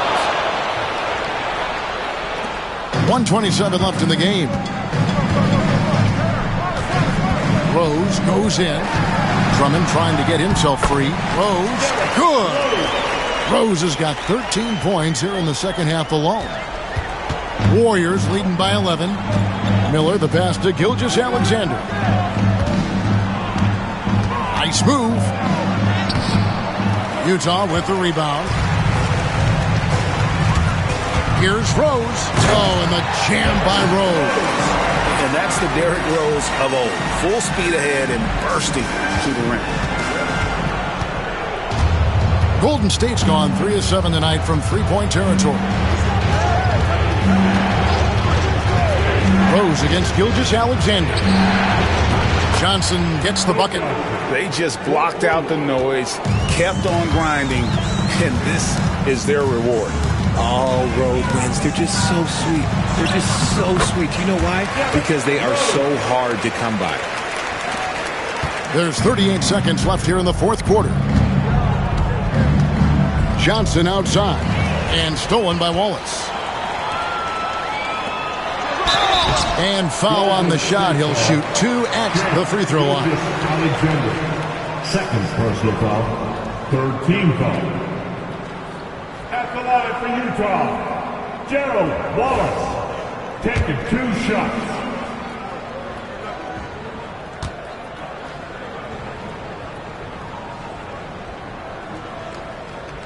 Good on the first, and that brings them within single digits.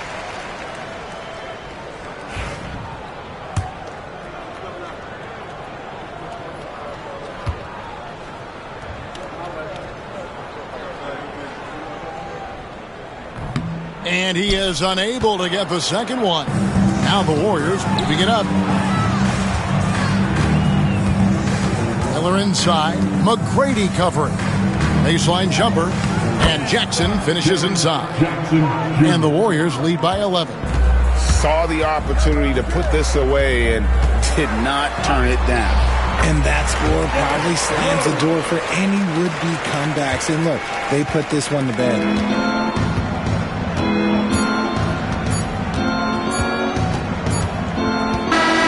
So we see the Warriors get the win here.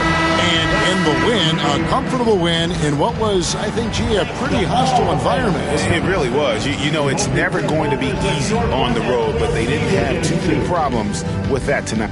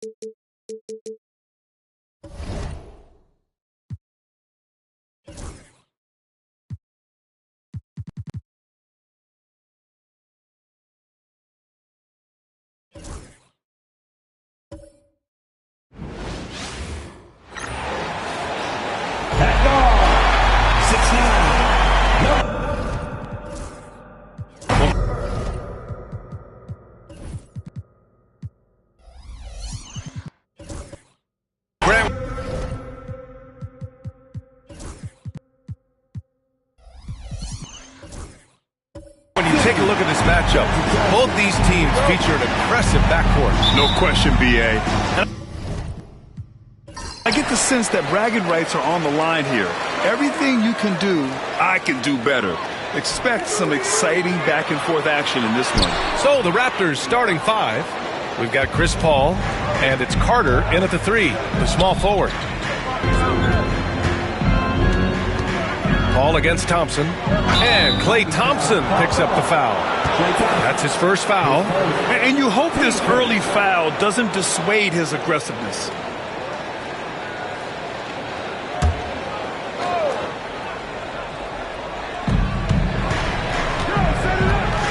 Here's Caldwell, defended by Thompson. Here's Carter, deflected by George, and he gets it back. Carter can't get it to go. And here's George. He'll bring it up for Atlanta.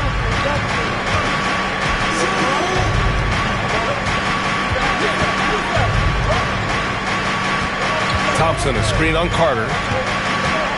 Tries the spin move. Just 5 to shoot. George passes to Thompson. Three-pointer. And the ball out of play. The Raptors will have it.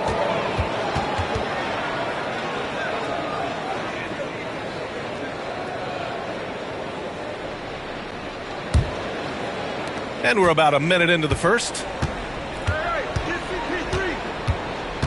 Paul against Johnson. Launches a three, and Paul gets it to go. And Paul is very selective with his shot attempts, especially from deep. So you know he liked that look. Pass to Johnson.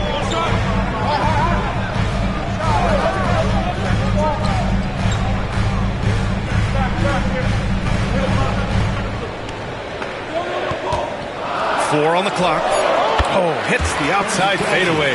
Well, when you have a scorer as skilled as he is, you do everything you can to get him the looks he needs. Here's Caldwell, defended by Thompson. It's stolen by Johnson. And a fast break now for the Hawks. And it's Thompson that time on the assist by Johnson.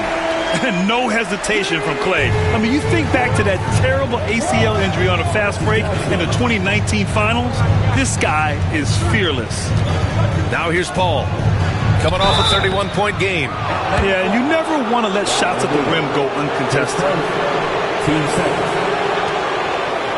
Despite ups and downs, the Atlanta Hawks have remained in the hunt season to season, Stan. Well, Brian, this team has a lot of resilience. They're scrappy, they're hardworking, and it's helped them stay on the margins, at least, of the playoff picture. First free throw is good. If you're a head coach, you love having a guy like Chris Paul around. He's a coach on the floor for you and helps keep everyone accountable.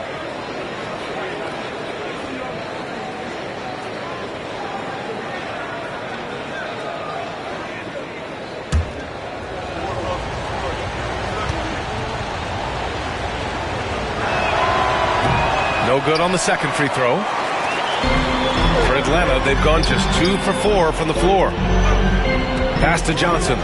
Here's Lanier. Thompson scanning the floor. Another three for Atlanta. This is Thompson's pure shooting ability in action. He has the shot up in seconds. And Darko Rajakovic has called a timeout. He wants to give him a breather and talk things over.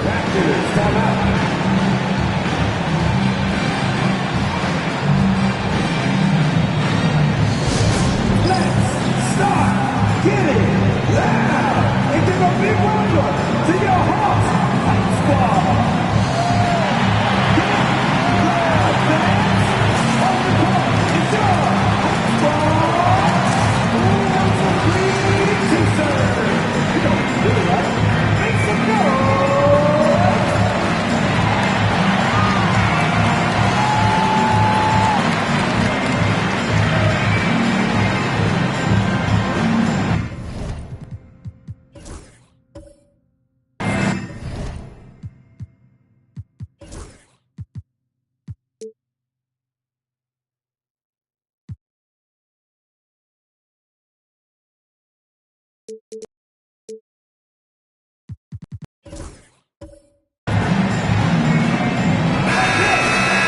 And on the 2K leaderboard, the teams that have stonewalled offenses over the last month.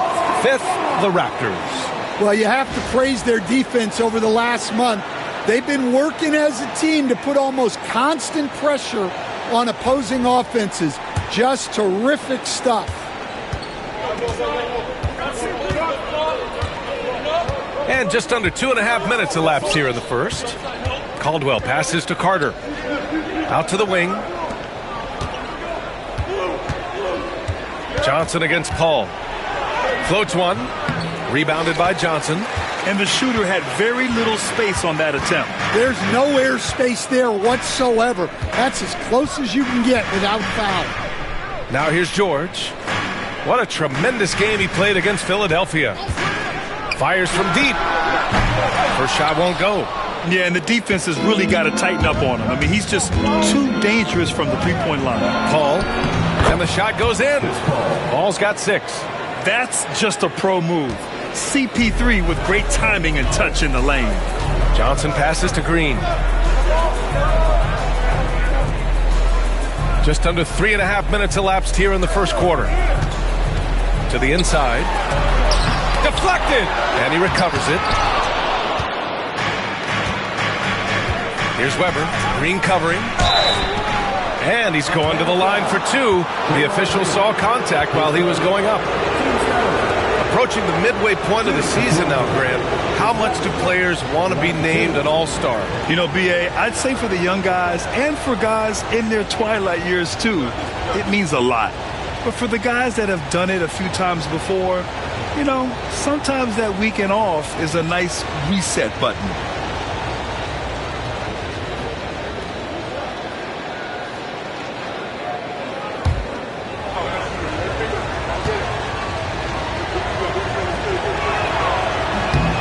First one falls.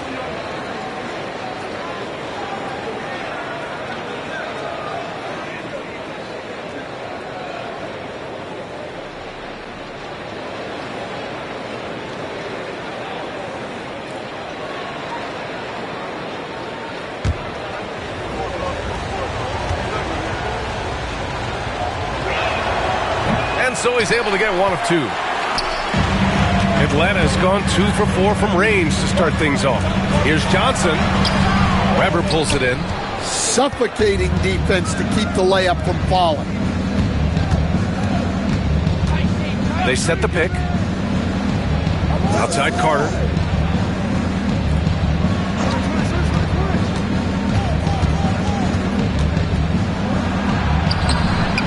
And unable to get the go-ahead bucket there. And so George will bring it up for Atlanta. This game against Toronto here, it's their first look at the Raptors. These teams split the season series last year, neither making an impact in the conference overall. And you got to be in awe of incredible defensive efforts like this. That'll put some fear into the shooters, and he made sure to do it early, too.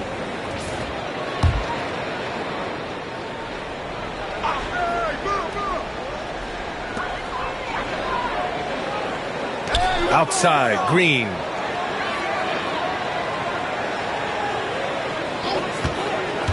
Shot clock at 5.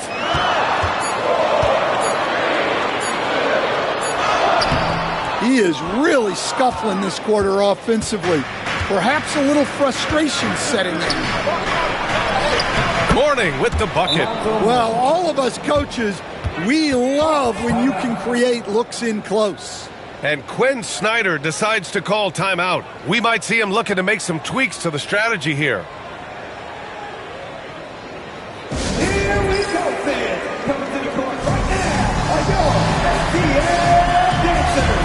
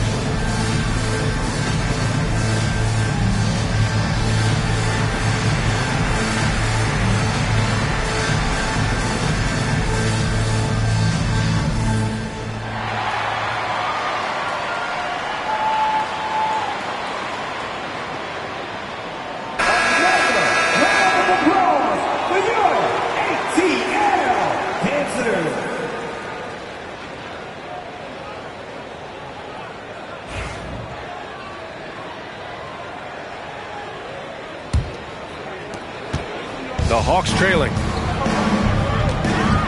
Pass to Thompson. Back to Johnson. Now George. He's checked by Carter. George passes to Johnson. George with it. Thompson outside. Shoots over Paul. Thompson's shot is off. That's a shot he'd like back. He's usually going to make those. Outside Paul. Takes a 3. Knocks it down from distance. Paul's got his third basket on the night right there. Thompson outside. To end the run. Weber pulls it in. Weber's got 5 rebounds in the game. Well, you can tell he's forcing things a bit at the moment. He's been trying to get it going, but this hasn't been his quarter. Caldwell. And no good. Ooh, nice D from George. Hawks trail by 4. Boy, they'd love if anyone could get a bucket. Yeah, their offense has been grinding to a halt. Carter from outside sinks the tray. I just love the ball movement. Here's Johnson.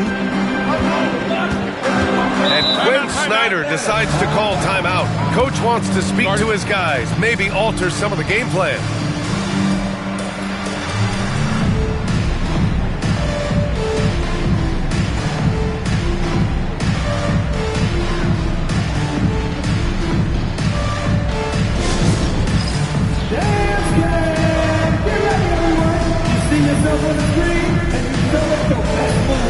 Let's go!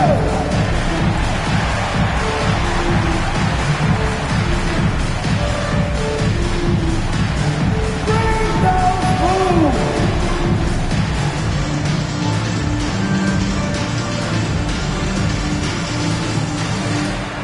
Hurry up!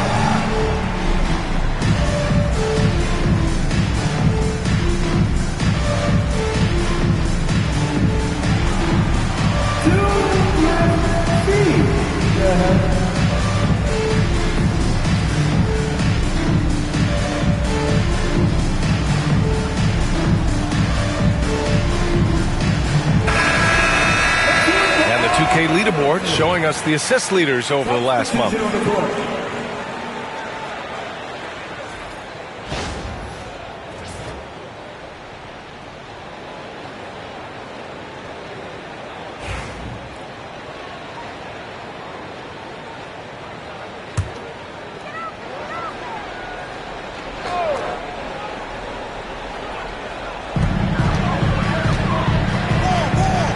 Pass to Cooper. Randall outside. And the foul is called. He missed it, so he's got a couple of free throws coming his way. You know, a reliable veteran like Julius Randle is so valuable. He provides a foundation for everyone else to play off of because they know he'll be there to score and help out. He makes it easier for other players to succeed around him. And he knocks down the first one. Certain guys can remake their games to fit the times. Randall's worked on his right hand and his jump shooting. He's a much more versatile threat now at the offensive end. He's off on the second. Raptors lead by 6. Weber passes to Paul. Oh, and makes it with the kiss. Paul's got 11 points. Pounding it inside early and often, setting a physical tone. Pass to Cooper.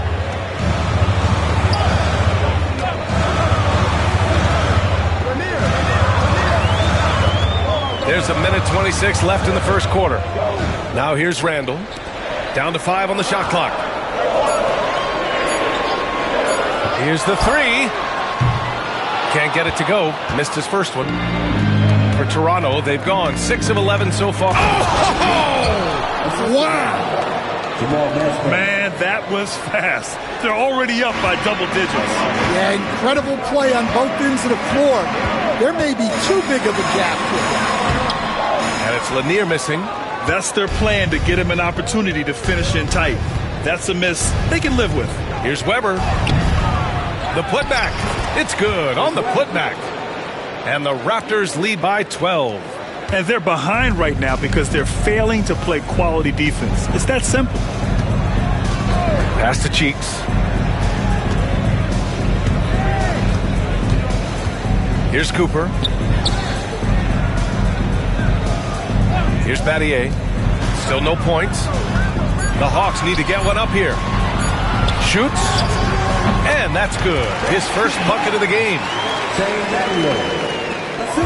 20 seconds left in the first quarter here. Outside Paul. And he lobs it up. Ooh, they pick off the pass. Down low. Paul with a steal. Here's Sloan. No good from outside.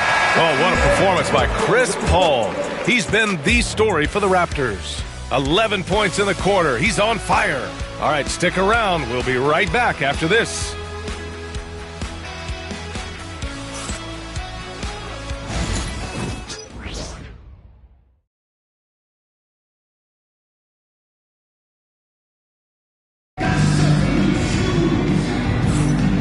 Great to have you with us. Second quarter of basketball. This game has not exactly been neck and neck, but plenty of time left in this one. All right, what stands out to you from Toronto in this one? Well, I'm really loving their activity. I mean, they're contesting shots. They've really set a strong tone early. Yeah, well, the best way to get in the head of your opponent is through aggressive defense. Raptors lead by 10. Jared Allen out there with Julius Randle. And it's Battier in at the 3. So that's the Hawks 5. Doesn't believe in soft finishes. The big fella's all about power. Here's Cooper. Stand in this league, the opportunity always exists to make a name for yourself. It certainly does, Brian. And guys that maybe haven't gotten their opportunity, if they're ready when they get it, then they're going to burst onto the scene, and they'll no longer be under the radar guys. Look at a guy like Jalen Brunson, second-round pick, bench guy in Dallas for a long time, and then now an all-star.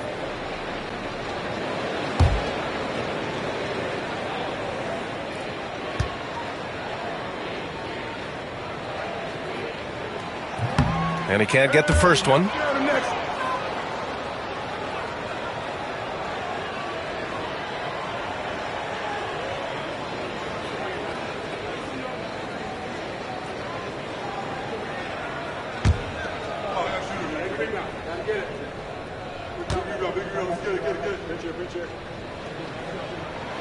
And he sinks the second. Toronto leading by 11. Now Paul. Pass to Sloan. From downtown. Randall pulls down the board.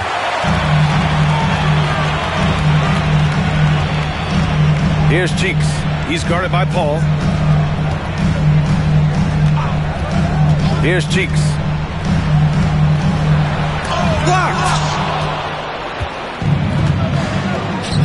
All alone. And it's Toronto with another. And a moment here to take a look at some hustle stats for the Raptors. Well, their defense has been really impressive, especially the number of blocks they've managed to get. It's not easy to keep denying guys at the rim. And I've also really liked how aggressive they've been in the open floor. I mean, when they see a chance to push it, they go for it. So it'll be 2 free throws. He was fouled in the act of shooting. And right here, the 2K leaderboard shows us which teams made the most of their second chance opportunities last year. Fourth, the Hawks. And this is a hustle stat. This team pounded the offensive glass, and it shows in their numbers from last year.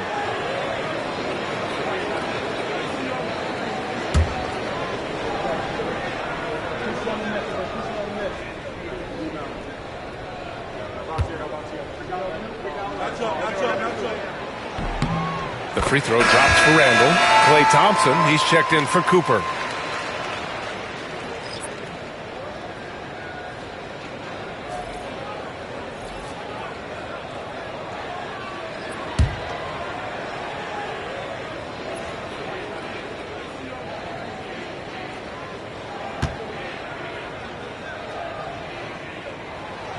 And Randall drops them both. And give them credit for making a more concerted effort to get to the line this quarter. Lowry, the pass to Brand. Pass to Mourning. Here's Caldwell, defended by Thompson. Just 5 on the clock. Caldwell misses. And so Randall will bring it up for the Hawks. 11-point game coming off that win against the Sixers. And think about this. That game was really a coin toss. They were fortunate to have survived and picked up the win. Oh, my goodness! What a dunk! Oh, Randall put some extra on that slam, entertaining the fans and the broadcasters. Back to Lowry. And he's going for the oop here. Hammers the lob through. Woo! I just love that alley-oop slam, B.A. Defense disorganized. Defense pays. Cheeks passes to Allen. Up top, Randall. Gets it to go. That makes him 2 for 3 in this game. Yeah, as a shooter, Randall can be practically automatic. He gets the ball and immediately has a shot cooking. Lowry surveys the D. Here's Carter. And that comes off the assist by Lowry. Carter's got his second basket on the night. They have no answer defensively inside. Cheeks passes to Thompson. Quarter number 2 and around 3 minutes gone by. Here's Randall, and a foul called on the way up. So he'll take 2 from the free throw line. Inside, you have to try something to stop Randall. But he gets physical right back and draws a good shooting foul. Atlanta shooting their 7th and 8th attempts at the foul line tonight.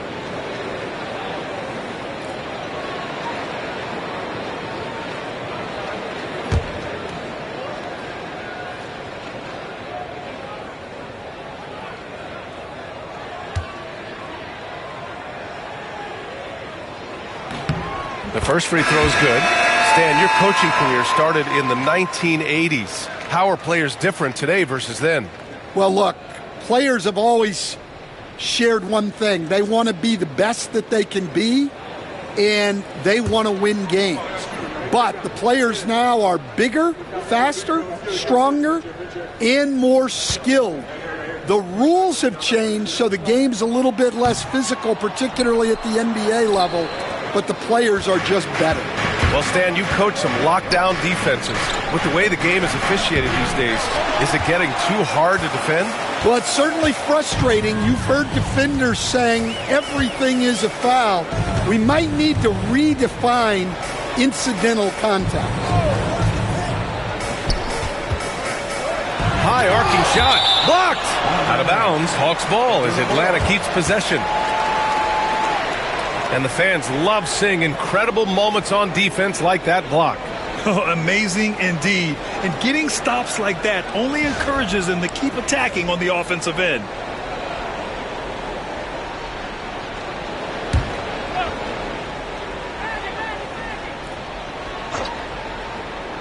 And a little under 3.5 minutes elapsed here in the second quarter. And that one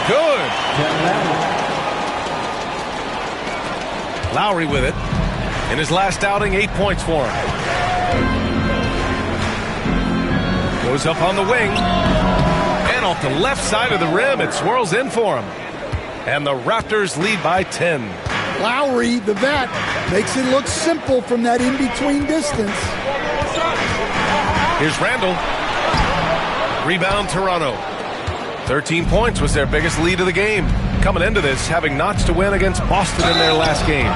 Hey, their activity on defense was terrific. It was just full effort at that end of the floor and a bunch of blocks to show for it. Well, they did have some impressive numbers blocking shots, and I like their defensive game plan.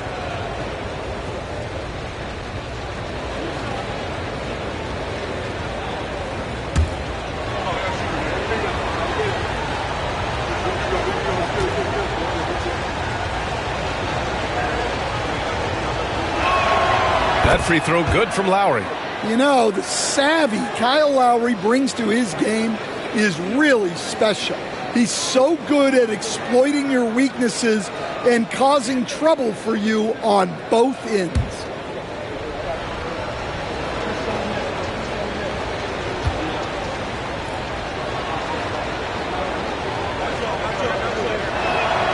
Both free throws good from Lowry. Well, he's been very good at the line, and we all know free throws can make or break you in the end. Johnson finds Thompson. Randall outside. Yes, and a nice assist from Thompson. Randall's got 10. Well, what a quarter he's had. You can tell he's in the flow.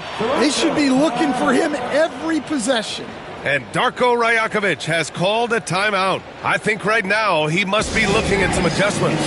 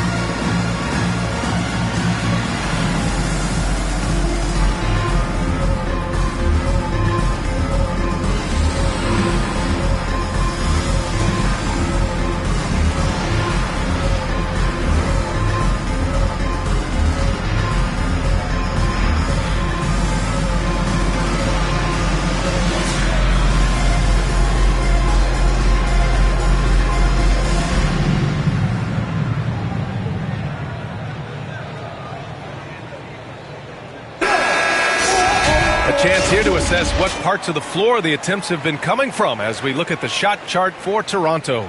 And this is clearly a team that loves to attack the paint. Few teams are as determined to score inside as much as they are. They don't settle for jumpers. They look to cook you down low. Here's Lowry.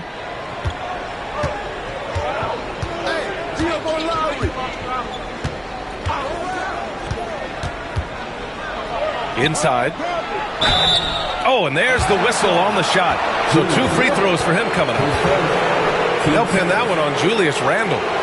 Man, the defender really went after him. It's his first trip to the line.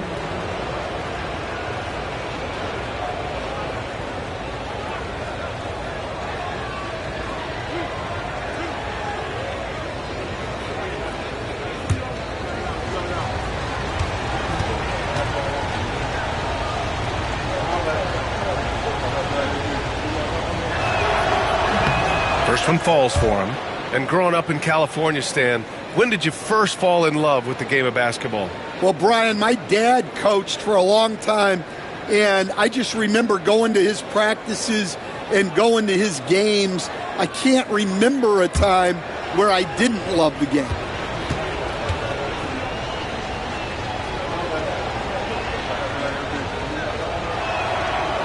And so he makes both from the line. Yeah, just knocking down every free throw. I mean, I love to see this kind of efficiency. Hawks trail by 12. Randall deciding where to go with it. And rejected. Outside Carter.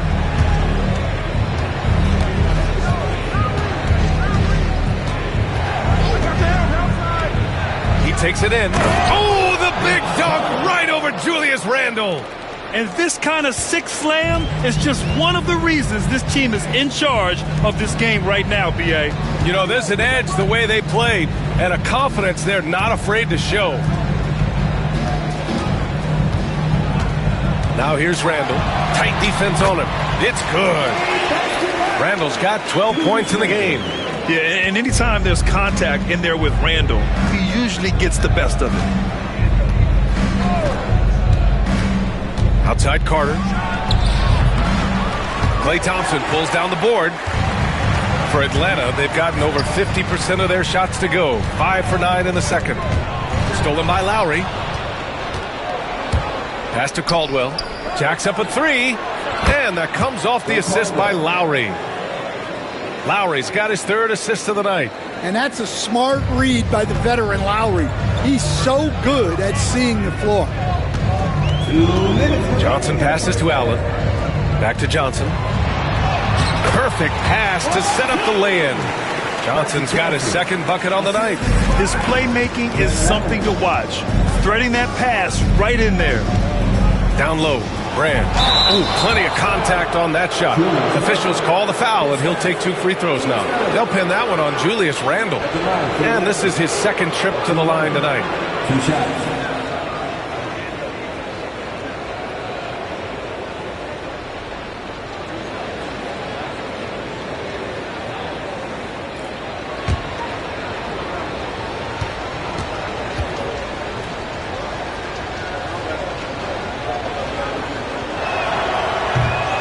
First one falls. The Hawks making a switch here. Green is checked in.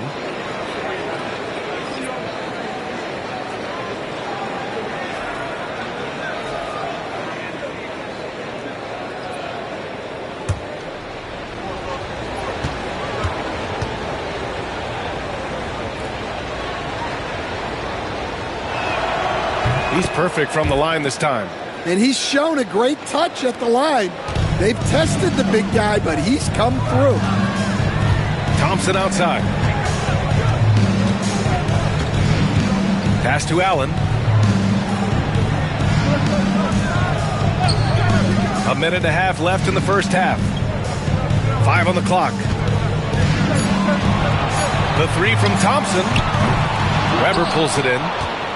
Weber's got rebound number 8 now. Started out strong from three-point land. Hit 2 in the first quarter, but he's gone dry since. Lowry, good. Absorbs the bump to get the finish. Lowry determined there inside. Johnson against Lowry. Thompson outside. The three is up. Oh, Thompson buries the tray. Well, he got off to a slow start, but now in the second, he seems to be finding his rhythm. Brown, a screen on Johnson. To the middle. And there's Brown. That one's good. On the assist from Lowry. Lowry's got his 4th assist in this one. Hawks trail by 16. Outside, Green. Pass to Battier. There's the three. And the Hawks with another three. It was a rough start for them scoring the ball, but they look like now they're really finding their rhythm and flow. Just 1 second separating the shot clock and the game clock.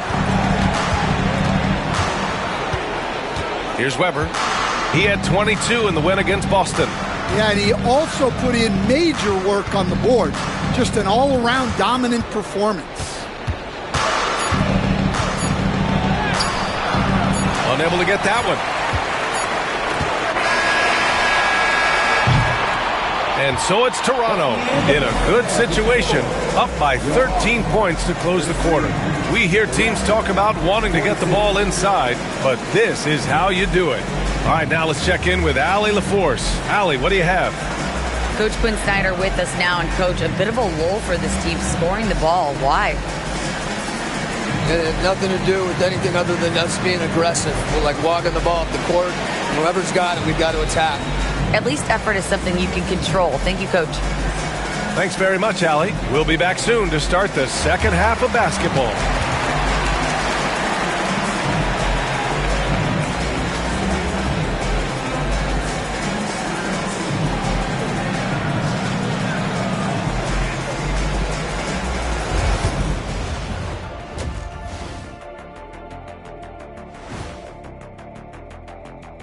Howdy, folks. The moment you've been waiting for is here. Before we recap the first half, let's see what the standings look like in the East. Taking a look at the Raptors, guess they're playing decent, remaining somewhat competitive. Just feel like this team is stuck right now, unable to get to the next level, searching for the answers. And switching gears now to that first half, what a difficult start for the Hawks.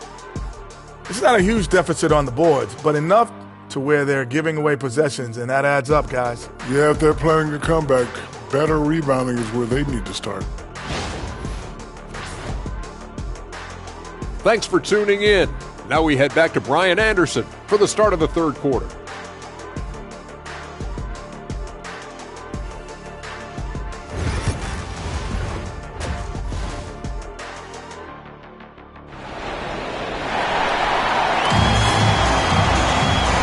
Ready for the second half here. A big comeback is needed for this game to be competitive, and it probably has to happen quickly. Chris Paul having a dominant impact in this game. Through the first two quarters, he's been on fire. Explosive offensive performance. Yeah, and in terms of slowing him down, I think they're going to have to change things up. Give him some different looks.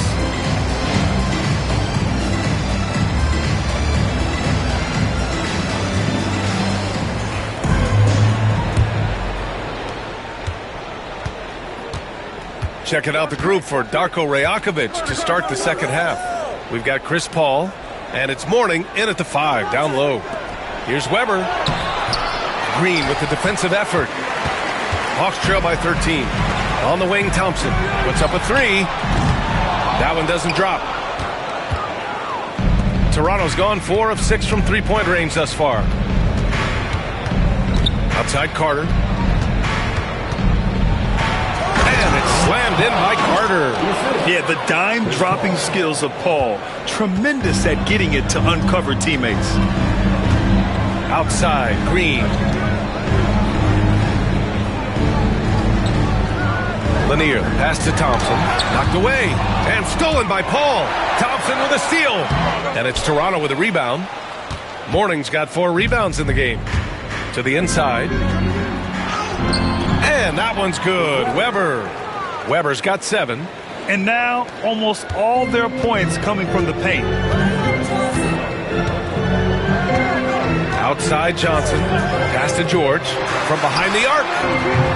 Rebound Toronto. Well, halftime is supposed to be for adjustments.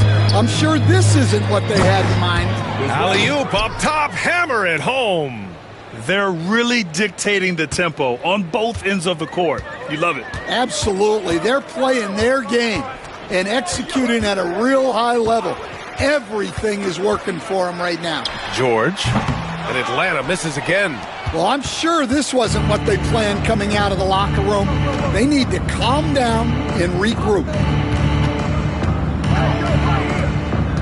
Pass to Carter.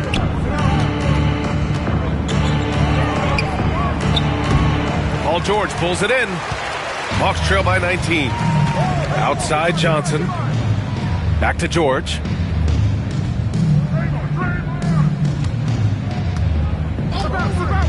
There's the triple. And once again, off the mark by Atlanta.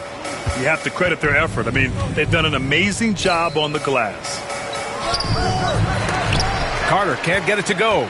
Well, clearly it hasn't been his best game offensively, but collectively, they've still found a way to get the lead. There's the athleticism from George, getting loose out there. Raptors lead by 17. Pass to Weber.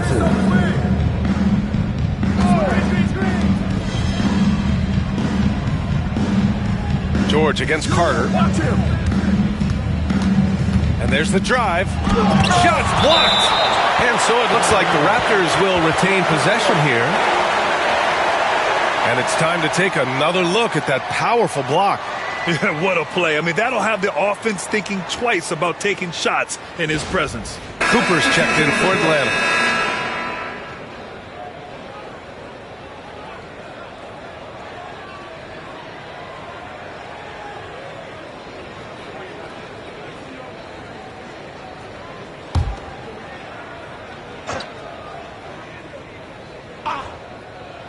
Second half of play, and we're 3 minutes into the third here.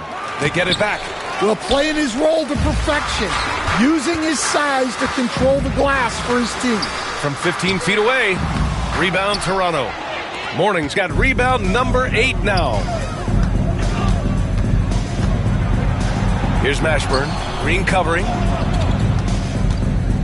Shoots a fadeaway. Morning with the bucket. Morning's got 6.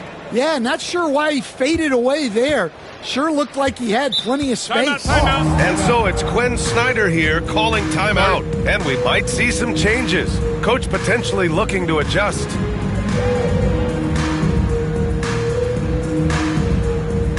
All right, everybody, let's get hyped. It's time for the Hall Heights Ball.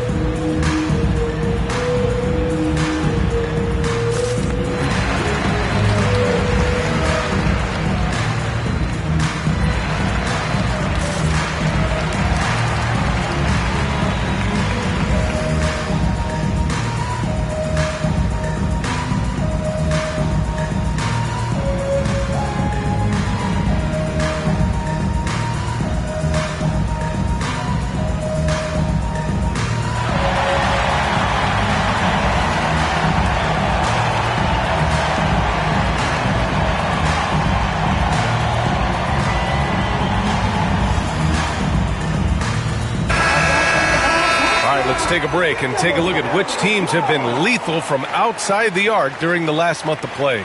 Number 1, Atlanta. Well, look, they've been great over the last month from 3. That is so important for their offense. Making threes opens up the entire floor.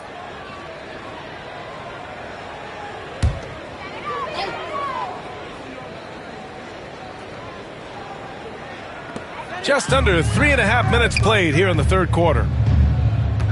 Pass to Cooper. Top of the key. And he hits the jump shot. Easy look when the defender isn't fighting over the screen. Yeah, it's certainly worth it to disrupt the offense. Coaches notice that extra effort. Here's Caldwell. There's a screen. To the paint.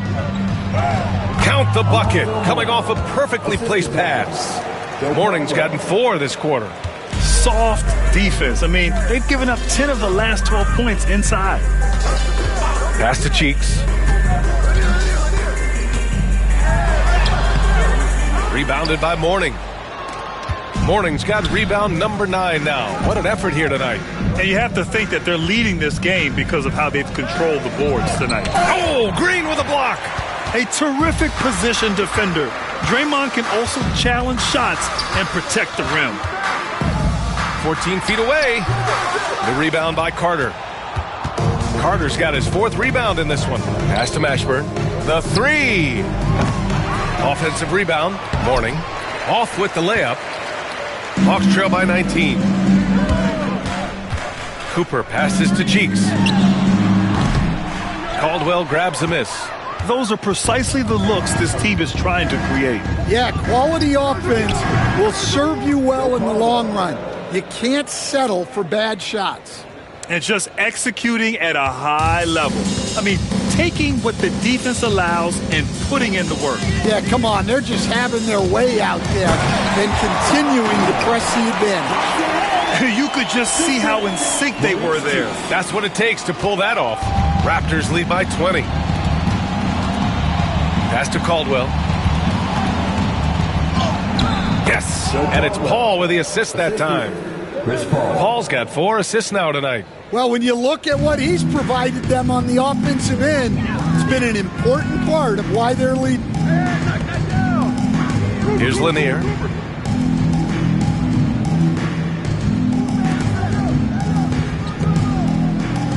George feels it out a bit. 6 on the shot clock. No good on the triple. Well, he just doesn't have it right now. It's as simple as that. And his team is struggling as a result. 4-3. Pure from three-point range. George has got 5 points. And great range is a big part of why George is a high-level scorer. We've got 1:48 left in the third quarter. Here's Paul. It goes again. His 6th basket in 7 tries. Their interior D continues to look shaky. Not a good matchup for them right now. Cheeks passes to Lanier. His first. And let's take a moment here to get your take, guys, on the scoring so far for Toronto. Well, their passing has been just exceptional, and it's opened up the floor for them on numerous occasions. They're also finding a lot of points tonight off of transition play, running the floor and using the fast break to beat the defense.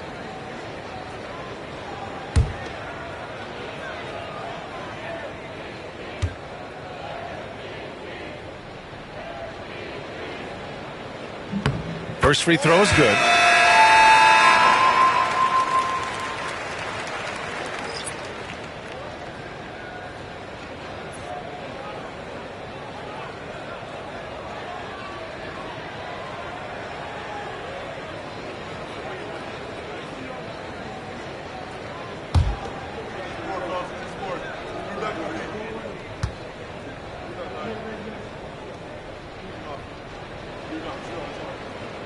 That one falls, so he hits both of them.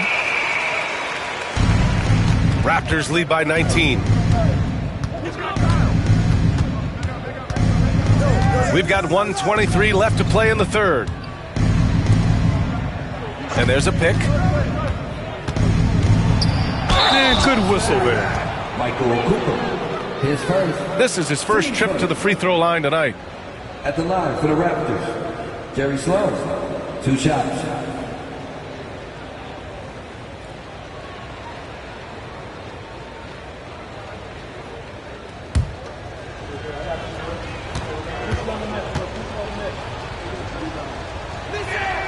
And he makes a first.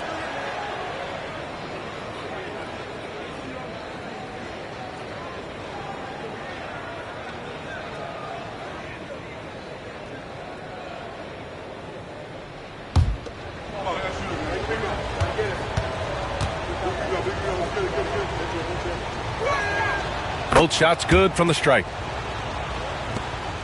1:14 left in the third. Hawks trail by 21. Outside, Green. Oh, there's the alley! And an emphatic jam on the lob. Here's Lowry. He has 6.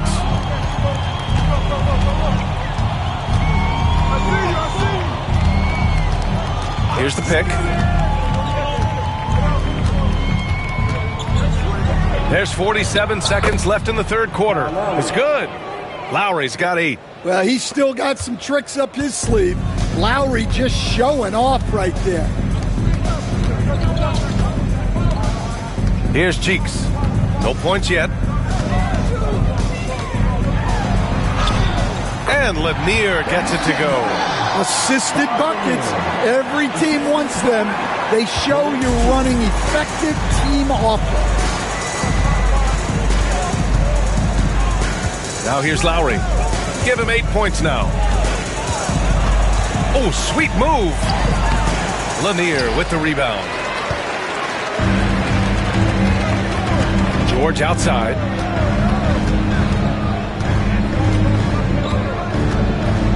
With 4 on the clock. That one's wide left. And as we end the third quarter, a double-digit deficit will make it tough to come back. It's the Raptors up 19. And we're just moments away from the start of quarter number 4. Stay with us.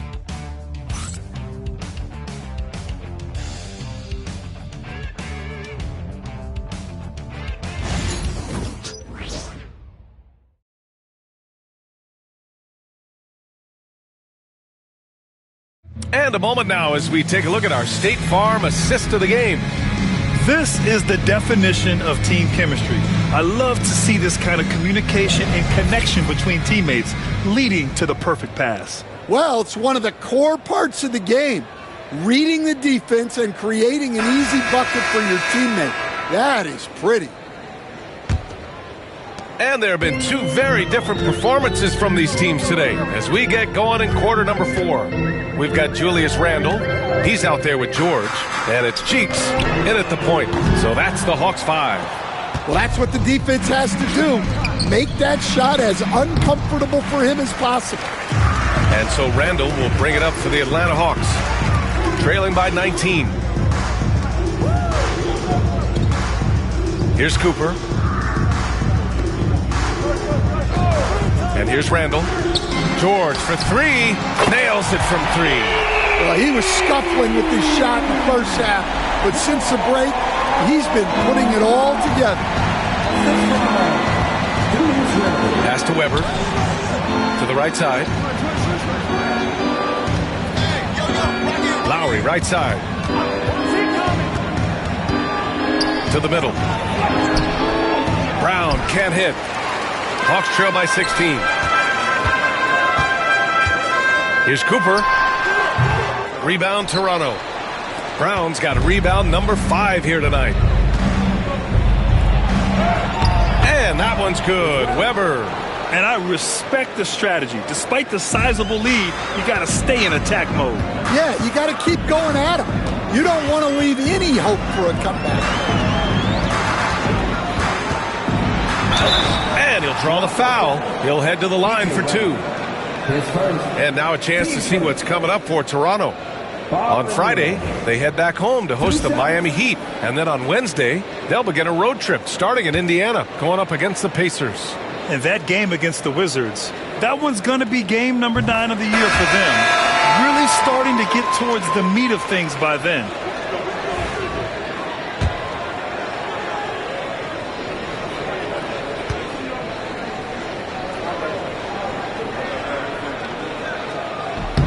And that one goes in. 2 from the line that time. And they've done well from the free throw line this half. No misses yet.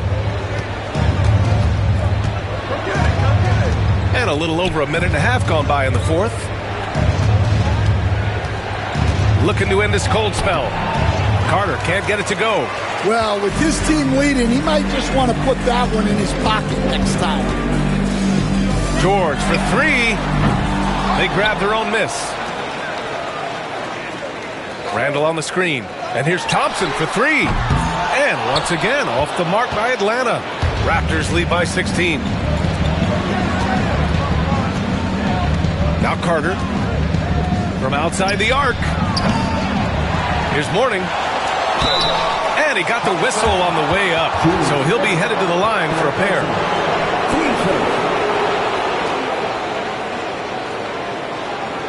At the line for the Raptors. A lot for Mourning. Taking 2 shots. And the first one at the line is good.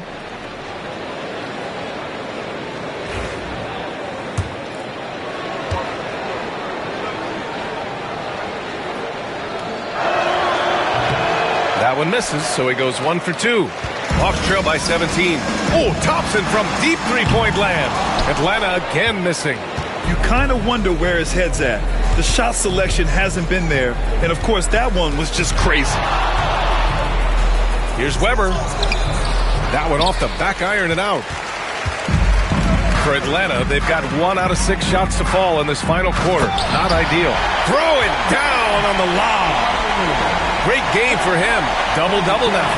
I would imagine it's nearly impossible to not get fired up after that play. Grant, check these guys out on the bench. Their reaction says it all. They are fired up. Here's Caldwell. Offline with a 3. The Hawks have gone 2 for 7 from the field here in the fourth. Not great. Pass to Thompson. Paul with a steal. Inside. Here's Weber. Can't hit that one. Good work defensively by Randall. On the wing, Thompson. He's guarded by Paul. Here's George. And count that. 2 points and a chance for one more at the line. And just not letting the tough defense stifle him. I mean, George gets the shot he wants. Hustle pays dividends, I'll tell you. And when it's getting you to the line like that, whew, man, what a night.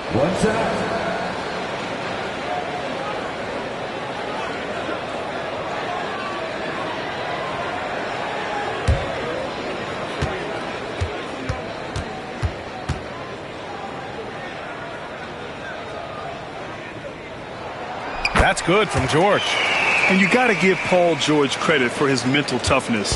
There's always lots of chatter out there, but he tunes it out and just focuses on his game. Back to Paul. Pass to Carter. And it's slammed in by Carter. Attacking the rim with power. Tremendous finish. George against Carter.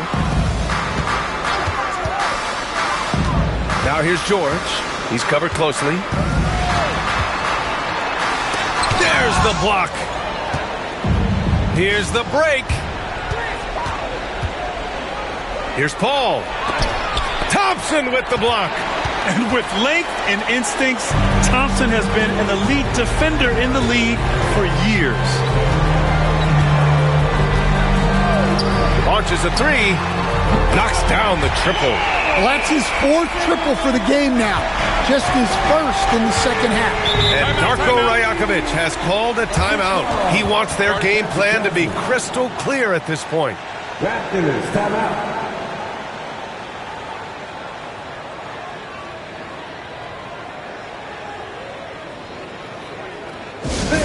Make some noise for your ATL Sixers. Green's checked in for Julius Randle.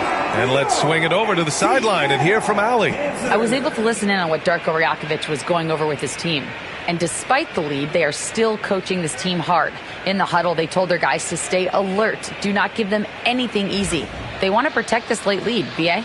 Okay, thank you, Allie.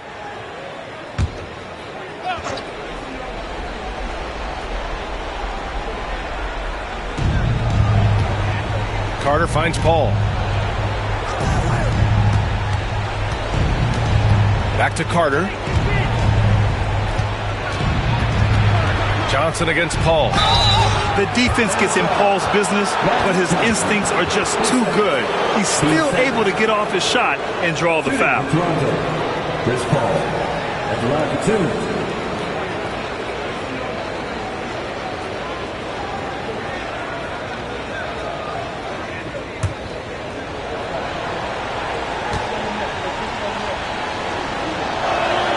That's good from Paul.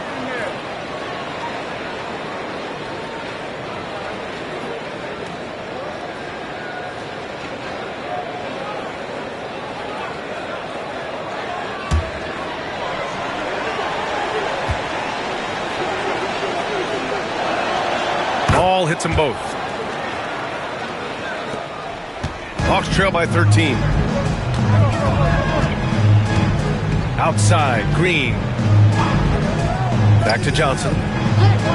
George, right side. Outside Johnson.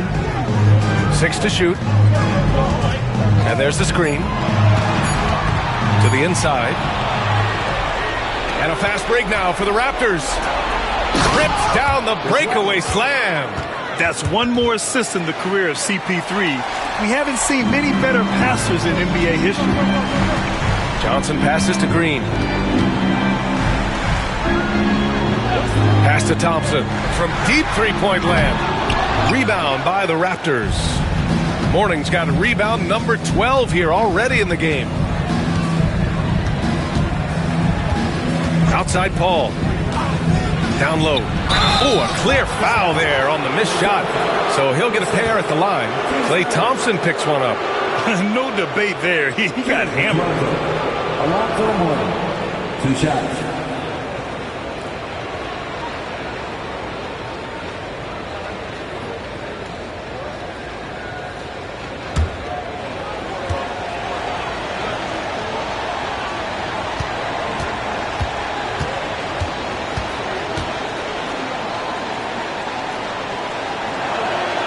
And he drops a first.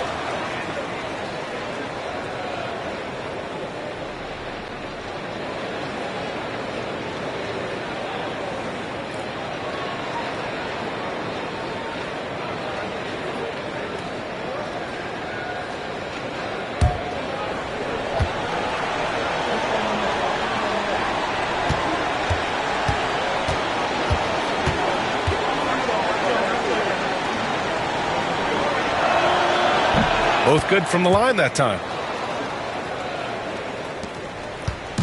And so it's Johnson with it. He brings it up for Atlanta. 17-point game. Carter, the pass to Paul. Pass to Caldwell. Knocked loose. And the Hawks shooting around 39%. They'd like to get that higher. Here's Johnson on the money from 12 feet away. Once he breaks out the crossover, you just know something special is about to happen. Johnson against Paul. Pass to Weber. It's good. The assist that time from Paul. Paul's got 7 assists in the game. Gotta love how they've just maintained their intensity, even when they're this far up. Yeah, and at this point in the game, just protect the ball, make smart decisions, don't give them a chance to get back in the game. Now a timeout called by Atlanta. They're behind by 17.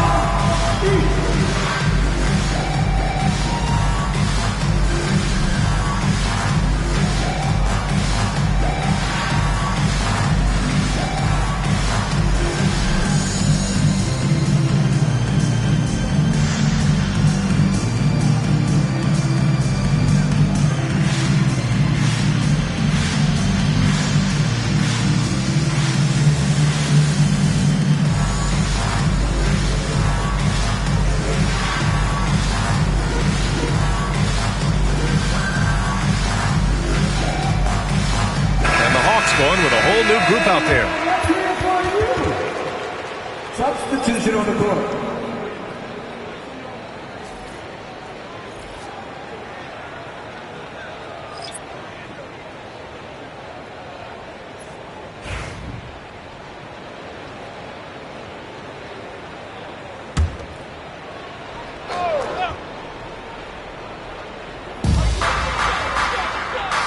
Allen, the pass to Battier. And the league has made it clear, Grant, it sees streaming at the forefront of basketball viewing going forward. Well, B.A., it's a no-brainer. The internet is the future, after all, and streaming opens a lot more options for engaging with fans while they watch. And they were really able to find the mismatches they wanted and exploit those all night. great execution from the players and coaching staff for the Raptors. They made a point to get some good looks. Yes, they were able to pound the ball inside. I love it. And they'll chalk this up as their third win of the year. And of all the highlights and performances we've seen here tonight, the one thing that stands out is what an unbelievable night it's been for Chris Paul. Well, bottom line, he was just unstoppable at times. Not much you can do when he's playing with that kind of confidence. Here's Toronto with the ball. A big stretch here going, 10-2. Lowry outside, pass to Brown. To the paint. And we've got 28 seconds left in the game. And here's Randall, and it's blocked. Lowry with it.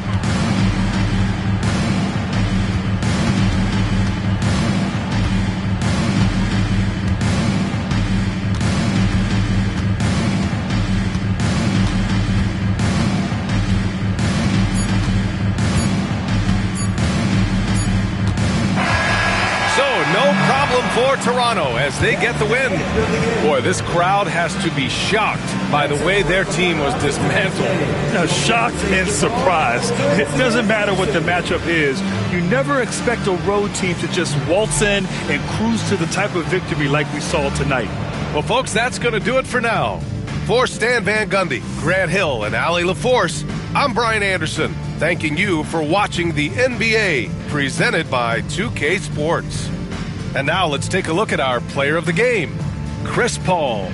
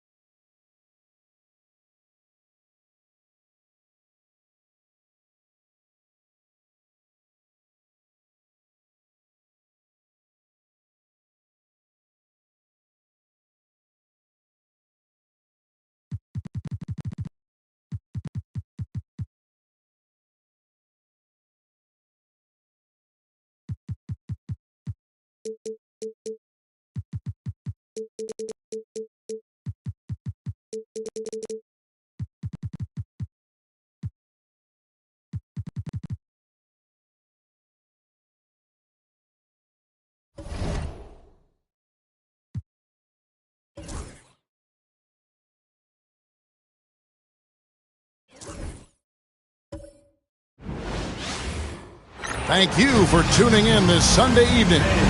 Tonight, it'll be the Boston Celtics. Here in this stage of the season break, what can struggling teams do?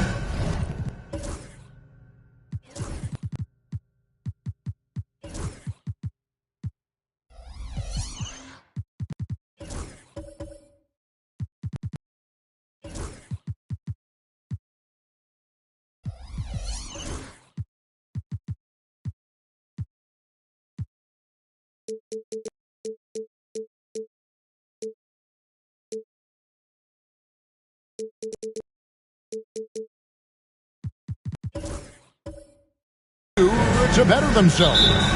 You mean besides make a big trade move? I mean, I think about lineups and schemes. You have to look at what you can control and really establish your identity. So a look at the starters for the Wizards. Artest is out there with Howell. Then it's Kareem. Then there's Johnson. And it's Guerin in at the 2 guard. I love the determination he showed there, getting himself into good position under the glass. With the presence of mind to know just where the rebound was going to come down. Well timed. And he gets it to go. Just setting the tone with an aggressive move to the rack. And where's the help defensively? Yeah, APB sent out to try to find out where the defense is. Inexcusable.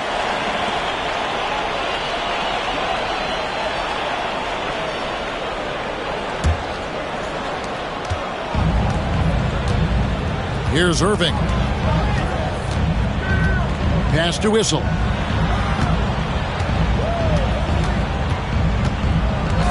Now Fox.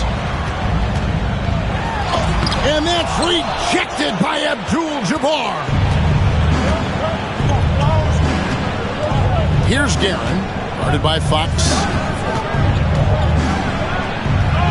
And the shot is good from Johnson. How about how he sets his man up there, runs him right into the screen, and then gets the basket. Pass to Whistle. Back to Irving. That one's in, his first shot this game. He's such a gifted finisher. Once Kyrie gets inside, he knows he's got you where he wants you. You know, Brent, the Wizards had a very tough 23-24 campaign, didn't they? Very difficult for everybody, their fans, their ownership, and their coaching staff, which changed last year. Just 15 wins, a record low for a very prideful Washington franchise. Their offense struggled, their defense was 28th.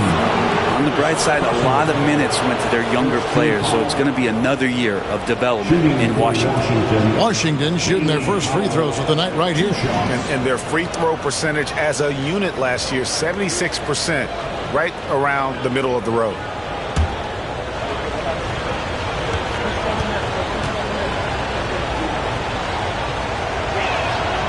And he makes the first.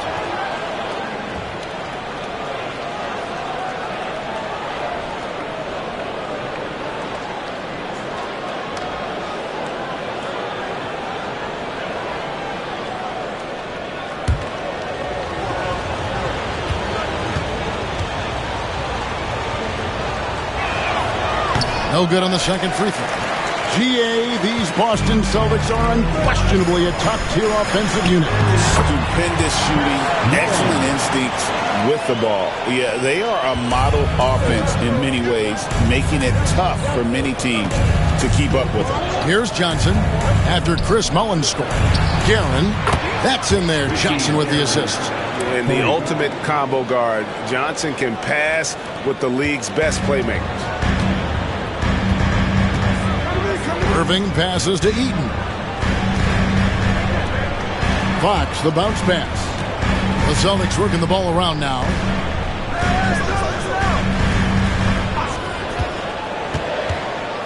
Just 5 to shoot. And that's rejected by Abdul-Jabbar. Pass to Guerin. Here's our test.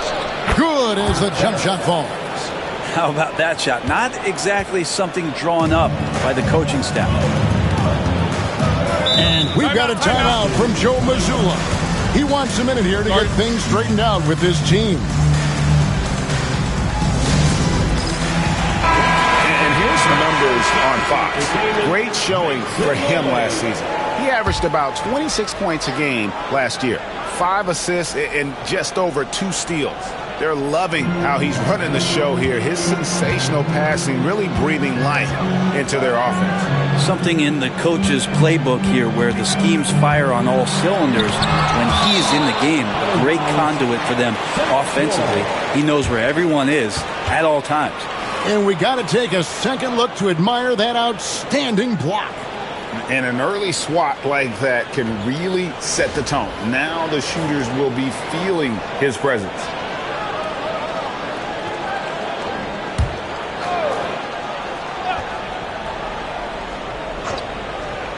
Six on the shot clock. No good from Irving. Well, maybe not the best shot against that kind of defense, but he still has the ability to knock that kind of shot down. Celtics trail by 4. Just under 3.5 minutes gone here in the first quarter. Again, the miss by the Celtics. Maybe a time to rest him right now. Just give him a bit of a breather. Try to help him get back on track. The offensive rebound. Here's Howell. No good on the 3. The Celtics have gotten just 3 of their first 9 shots to go down in this game. And the call on the shot that sends him to the line. And for De'Aaron Fox, his three-point shooting, Greg, has come a long way. In his rookie season, he only shot 30% on 2 attempts per game. But his volume and efficiency have both gone way up. And it's made him much more dangerous offensively.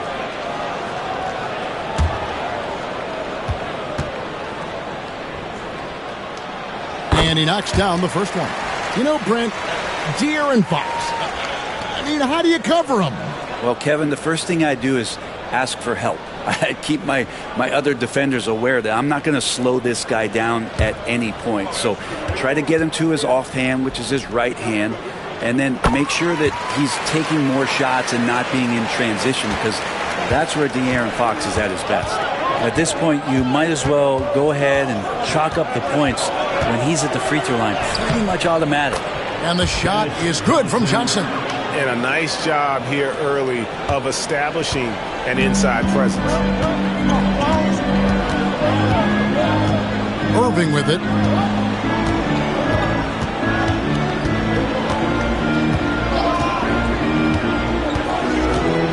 Shot on the wing. And he can't bank that one in. Just doing the job on the backboard. Johnson outside. This one for 3. That's good, and he's now 3 for 4 from the field. Now Irving. Pass to Whistle. Back to Irving. Goes up and lays it nice and easy. Irving's got his second bucket tonight. He's just such a well-rounded offensive player. He's got a little bit of everything. Johnson, the pass to Howell. Here's Guerin. Here's Abdul-Jabbar, and the dunk by Abdul-Jabbar. And not much you can do defensively once Kareem gets the ball in that close. Too much height, too much talent. And so Joe Mazzulla calls for the timeout. He's made the decision. He wants to huddle up with his guy. Get ready to dance like everyone's watching.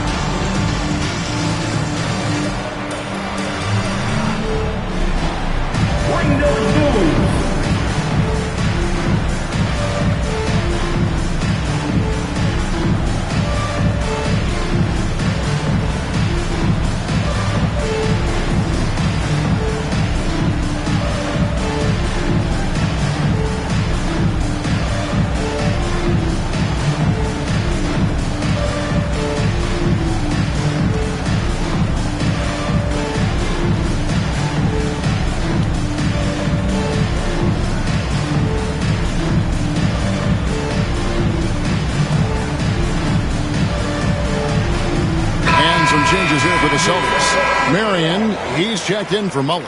Drexler comes in for Fox. And Monroe's subbed in for Kyrie Irving.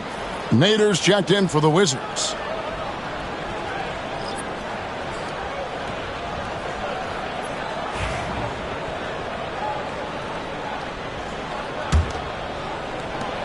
Celtics trail by 7. Well, Greg, Boston didn't just win the title. They won their 18th NBA championship in style.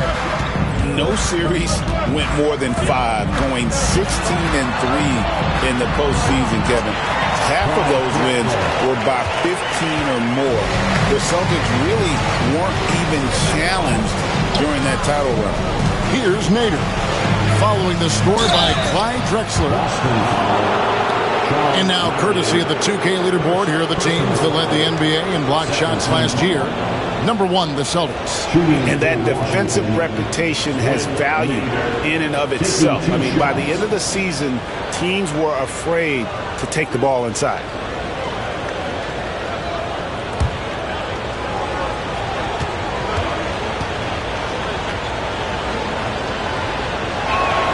The first one falls. Well, it's no secret this Washington team is in a rebuilding phase. But, Brent, they've collected some assets. Yeah, they got some flexibility here, Kevin, and they made the call to start over. They took some other players that other teams didn't want, along with some draft picks, which sometimes you have to do when you're bottoming out. They have a good toolbox to rebuild them.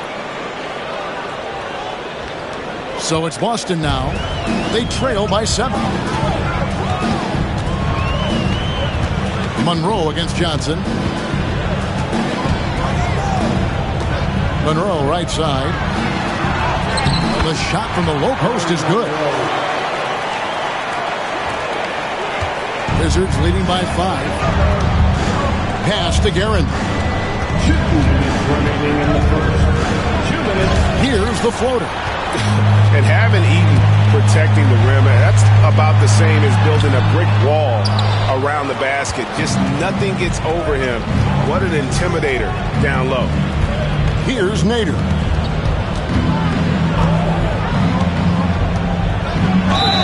And the bucket is good. 3-point play chance here for him. And they've done well at taking advantage of some late defensive rotations and getting the ball in the paint.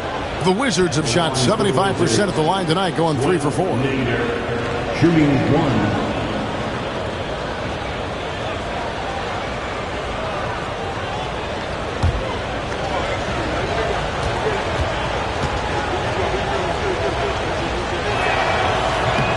And the free throw, no good. And so it's Monroe with it, bringing it up for the Celtics. 7-point differential. Outplayed in the previous game on their schedule, losing to the Raptors.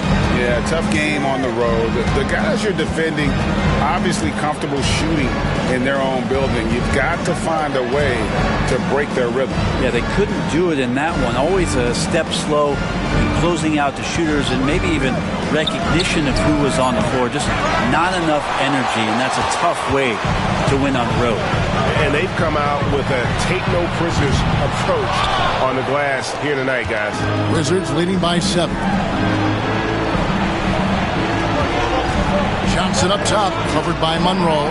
The kick out to Abdul-Jabbar. Guerin passes to Johnson. Here's Guerin.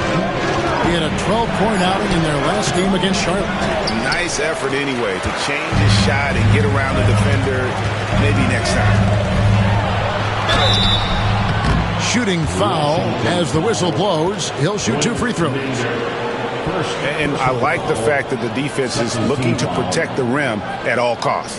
This is his first free throw of the game. Monroe at the line for 2 shots. Shoot 2.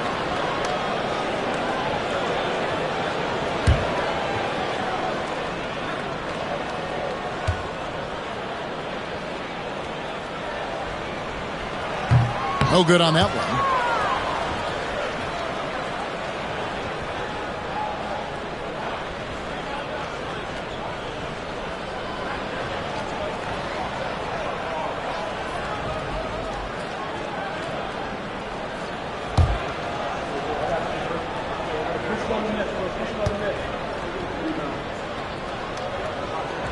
And he's good on the second. Washington leading now by 6. 8-second difference between the shot clock and the game clock. Here's Nader. And he makes that one. Nader's got 6 points. Austin's gone 0 of 2 from deep here. Johnson against Monroe.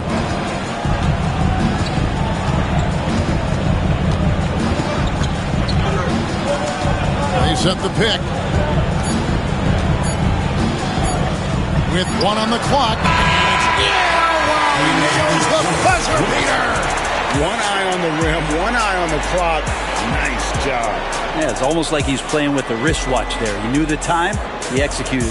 And so it's the Washington Wizards. With their lead standing at 6 points here at the end of the quarter. They're playing a bruising game inside, and it's working for them. And we'll be back with you shortly.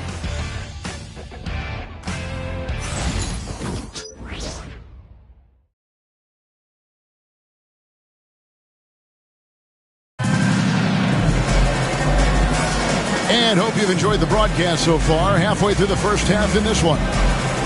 And some stats here, guys. The scoring breakdown for the Wizards.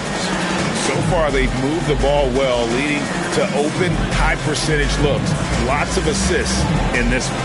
Well, whether the defense is inviting these shots or not, it's been great in the mid-range. And so producing from there, that bodes well.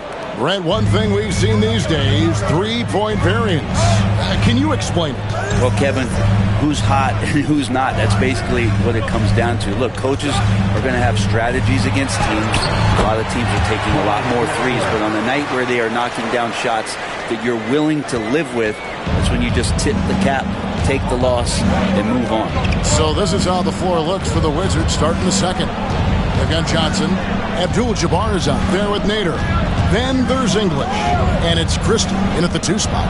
English uses the glass to finish the layup. English has got his first points of the night. You can't just stop when there's a pick set up. Got to fight over it as a defender. That's one that the coaches will watch tomorrow with that player. You hate to see him give up in that situation.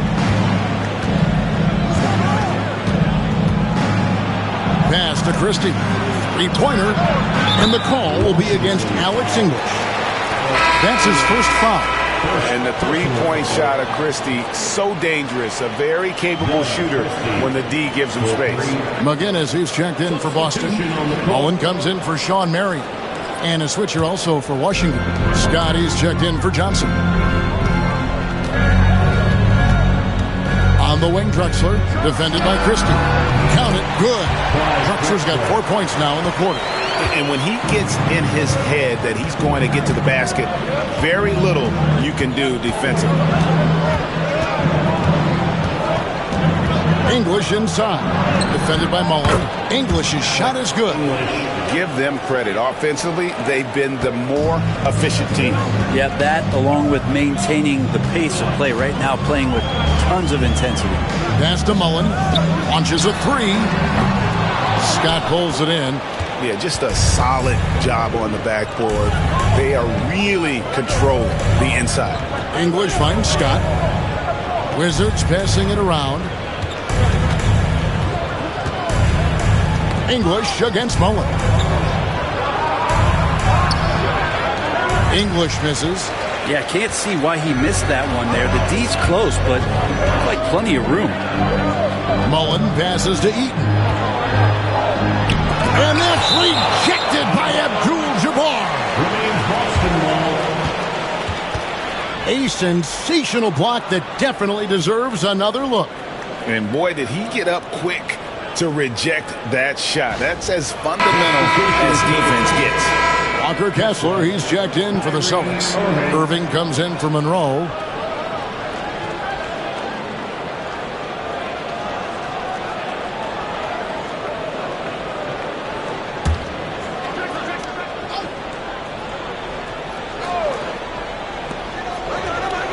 Irving passes to Drexler. Good, and the assist goes to Irving. Drexler's got 9 points.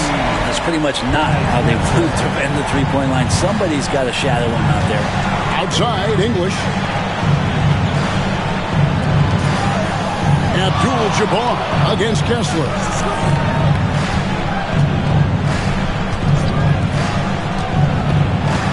Outside, Scott. 4 on the clock. The three. Rebound, Boston. And I think that one could have easily have fallen for him. Here's Irving. It's rebounded by Nader. Nader's got 4 rebounds now tonight. Outside, Scott. English looking around. That shot off. Mullen with the defensive effort. Celtics trail by 6. 9 feet out. Rebound, Washington. Nader's got 5 rebounds tonight. Oh, and he's going up for the alley-oop here. And out of bounds as the Celtics gain possession.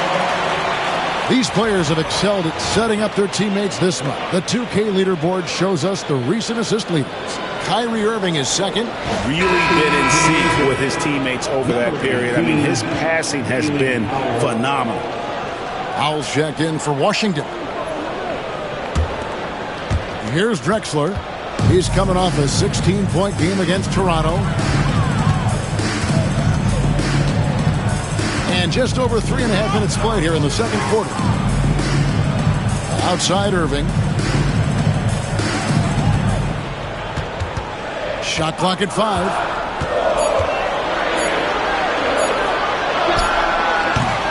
And another miss by Boston. Well, his poor shooting is a big reason that they're staring at this deficit right now. He needs to get on track if they're going to find a way to win. Now, here's Scott. Hasn't made one yet.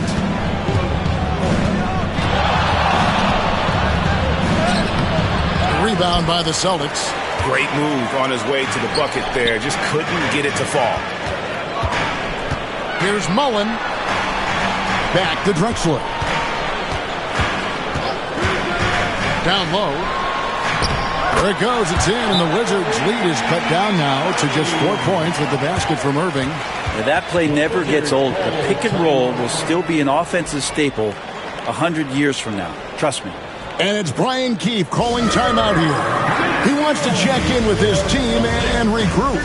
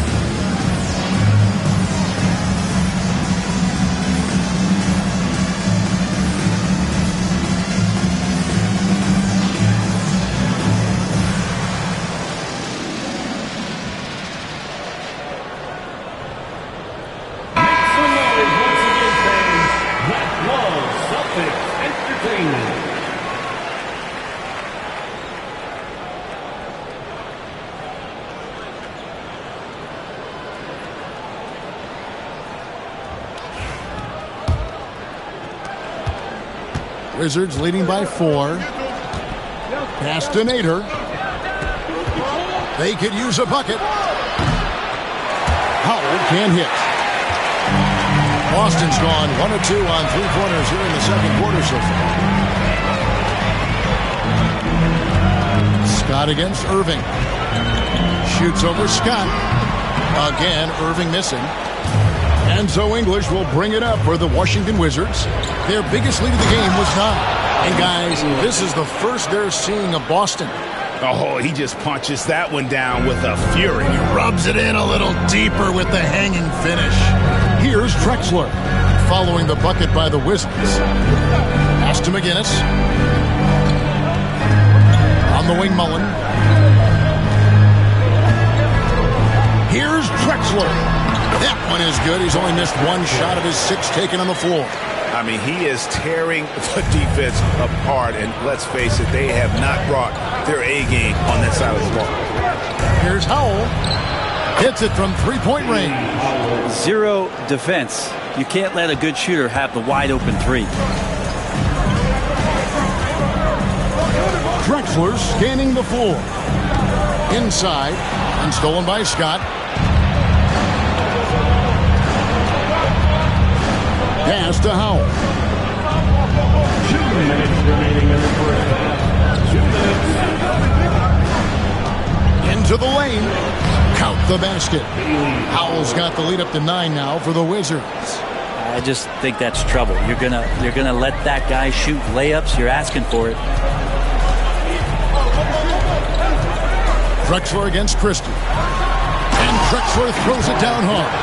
And how about the offensive explosion here by Clyde Drexler? Has really developed his skill set. No one's been able to match up with him all night.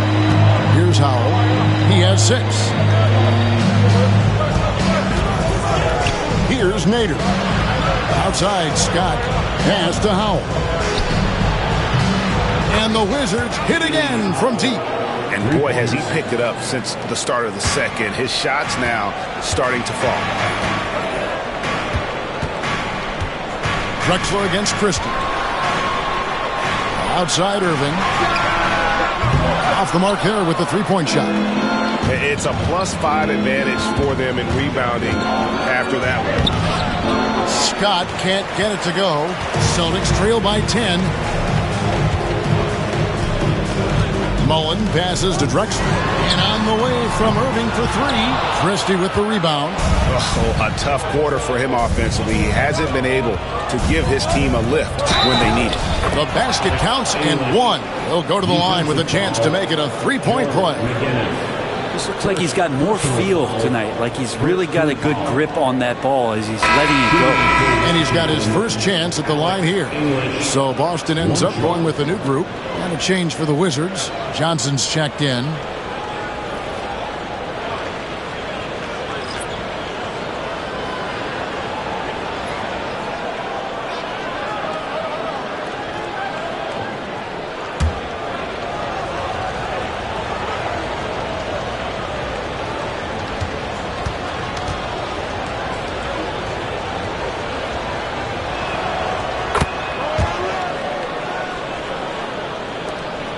.32 seconds left now here in the second.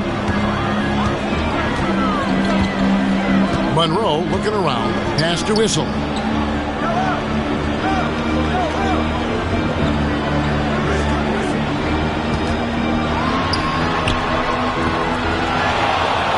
A second chance effort.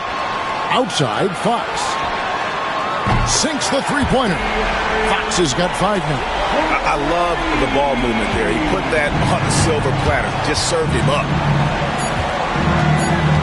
Here's Johnson. And the last second attempt doesn't fall.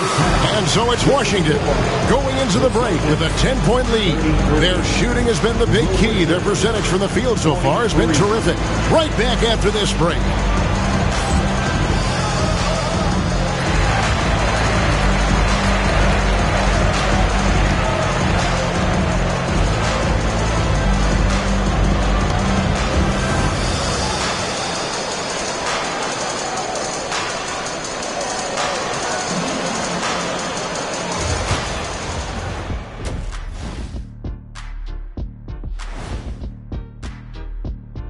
Thanks for tuning in. Welcome.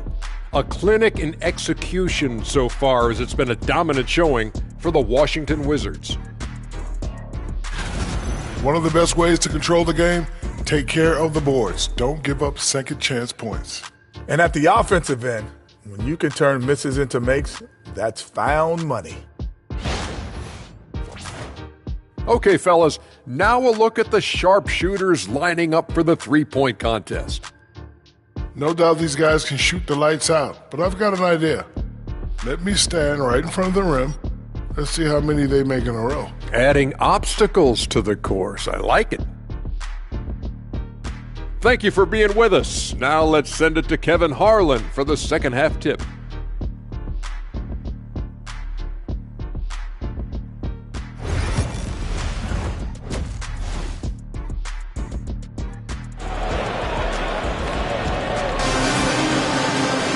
And we've got third quarter of basketball for you. 2 quarters in the books. It's been a clinic so far from Clyde Drexler. Definitely been challenging the defense here early on, not settling for anything outside. And you want these kind of nights where you can start to see those openings before they happen.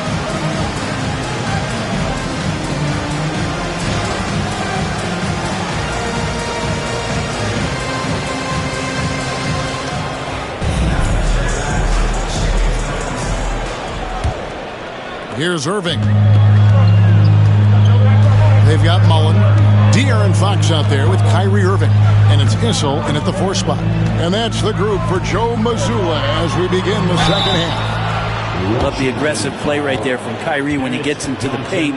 Determined to score, but for sure get contact. He's getting his first free throw attempt of the night right now. At the line for the Celtics, Kyrie Irving. At the line for 2 shots.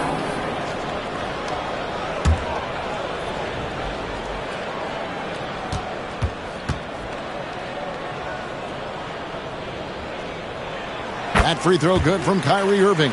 It's got to be something else to be a teammate of Irving's. What a generational talent.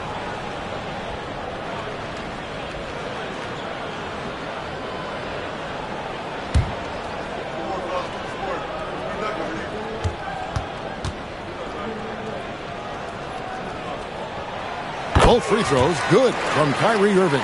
And Irving is one of the most gifted players we've ever seen. I mean, who still continues to play at a high level. And stolen by Kyrie Irving.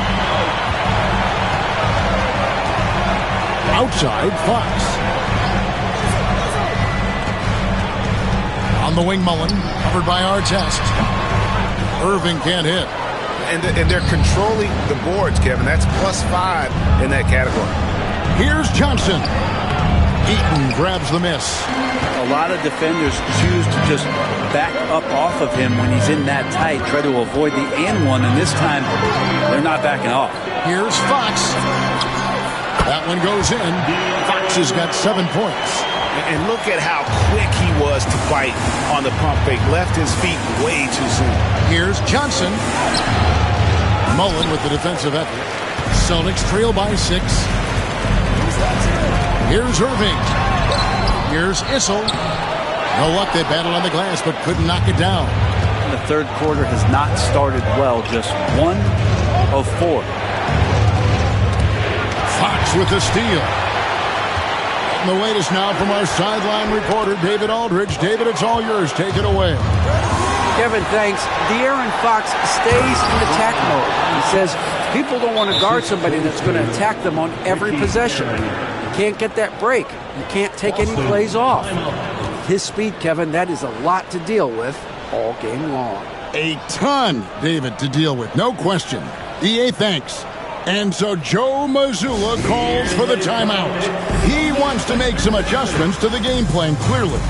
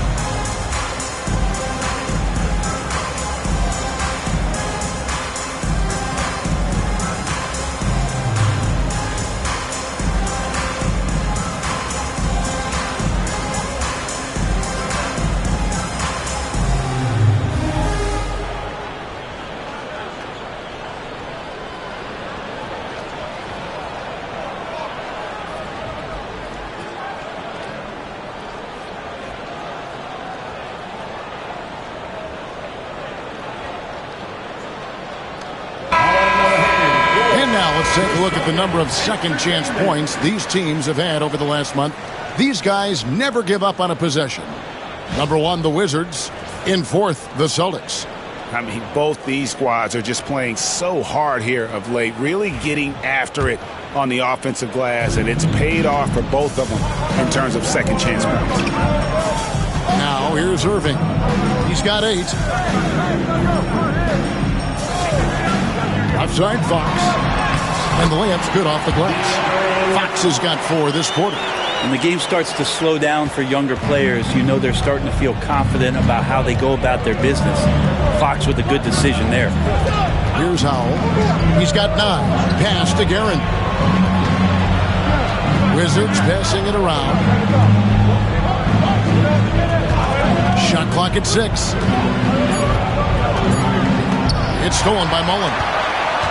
In a fast break now for the Celtics. And Mullen with the slam. Gotta take care of the ball. They'll punish you if you're that careless. That's right, and that's severe punishment right there. And how about the sequence in its entirety? Momentum swing, and you love the effort here. Howell can't hit. You almost have to assume he's going to knock those down when he is that open. Mullen kicks to Fox.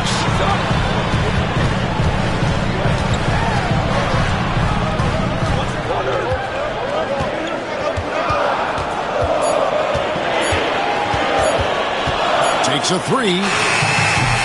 Rebound, Washington. Abdul-Jabbar's got 6 rebounds in the game. Artest the pass to Howell. And a look now at the Boston Celtics' upcoming schedule. On Wednesday, the Milwaukee Bucks will come into town. And then on Wednesday, they'll face off against Anthony Davis and the Charlotte Hornets. And looking at the Cavs matchup, that one's going to be game number 9 on the year for them. Really starting to get towards the meat of things by then. Take a break. 2 shots.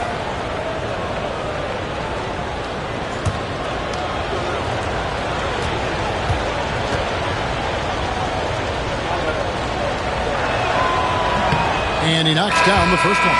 Walker Kessler, he's checked in for Boston.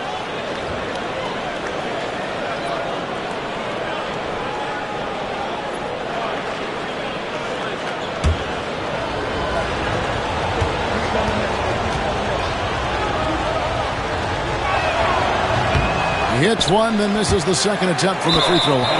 And it goes out of bounds. That one's off Abdul-Jabbar.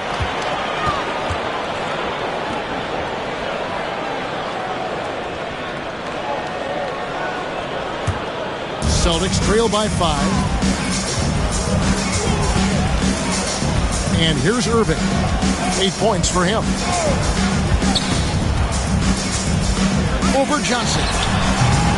And it's Irving missing. And this feels like it's snowballed a little bit on them. The more he tries to shoot his way out of this slump, the worse it seems to get. They need him to get it together. Here's Howell. He's got 10. And he lays it straight in. Howell's got 12 points in the game. Now that play never gets old. The pick and roll will still be an offensive staple 100 years from now. Trust me. Irving finds Kessler. Fox with it.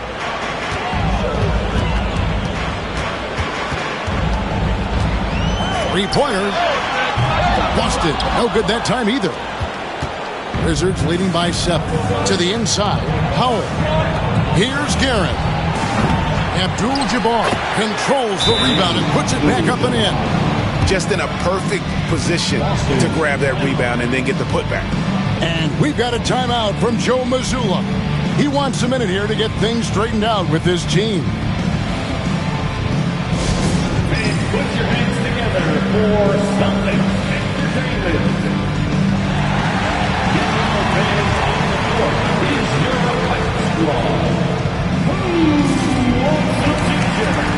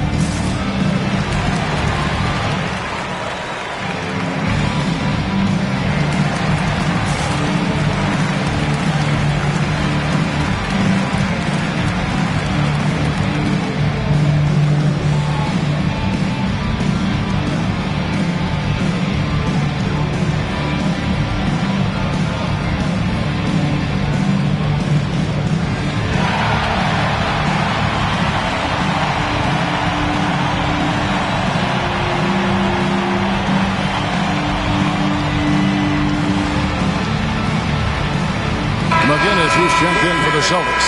Drexler comes in for Irving. And the Wizards making a change here.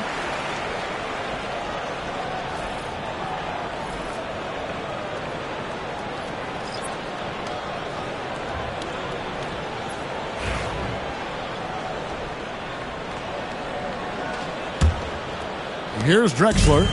He's got 13.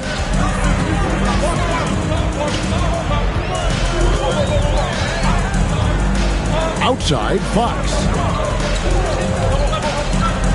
Pass to Kessler. 5 on the clock. The Celtics need to get a shot off. Mullen for 3. Good on the three-point shot. Mullen's got his 3rd bucket of the night. And this is where Mullen is most dangerous. A consistent three-point shooter with textbook form.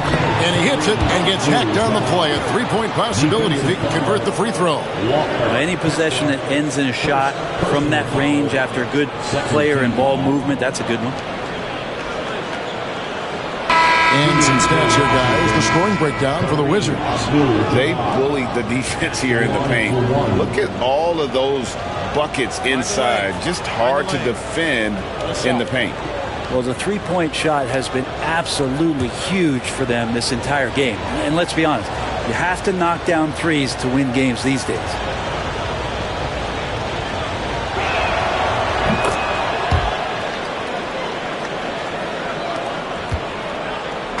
And it's Drexler with the ball for the Celtics. They trail by 9 points. The shot's good. And obviously his momentum from the last game has carried over here tonight. And the coach pretty smart for zoning in on him and giving him opportunities to stay with that confident play. Here's Guerin following the score by Clyde Drexler. There's a good screen. It's up a 3. Oh, and he almost had a 4-point play right there. He'll go to the line with a chance for 3. You're not going to find a more rugged player than Arteta. He will battle for every loose ball, every rebound, and he'll defend with every ounce of energy he has.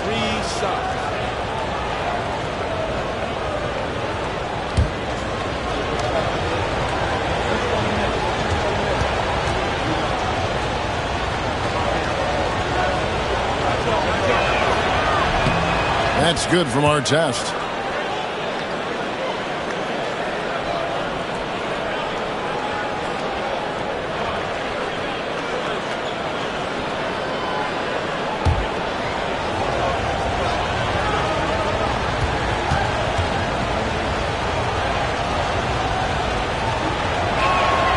He hits the second from the line. And they didn't shoot it very well from the line in the first half, but they've gotten much better since halftime, and it's helped them to secure the lead.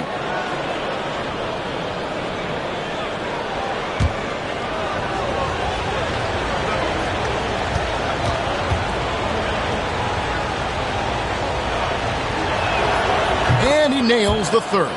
And a good job bringing that free throw percentage up here in the second half, doing a great job at the line. Drexler passes to Kessler. Monroe against Scott. Here's McGinnis. And that one, good. Wizards leading by 8.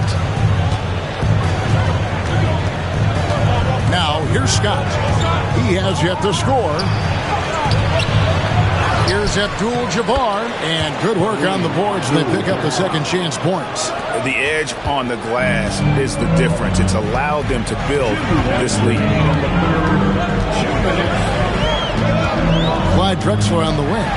15 points in the game. And McGinnis kicks to Mary. Scott against Monroe. Down to 5 on the shot clock. Lays it up off the glass. Monroe's got 7 points in the game. You can't just stop when there's a pick set up. Gotta fight over it as a defender. That's one that the coaches will watch tomorrow with that player. You hate to see him give up in that situation. Artest, good. Unwilling to let up even for a moment. That's his killer instinct, just fanning the flame. He's the guy that you want to go to right now, trying to put this one away. Now here's Drexel.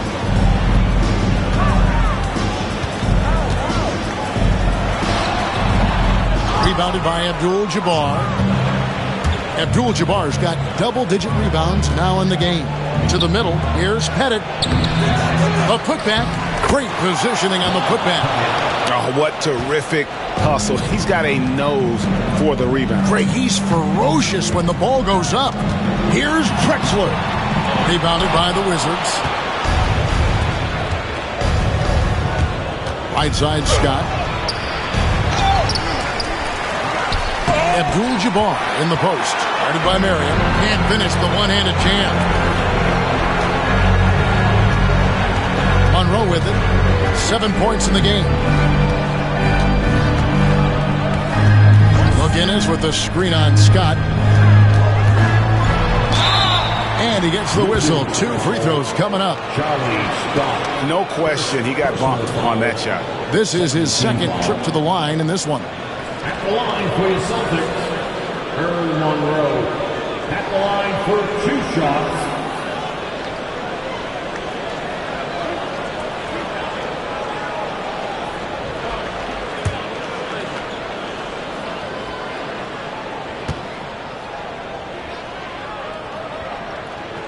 First one falls for.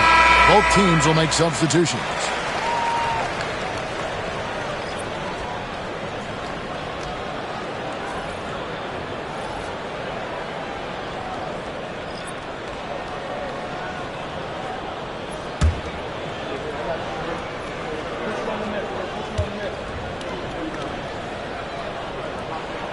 And so Monroe nails both of them. And even though they're down, they are putting on a show at the free throw line. Scott against Monroe. Christie with the screen on Monroe. Here's Scott. And he got that one up in time, but it doesn't go in. Well, through 3/4 of play, down double digits, it may be difficult to overcome. Wizards lead by 11. And time to step aside quickly, but we'll be back in no time with the start of the 4th quarter.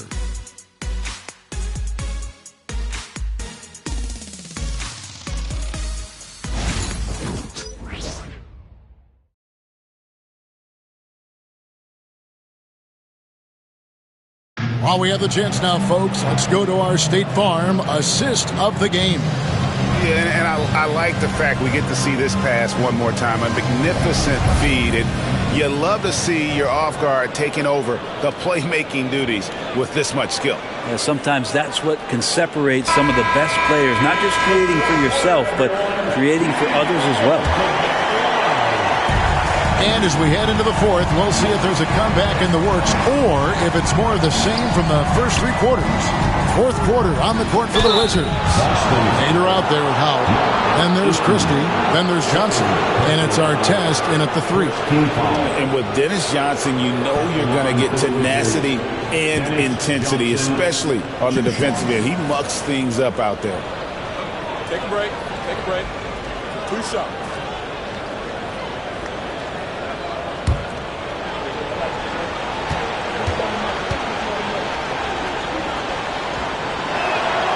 And he makes the first. Yeah, and their free throw shooting has really improved here in the second half.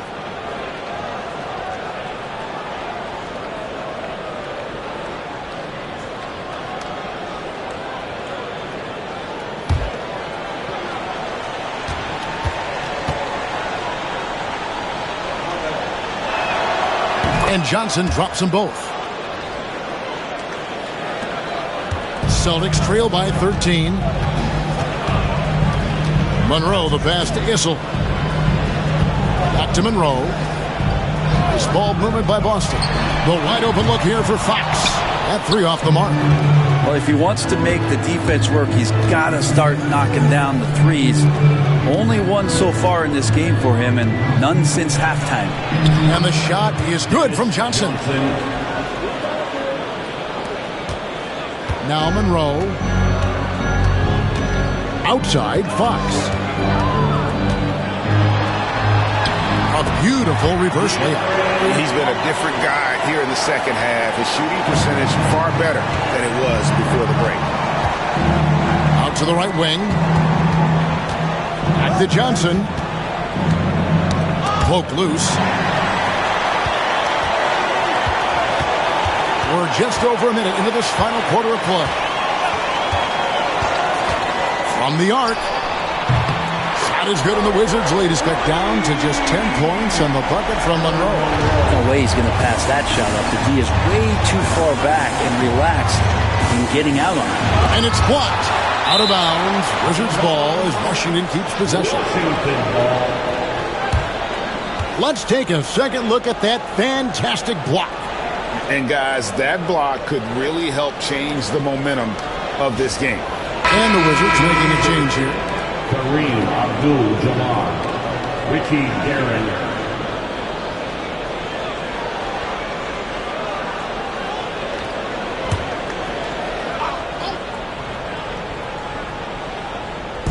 We've gone about a minute and a half into the fourth quarter.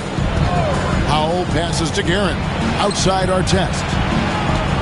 And again, the turnover by the Wizards. Now, I'm all for the crowd interacting with the players, but not so much the players interacting with the crowd. That one, errant pass.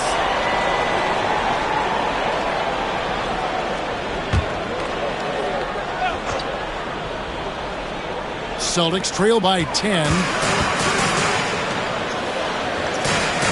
Here's Issel. Pass to Mullen. And here is Fox. They get it back. Goes back up. And that's rejected by Abdul-Jabbar. And it goes out of bounds. That one's off Abdul-Jabbar. And we have to take another glance at that powerful rejection. And this is how you protect and grow a lead, by making a huge effort on that end of the floor. Austin making a switch here. Irving's checked in.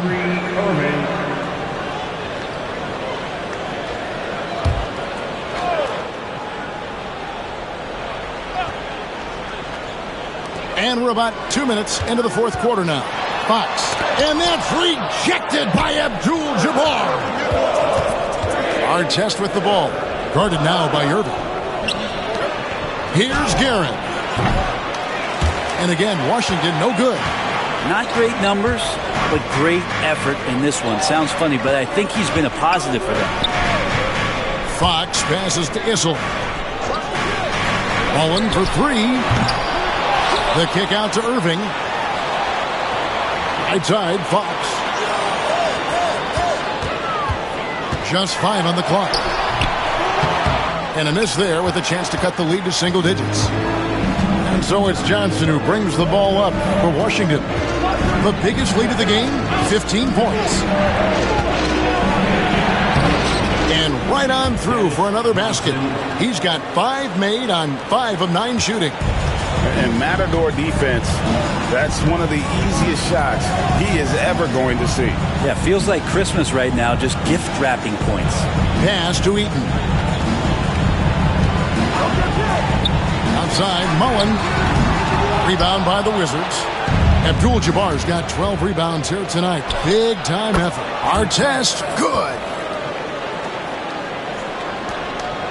Celtics trail by 14. Here's Issel. Washington foul. Bailey Howell. First personal foul. And right now, let's watch that terrific swat. Sharp instincts on D there. Just timing when to rise up and swat that one away.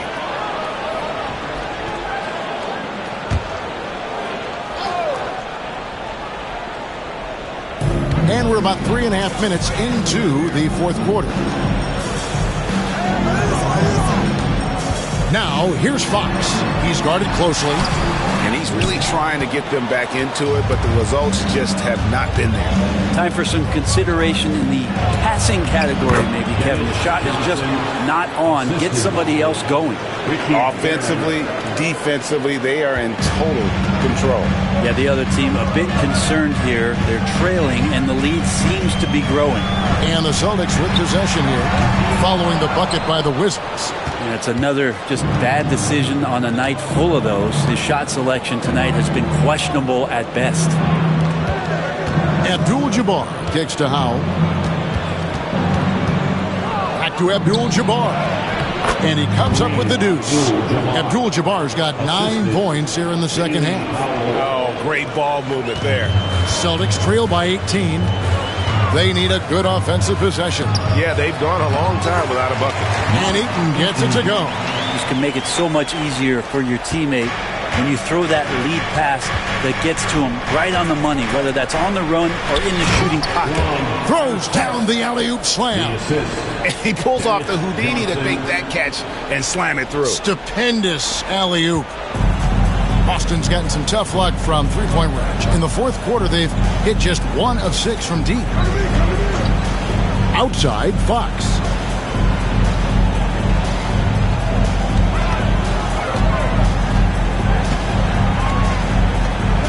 Clock at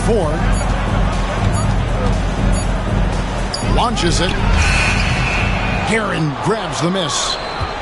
Guerin's got 5 rebounds tonight. And a big lead for them on both the scoreboard and the backboard thus far. Johnson with a screen on Mullen. Here's Guerin to the paint, and Kareem throws it down. Unstoppable tonight, as he is most nights. Jabbar has all the offensive tools, but it also keeps to a strict fitness regimen that allows him to wear people down. And we've got a timeout from Joe Mazzulla. He's very aware of the timing here and the significance of getting things squared away with his team.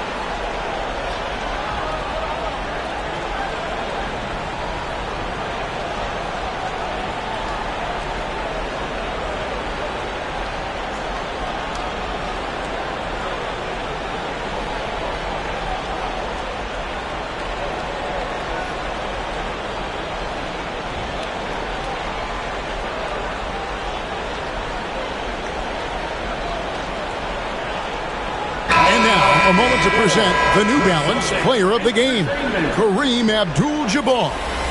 And in terms of his shooting, this has been one of the more accurate performances you'll ever see. I mean, he's been in constant motion, creating a lot of good looks for himself. But still, even when you're wide open, you expect to miss some of the time. And that has not been the case here tonight. This guy has made everything. And now we can see that when he's at his best, they are a very dangerous team, going up against the defending champs and getting the job done. Here's Fox. Brent, we know that the NBA can be compared to any league in the world, and it is regarded as the best. But as someone who has won titles like you have, is it world champs, or should we just leave it at NBA champs? Well, Kevin, it's a really good question, and I don't know what side I lean on. I prefer to talk about being the NBA champs. I mean, out of respect for what the world competitions represent, I think NBA champs is just fine. Back to Abdul-Jabbar. Eaton grabs the miss. Eaton's got rebound number 8 here tonight in the game. Abdul-Jabbar against Monroe. Sweet move. Again with the block. A defensive stalwart so far. That's 6 blocks. Greg protecting the rim. Love the hustle. And this is what they wanted. I mean, to announce their presence in this matchup with authority. Very decisive. It can definitely be considered a statement win for the Wizards. You know, it's tough to put your finger on the deciding factor in this one, but I'd say that the shooting accuracy made the difference. Yeah, I think you're on point, Kevin. They got better looks, and that tends to lead to a better field goal percentage. And during the long NBA season, each contest important here tonight. Tonight's win will give them 4 on the season. And as usual, some excellent work tonight in what was a quality big impact game for Kareem Abdul-Jabbar. You can set a tone with defense, and that's exactly what he did with how he protected the rim. Here's our test after the basket by De'Aaron Fox. That one, no good. Mullen with the defensive effort. Inside, it's stolen by Abdul-Jabbar. There's a 4-second difference from the shot clock to the game clock. Johnson, the pass to Howell. Outside our test. Nice ball movement by Washington. Here's Abdul-Jabbar. Issel grabs the board.